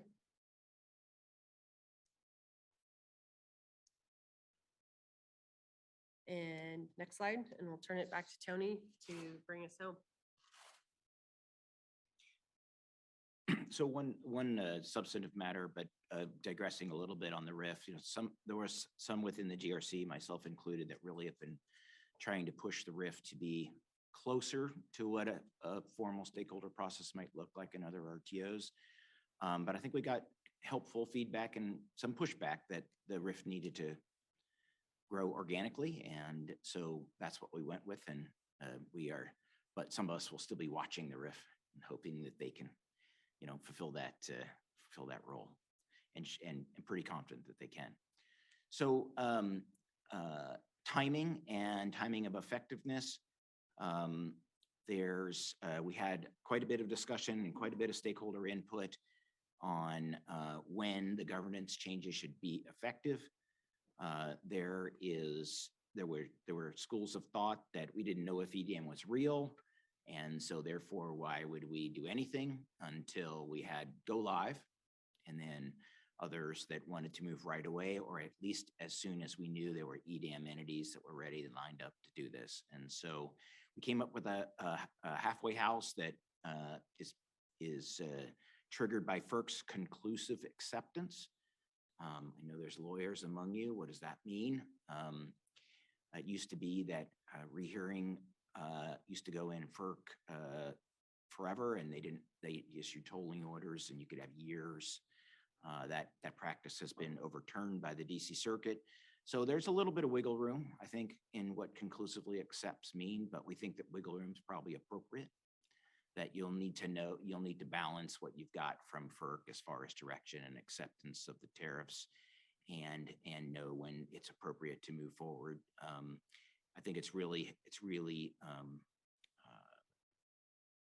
important that we've got EDM entities that are committed, that appear to be soon to be committed, and obviously they're going to have a significant stake in how this plays out. But at the same time, obviously everyone within the CAISO Balancing Authority is committed as well, because they are, part of the longstanding market footprint. So, so we went with what we've got right there, and I think we will. It's kind of one of those things where we'll know it when we see it. So. Thanks, Tony. Next slide.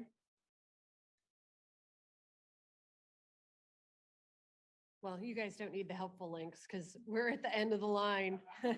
You all get I'm turning this over to you all. I did want to quickly acknowledge some of our GRC members that are here today: Amanda Ormond, Jeff Nilsson, and Eric Eisman, as well as our alumni that have moved up. And really, I want to thank all of the GRC for stepping up. When we lost Therese, we all stepped up and got us to the finish line. And I couldn't be more proud of the work and the collegiality, and just it's been an amazing professional experience for me. So thank you all. Don't reassign us yet. We might want to take some time off. But I'll turn it back to you all, and hope that you are able to support our proposal. Rebecca, Tony, thank you very much. Let me ask the board or the governing body if there are any questions for Rebecca or Tony. Seeing none, my peripheral vision, far vision, or virtual vision. We will next go Roger. up. I was just going to thank There them goes my for- vision. I'm sorry. Just thank you for your hard work. Not being a member of the GRC working group, at some point it was hard to have an appreciation for exactly what that entailed, but Angelina did a good job of explaining that to us. So anyway, I'd like to thank you profusely for everything you did. Thank you.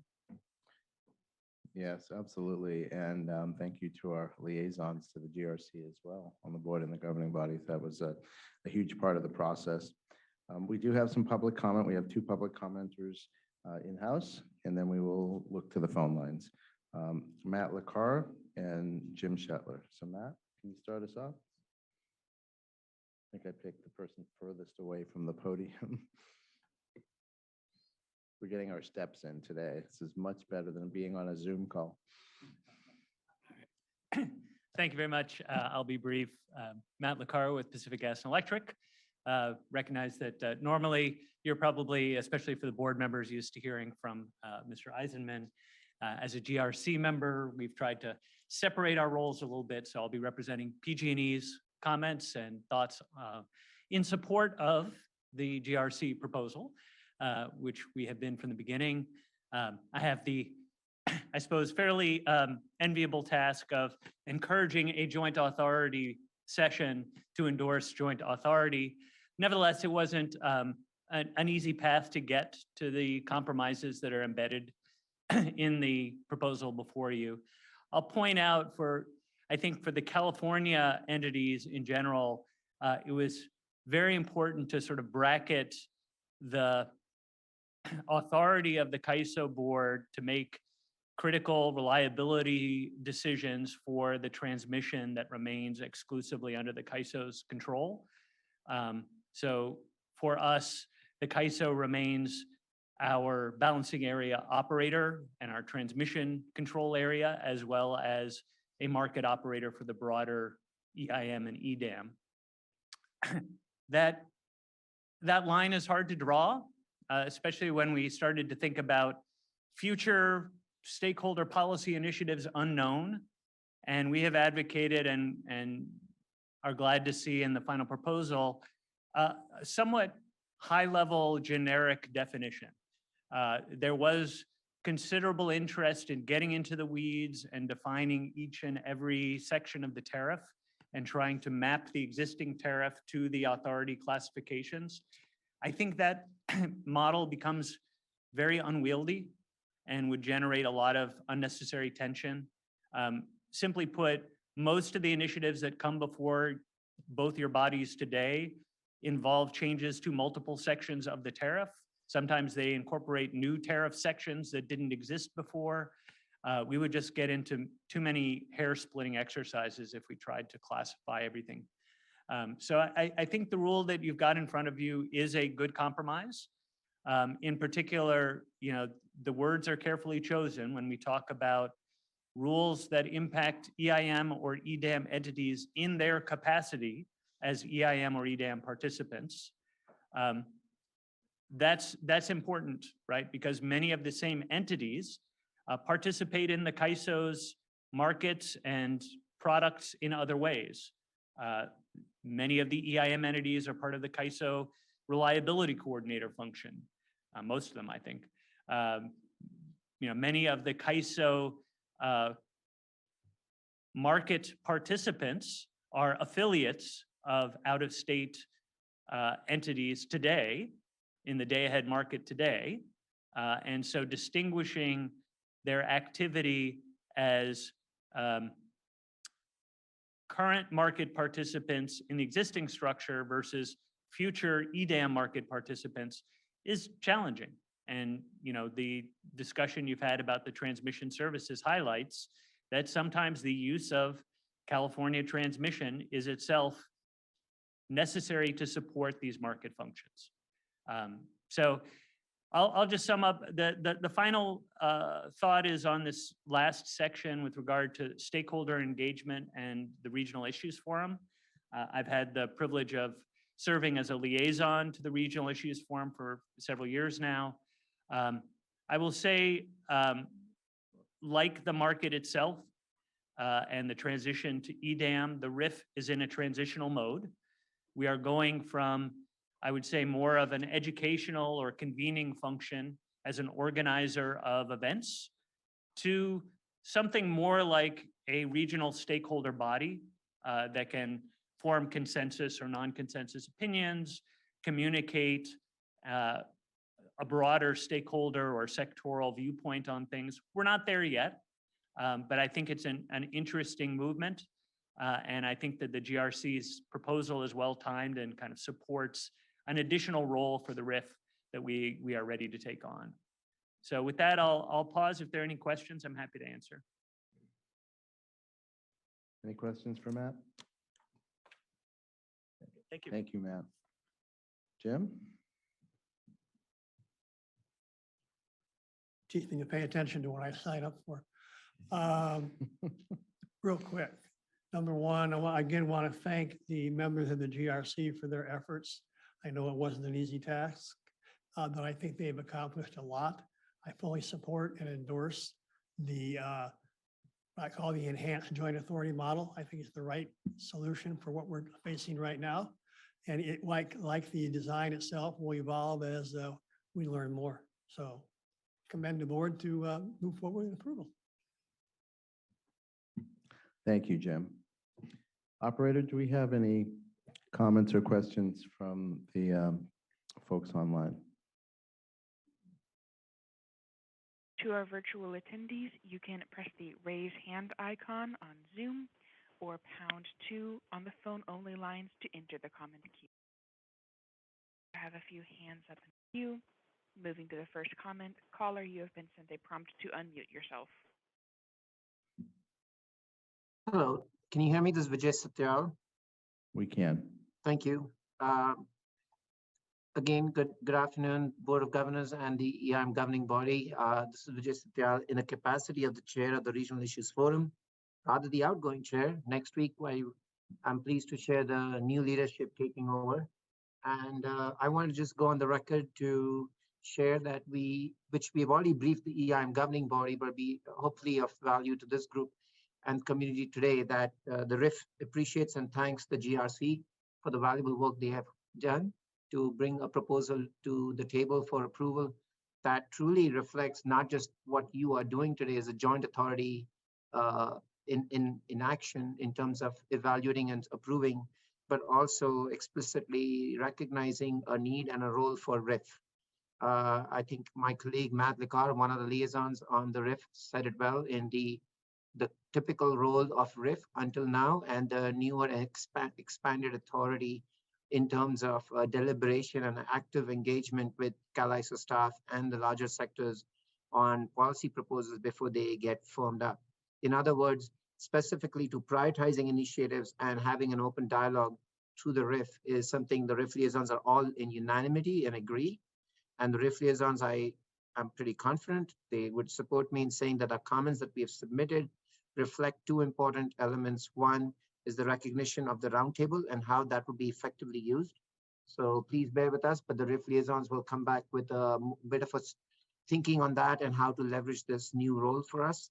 And the second is a recommendation that was given regarding the RIF liaisons and how we would engage and communicate back. The operating guidelines remain the same, which we appreciate. We hope to use them better. And we also welcome, which is not part of the proposal, but the RIF is recognizing and appreciates a liaison from the EIM governing body to interact with us.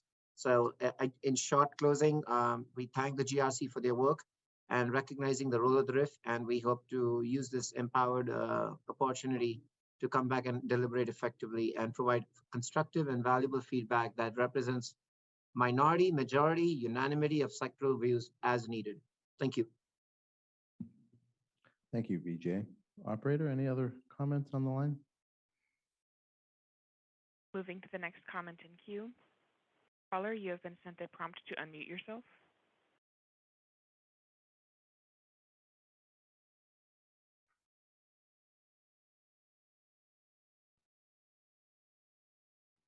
That was my hand. This is Vijay. I think I lowered my hand, so I don't know if that was notification to me again. Thank you. I'm good. Okay, thank you for this chance to provide comments today on behalf. Oh, sorry. My name is Thad LeVar and I chair the BOSSR. These comments summarize our more detailed written advice from January 26th. The BOSSR supports the proposed governance structure. We appreciate the efforts of the stakeholder-led Governance Review Committee. The final proposal incorporates concerns that BOSSR members had raised, and the final proposal aligns with sound governance principles. The GRC produced a governance structure for EDAM that is reasonably clear about what responsibilities stay with each balancing authority and which matters require joint authority from both the California ISO Board of Governors and the Western EIM governing body. The proposal is a negotiated outcome where no single party received all of their desired elements, and it would be insufficient for a multi-state RTO. But the proposal is an appropriate step reflective of the deeper interdependence inherent in EDAM, while respecting the decisions that remain in the purview of each balancing authority under their appropriate regulatory constructs.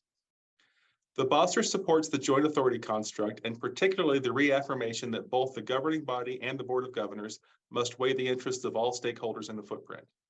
The BOSSR recognizes the diverging opinions among stakeholders on the structure and scope of joint authority, but iterates that the final proposal establishes a workable path forward to discuss and refine how it will be applied to individual issues. The BOSSR supports the changes to the advisory authority process. These enhancements will enable greater transparency by providing an appropriate forum for the governing body to address critical issues that may affect EDAM entities, but that fall outside of joint authority. The BOSSER also supports the governance proposal becoming effective once FERC has conclusively accepted the California ISO's filing for the EDAM market design proposal. This concludes my comments. Thank you on behalf of the BOSSER. Thank you, Thad. And operator, I believe there's at least one more comment in the queue. Moving to the final comment in queue. Caller, you've been sent a prompt to unmute yourself. Thank you. I'm Elaine Ginocchio, a governance policy consultant on regional markets for the Western Resource Advocates. In this role, I was the lead author of comments submitted jointly by a group of public interest organizations and large clean energy buyers during this initiative. I'm here today representing the Western Resource Advocates. We appreciate this opportunity to provide comments before this joint session of the two governing bodies.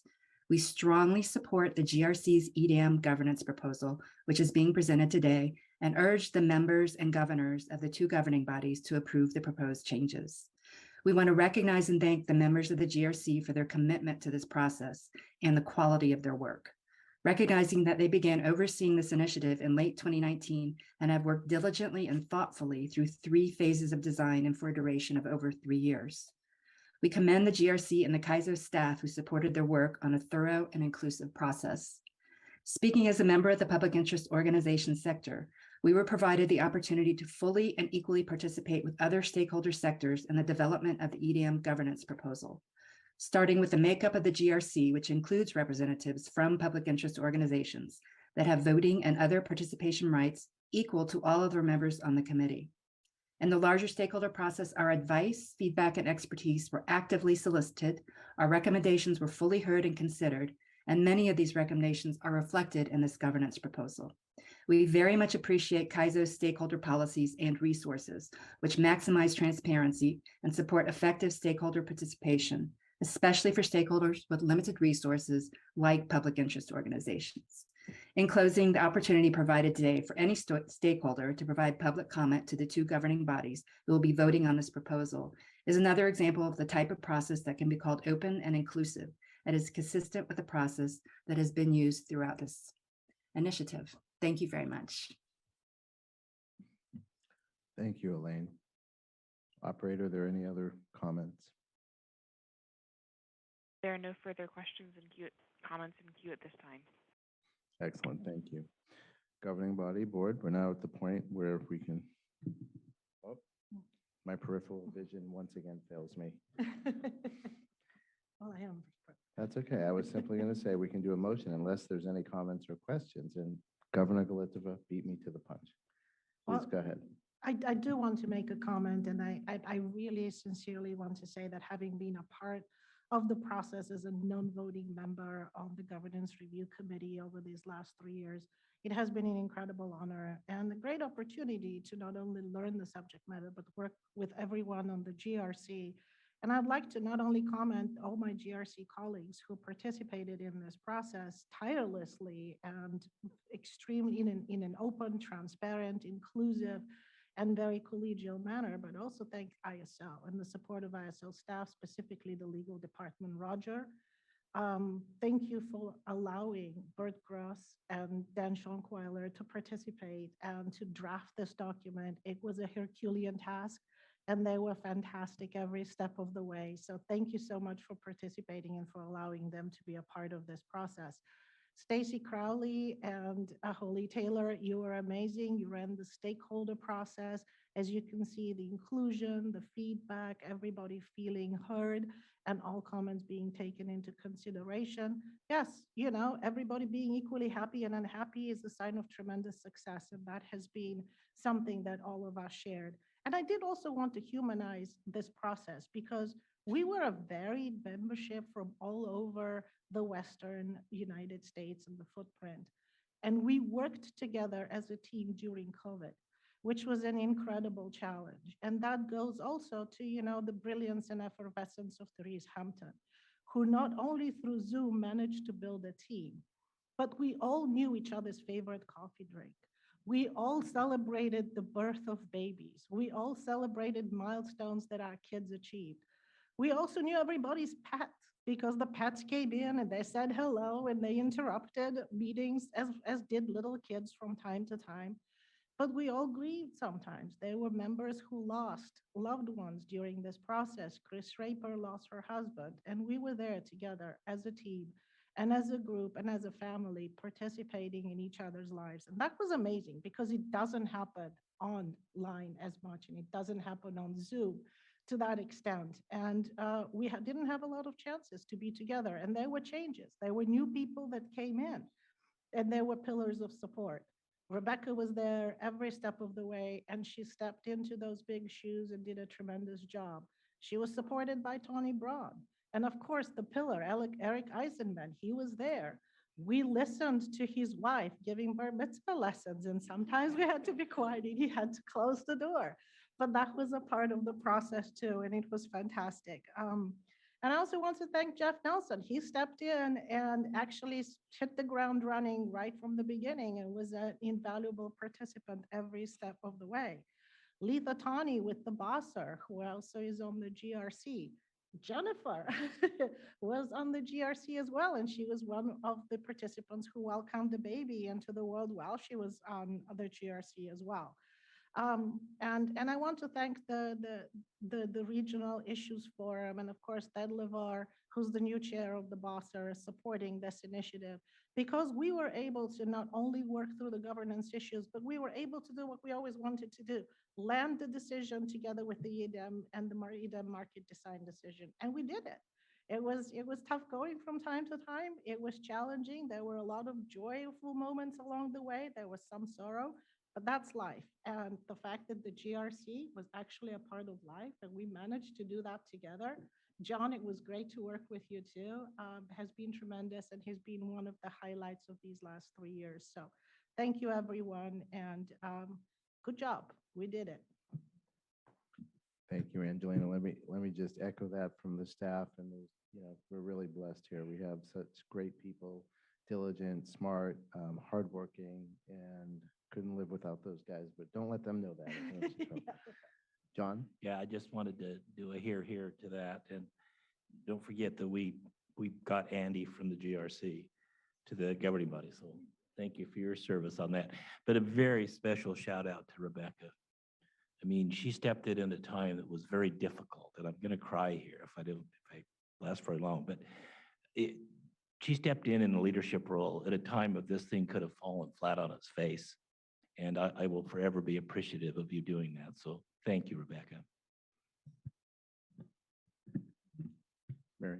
I just want to say no pressure to the stakeholders that supported the EDAM just earlier today that we are moving ahead with this,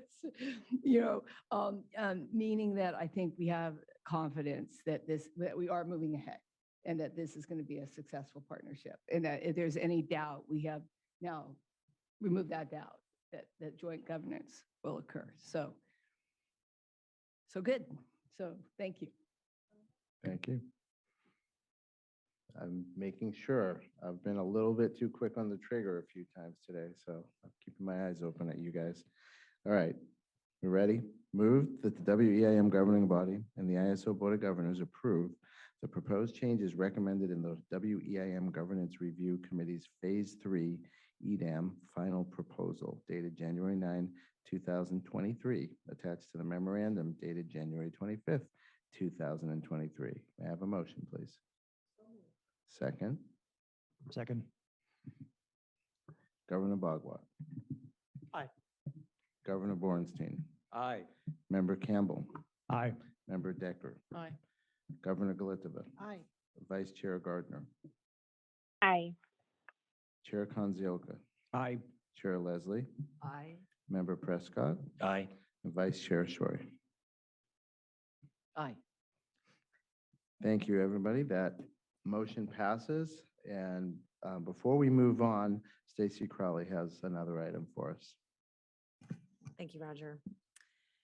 The tremendous success of the EIM has led to 22 entities participating by 2023, and we've heard over $3.4 billion in benefits since it began. And this unprecedented collaboration in the West has grown stronger because of the governance structure put in place by the GRC to provide that regional voice in matters related to the energy market. It's amazing and heartwarming to me to see how those relationships developed, the coordination has increased, and the trust has been built through the commitment of our participants and the stakeholders, as well as the Board of Governors, the EIM governing body, to continue the success of this market. Through the efforts of the GRC, we have, I think, proven that there is an open venue, a number of open venues now available to have conversations about the important evolution of energy markets. And I believe the governance structure developed by these talented stakeholders, known as the GRC, has become a model for success and is being used in other Western efforts, including the Western Resource Adequacy Program. So with that, and in support, with the support of the governing body, the Board of Governors, the ISO management, and all the staff at the ISO, we did want to present a resolution celebrating the work of the GRC. So I'm going to read that aloud. Whereas in 2019, the ISO Board of Governors and the Western Energy and Balance Market Governing Body jointly established the WEIM Governance Review Committee to lead a public stakeholder process to develop proposed enhancements to the WEIM governance structure.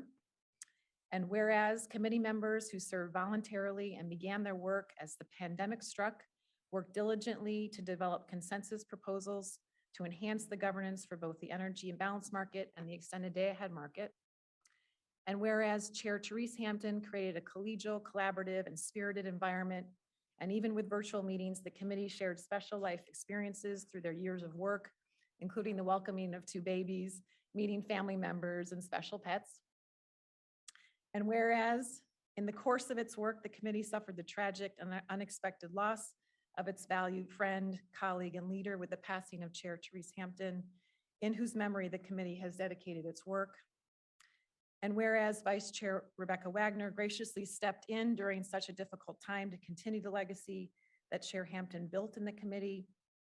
And whereas through the leadership of both Chair Hampton and Vice Chair Rebecca Wagner, the committee members who spent long hours to conduct outreach and engage stakeholders from across the West in performing their efforts were able to enjoy their work, laugh a little, and develop long-lasting friendships, ultimately developing a series of balanced, comprehensive, and well-vetted governance proposals.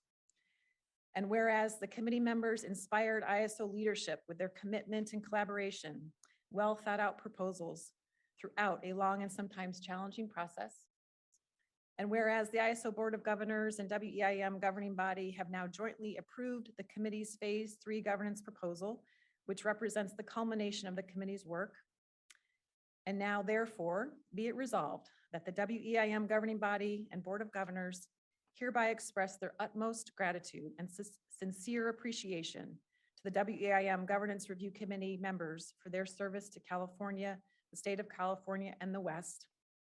And be it further resolved that the EIM governing body and the Board of Governors hereby dissolve the WEIM Governance Review Committee. Thank you so much for everything you've done.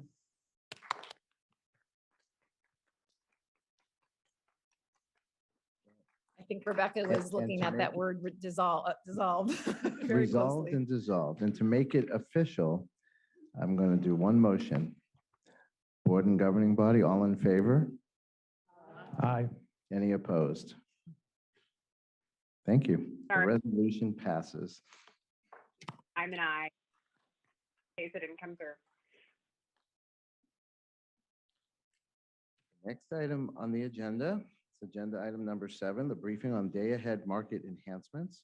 And for that, I will turn it over to introduce the topic to Anna McKenna, Vice President, Market Policy and Performance. Anna? Thank you, Roger.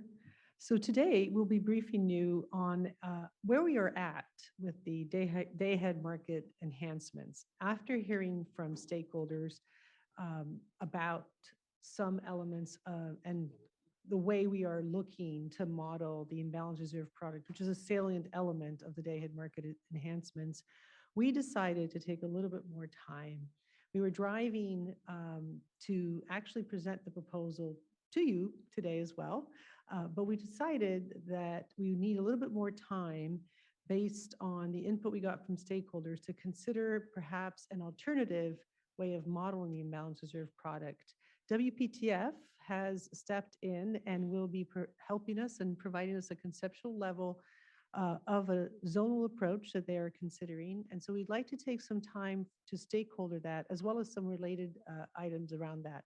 So rather than asking for your uh, uh, approval of this policy today, we'd like to just walk you through where we are at. And I have the pleasure today of introducing you James Friedrich, our lead policy developer. This is James's first time as well, I believe, presenting to you. So James, he's actually joining us virtually today, so you'll see him on the screen. But he'll walk us through the presentation. So James, take us away. Thank you, Anna. Can you confirm my audio? Yes, we can hear you. Thank you. Good afternoon, Chair Leslie, Chair Kanzioka, Board of Governors, and governing body members. I'll be providing a briefing on the Day-Ahead Market Enhancements Initiative that I will nickname DAME in short. As you may recall, ISO management provided the board and governing body a briefing on DAME at the joint meeting in December, with the intention of bringing DAME back to the board and governing body as a decisional item at today's meeting. As Anna just mentioned, the CAISO management decided to defer bringing DAME to the board and governing body as a decisional item and instead extend the stakeholder process to address some lingering stakeholder concerns, which I will discuss in more detail in my presentation. Next slide, please. So I'll start by providing a quick refresher of the goals of this initiative. The primary goal of DAME is to enhance the day-ahead market, to provide a market solution that addresses the operational risk caused by the growing supply and demand uncertainty on our system. So as our system continues to become increasingly reliant on weather-sensitive resources such as solar and wind energy, the variability and uncertainty of net load the system needs to balance increases. While critical to help meeting greenhouse gas and climate goals, the output produced by these resources is less predictable, and this unpredictability can lead to significant fluctuations in electricity supply and demand. This creates a challenge for grid operators who must manage the balance of supply and demand under a wide range of possible outcomes. Today, system operators are relying on out-of-market actions to reserve additional supply in the day-ahead market to manage this reliability risk. While these out-of-market actions are necessary to maintain reliability, persistent out-of-market actions signal that there is a gap in our market design that should be addressed with a market-based solution. The market-based solution considered in this initiative is a new day-ahead market product called Imbalance Reserves that would procure additional reserves in the day-ahead market to address the net load uncertainty between the day-ahead and real-time markets. Next slide, please.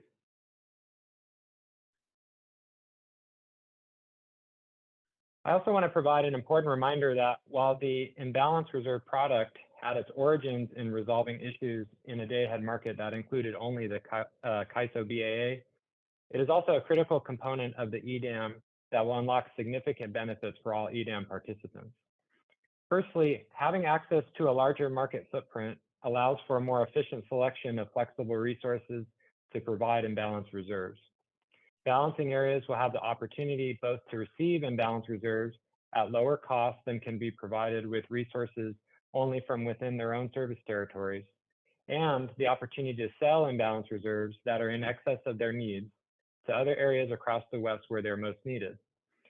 Secondly, geographic diversity reduces the day-ahead imbalance reserves each EDAM entity would need to procure to meet their individual uncertainty needs, resulting in big operational savings. So as Milos presented earlier today, one way to think of this is that the uncertainties within two regions that are electrically connected can offset when the uncertainty is materializing in opposite directions. This means that the total uncertainty over the broader EDAM territory will be less than the sum of each individual EDAM BA's uncertainty, allowing the EDAM entities essentially to pool their uncertainties and ultimately procure less day-ahead reserves for uncertainty than they would need to operating on their own. Finally, the imbalance reserve builds confidence in the transfers produced from the day-ahead market solution and leads to the trust required to make a regional market possible. An important principle to maintain the confidence in transfers is deliverability, where the day-ahead market ensures that day-ahead energy and imbalance reserves scheduled in the day-ahead market respect transmission and network constraints, leading to higher trust that the day-ahead market results are operationally feasible and dependable with no further action required. Next slide, please. On January 11th, after the December board and governing body briefing, the CAISO published a final proposal for DAME that made some incremental changes based on stakeholder feedback. So I'll describe a few of the changes shown here in the next few slides. Next slide, please.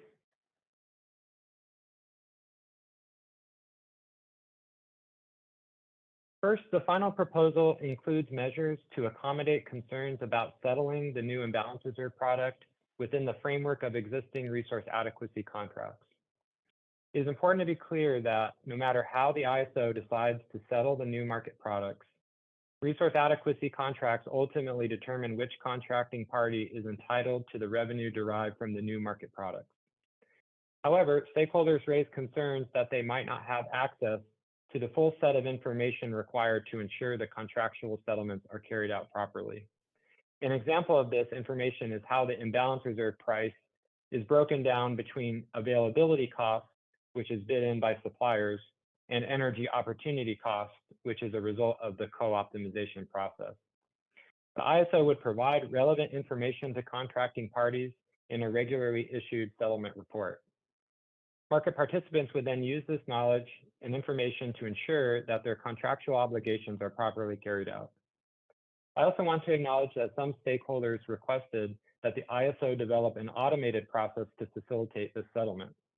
The main concern was that some load-serving entities felt that they would not have the resources necessary to facilitate these behind-the-scenes settlements on their own, and that an automated CAISO settlement process would make that possible. Ultimately, the team decided that a one-size-fits-all settlement approach was not going to be feasible, given the uniqueness of each RA contract, which the ISO has no visibility into, and the insurmountable challenges related to associating imbalance reserve awards with the specific load-serving entity who bought the RA capacity. So I'll spare the details of these challenges for now, but I'm happy to expand later if the board or governing body finds itself interested. But with that said, the ISO is committed to working with all affected parties to make the transition towards this new market product as smooth as possible. Next slide, please. During the stakeholder process, the ISO and stakeholders explored rules to distinguish between low and high energy cost resources that are providing imbalance reserve. Imbalance reserve awards are optimized by minimizing costs represented by imbalance reserve bids, but do not consider the cost of the real-time energy that would be dispatched to provide the actual balancing for uncertainty. This could potentially lead to an inefficient market outcome whereby the resources that are selected and paid to provide imbalance reserve are not the same resources that are relied on in real time when the uncertainty materializes. This proved to be a devilishly tricky concept to address, and we explored both internally and publicly perhaps a dozen different methods. Ultimately, though, the ISO team felt we were unsuccessful in convincing stakeholders, in some cases, A, or B, that the potential solutions proposed were just and reasonable. Therefore, the final proposal does not include provisions to account for this issue, but we will monitor the market outcomes when DAME and EDAM are implemented to identify whether this potential concern is realized and should be addressed at a later time. Next slide, please. The last change we wanted to discuss with the board and governing body relates to the inclusion of an imbalance reserve demand curve in the final proposal. The ISO and stakeholders discussed various options to establish the penalty price structure for imbalance reserve. Penalty prices refer to both the scheduling priority of imbalance reserve relative to other forms of system demand, and also the prices that the market would establish if the available supply on the system is insufficient to meet the full imbalance reserve requirement, while still meeting other forms of system demand that are deemed to have higher priority. So as the DAME and EDAM initiatives developed, proposed policies came into consideration that reduced the pressure on imbalance reserve procurement as a reliability tool, causing stakeholders to raise concern that protecting the full imbalance reserve requirement at high market cost would be unnecessarily expensive compared to the marginal reliability benefit an incremental unit of imbalance reserve achieves.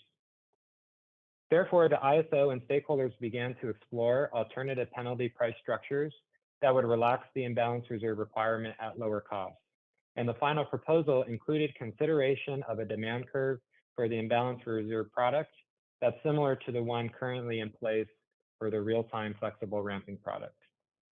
The basic functionality of a demand curve is that it reduces the procurement, it reduces the procurement of imbalance reserve as the incremental price increases.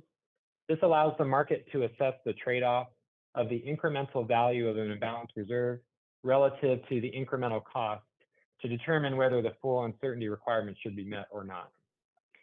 Stakeholders generally supported the concept of applying a demand curve to imbalance reserve in their comments.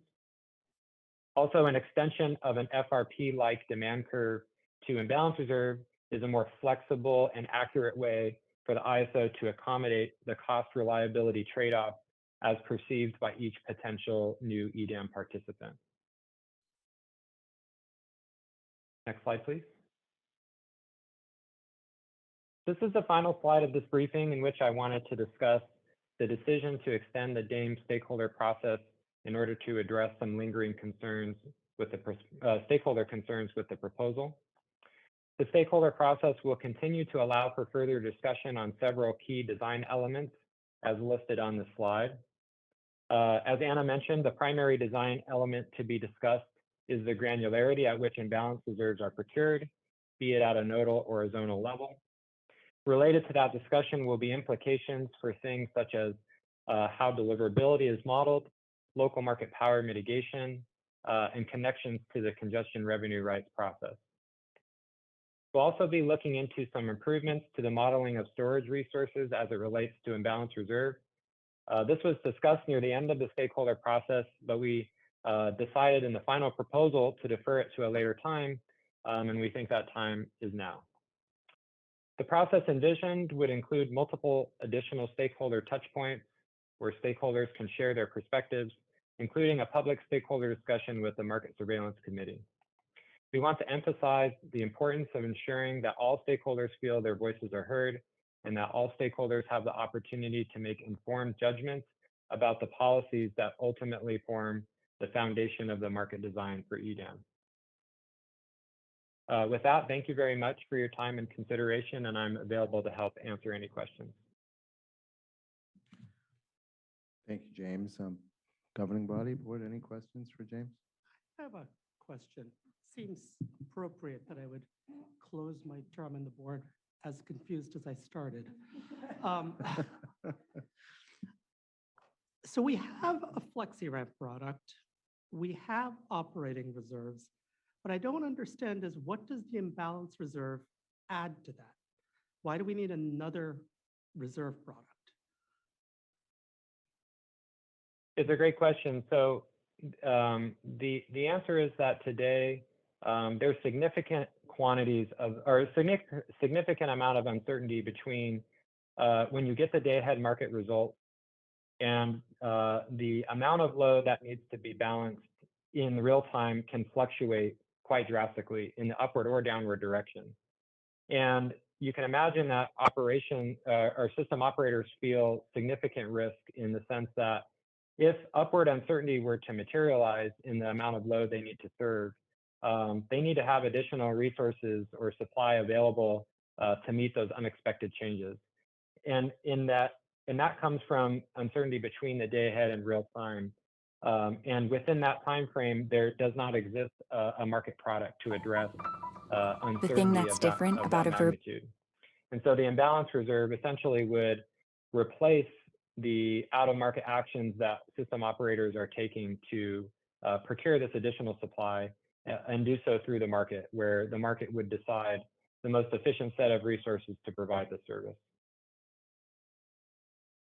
Thank you. That makes sense. Mary? Yeah, just a quick question. And the reserve, this reserve, this could have any kind of mix of energy in it, correct? Yes. So effectively, respecting the RA of various states, how does that work? Yeah, so the imbalance reserve, it's sort of applying it to the EDAM, there will be an imbalance reserve requirement for all EDAM participants, including the CAISO. And the EDAM market would procure imbalance reserves from any participating resource within the EDAM to meet the uncertainty requirements of all EDAM participants. The only thing I'll add to that is that for the ISO in which, or the California ISO in which we will have the opportunity for intertie resources that are from non-EDAM areas bidding at our border, can also have the opportunity to sell imbalance reserves to the CAISO, even if they're not an EDAM member.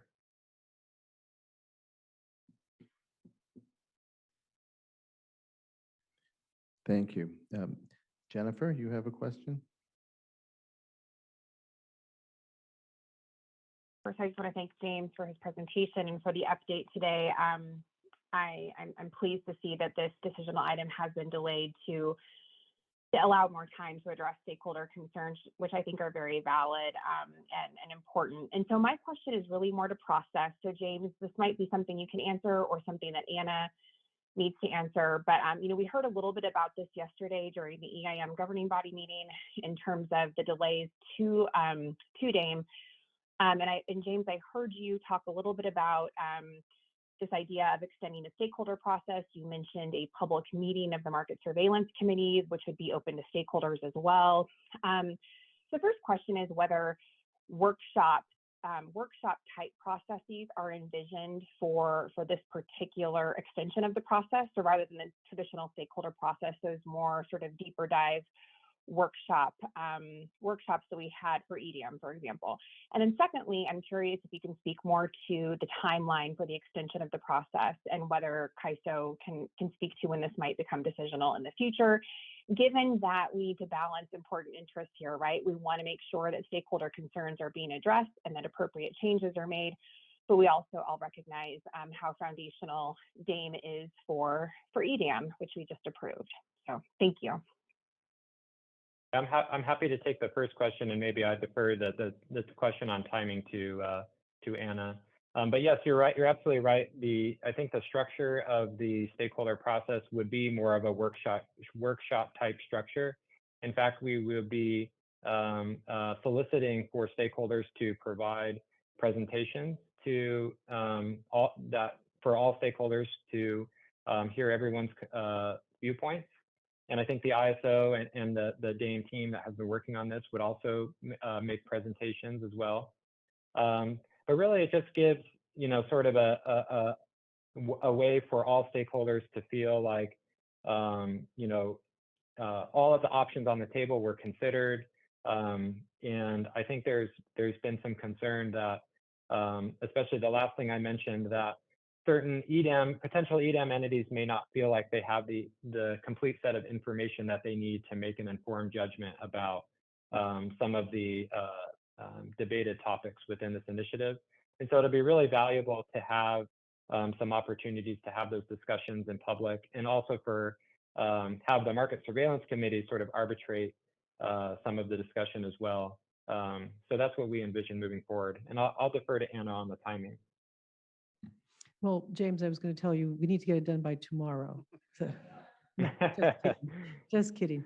No, I mean, I think the goal here is to really look closely to, some of the questions that are raised around how we were proposing to model the imbalance reserve product and the potential for alternatives and some related elements around that. Our goal is to conduct, a thorough but rather quick stakeholder process, because we do want to get back by May with a potential, alternative. And that may have some design consequences we'll have to consider with regards to the rest of the day-ahead market proposal. Or that we come back and confirm that we're going down the right track and everybody feels comfortable now that we've explored all the avenues. So the goal is to come back by May with something that we can then determine how much further we go. But ultimately, We also are very cognizant that the time we need to explore these things is somewhat limited because it is tied to us getting back on track to be able to implement the day-ahead market enhancements with the EDAM design when we implement that. So we're not trying to reopen the entire scope of the proceeding. We really are looking to target it for these questions that were raised. And hopefully we can resolve it between now and May and come back to you with our next steps or our final proposal. Thanks, Anna, and thanks, James, for those clarifications. Thank you.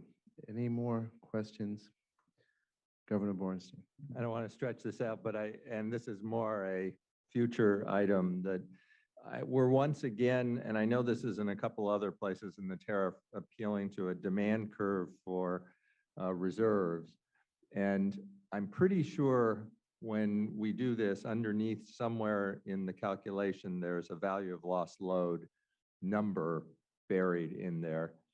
And having worked on this a bit, particularly recently, my impression is that that's not an intellectually very well-grounded concept. And I wonder if we have a study that sort of does something thoughtful about that beyond a number that recognizes the value of lost load depends on the length, the time it occurs, et cetera. Or if we should, if we're going to start doing this to a greater extent, if we should be thinking that through. And I have a feeling Mark's going to be the one. Yes. Well, I'm not sure we have anything magically better in terms of value of lost load, but I think the balancing act that as you design the demand curve, has to factor in those things. So as we continue the process, I think part of that will be to develop that demand curve and how we came to it, and we'll have to consider those things. We'll report back out how we did that. We do have a demand curve on flexible ramping, or on something else. There is a, and James, you want to clarify that? Yeah, I was just gonna add that, Severin's right. The imbalance or the demand curve is sort of pegged to the cost of violating a power balance constraint.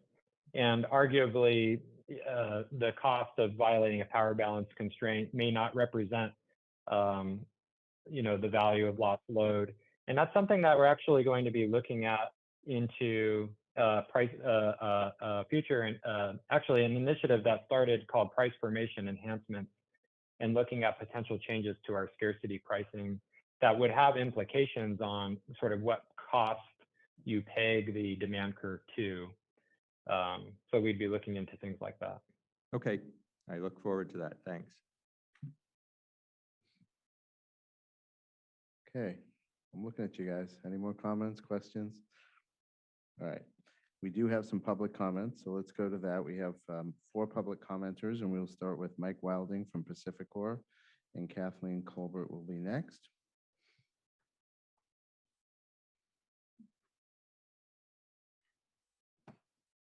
Hello, thank you for having me this afternoon. My name is Mike Wilding. I am the Vice President of Energy Supply Management for Pacificor.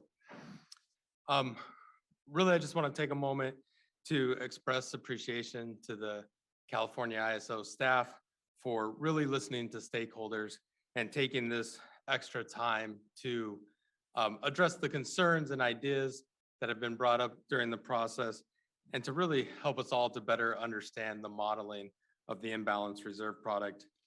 Obviously, the day-ahead market enhancements initiative is very important for EDAM, which we have committed to. And so we support that imbalance reserve product as a key component of the EDAM market design and a key benefit of participation in EDAM. And therefore, we think it is very important to use this extra time wisely, to be efficient and effective, to keep the scope tight so that there is no delay to EDAM implementation. And with that, we look forward to working with the California ISO staff and stakeholders in reaching a resolution on the DAME initiative in the very near future. Thank you. Thank you, Mike. Kathleen, and on deck is Carrie Bentley.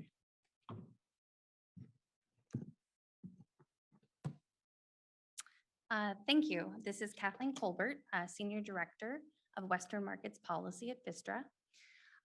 I similarly want to thank CAISO staff and CAISO leadership for your commitment to this being a robust, collaborative process and being willing to defer this for us to continue working together as a team.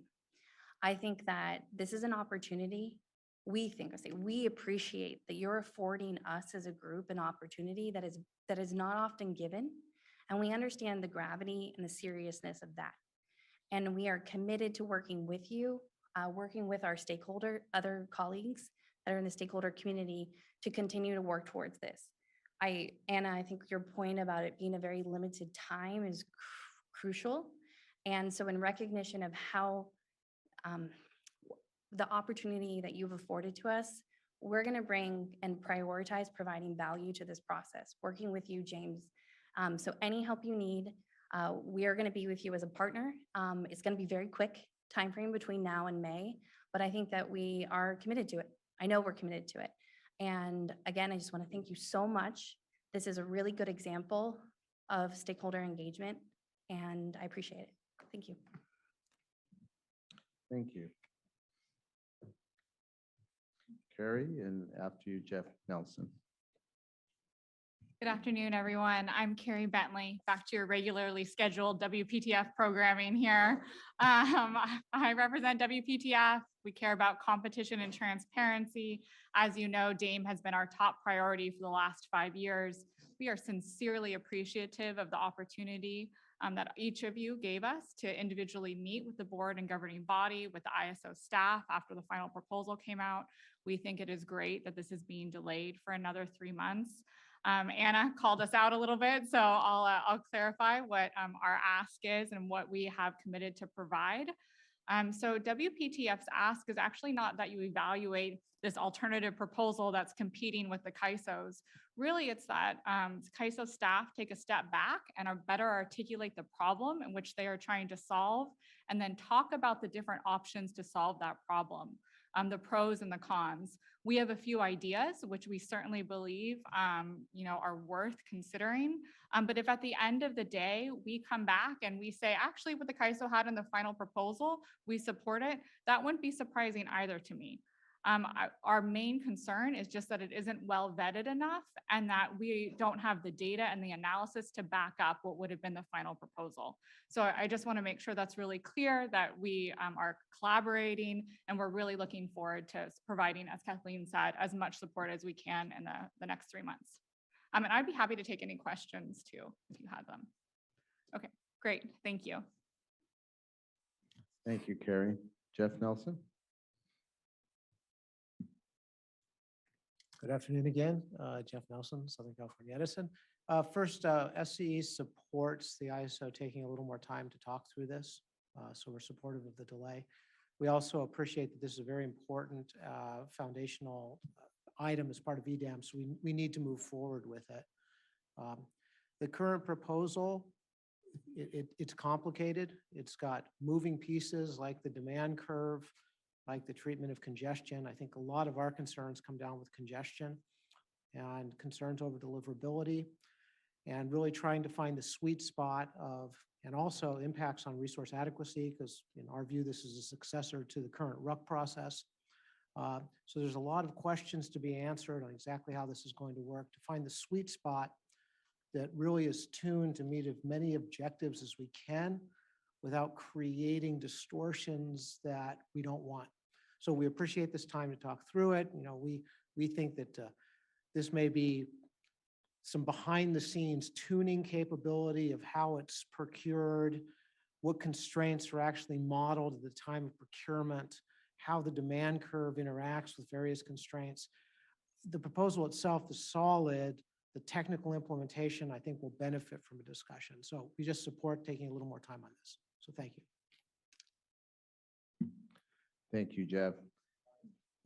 Pardon me. Mary, you had a Jeff? question?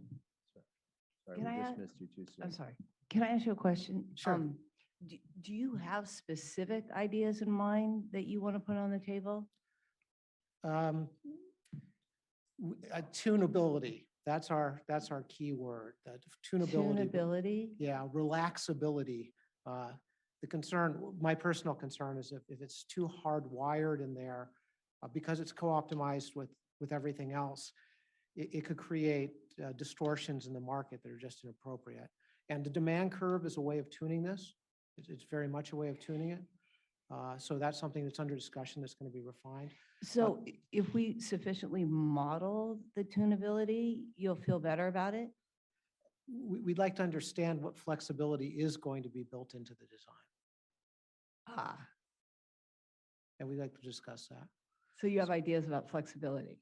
Yeah, generally it's relaxing constraints and it comes into the, okay, fine. So the zonal approach that's been talked about basically relaxes all intrazonal transmission constraints. The nodal approach enforces all of these transmission constraints. Perhaps there's a way of dialing it somewhere in between. We're dealing with something that is you're not supposed to use it. They're buying it for 95% uncertainty. So most of the time, you're not going to use this stuff. Only 5% of the time, one direction you think you're going to use it. So it's a question of you're not going to use it. It's uncertain, its capacity. Just how much should you allow it to impact the energy market and the congestion prices? So it gets technical real quick. That's why tunability on this, so that we're getting something we're comfortable with, that's not overly constraining and impacting the market inappropriately. And we just think talking about that a little bit more is going to be very helpful. Okay. Just to follow up on that. I think it's probably for Mark, or someone at the ISO. How often do the operators do load conformance? Is that like a frequent thing, or is it like an occasional thing? Frequently, maybe more frequently than we'd like, but yeah, it's used in the residual unit commitment process to true up to some of the uncertainty. They do use it in the real time to better position resources and commit resources. They probably do it more so going into the evening peak than the flat part of the period. We're trying to understand that fully, and even the FlexRamp product that we put in today helps mitigate it, doesn't eliminate it. We're trying to fully understand it further. This new product will help, but I don't want to oversell it and say that it will eliminate it. There's still some discovery that we need to do to try to get at the kind of the magic equations and thought process of what goes into that. This is partially art, partially science. Yeah.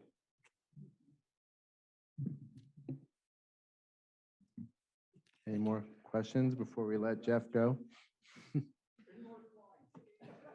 Okay, run, Jeff, run. Operator, do we have any public comments on the line? To our virtual attendees, you can press the raise hand icon on Zoom or #2 on the phone only line. There are no comments in queue at this time. Thank you, operator. Thank you, board members and governing body members. That is the end of agenda item number 7. Agenda item number 8 is our informational reports, which there was a DMM update report. And are there any questions on agenda number 8 on the informational reports? Seeing none, I see our CEO is excited about this. We will adjourn. Thank you, everyone.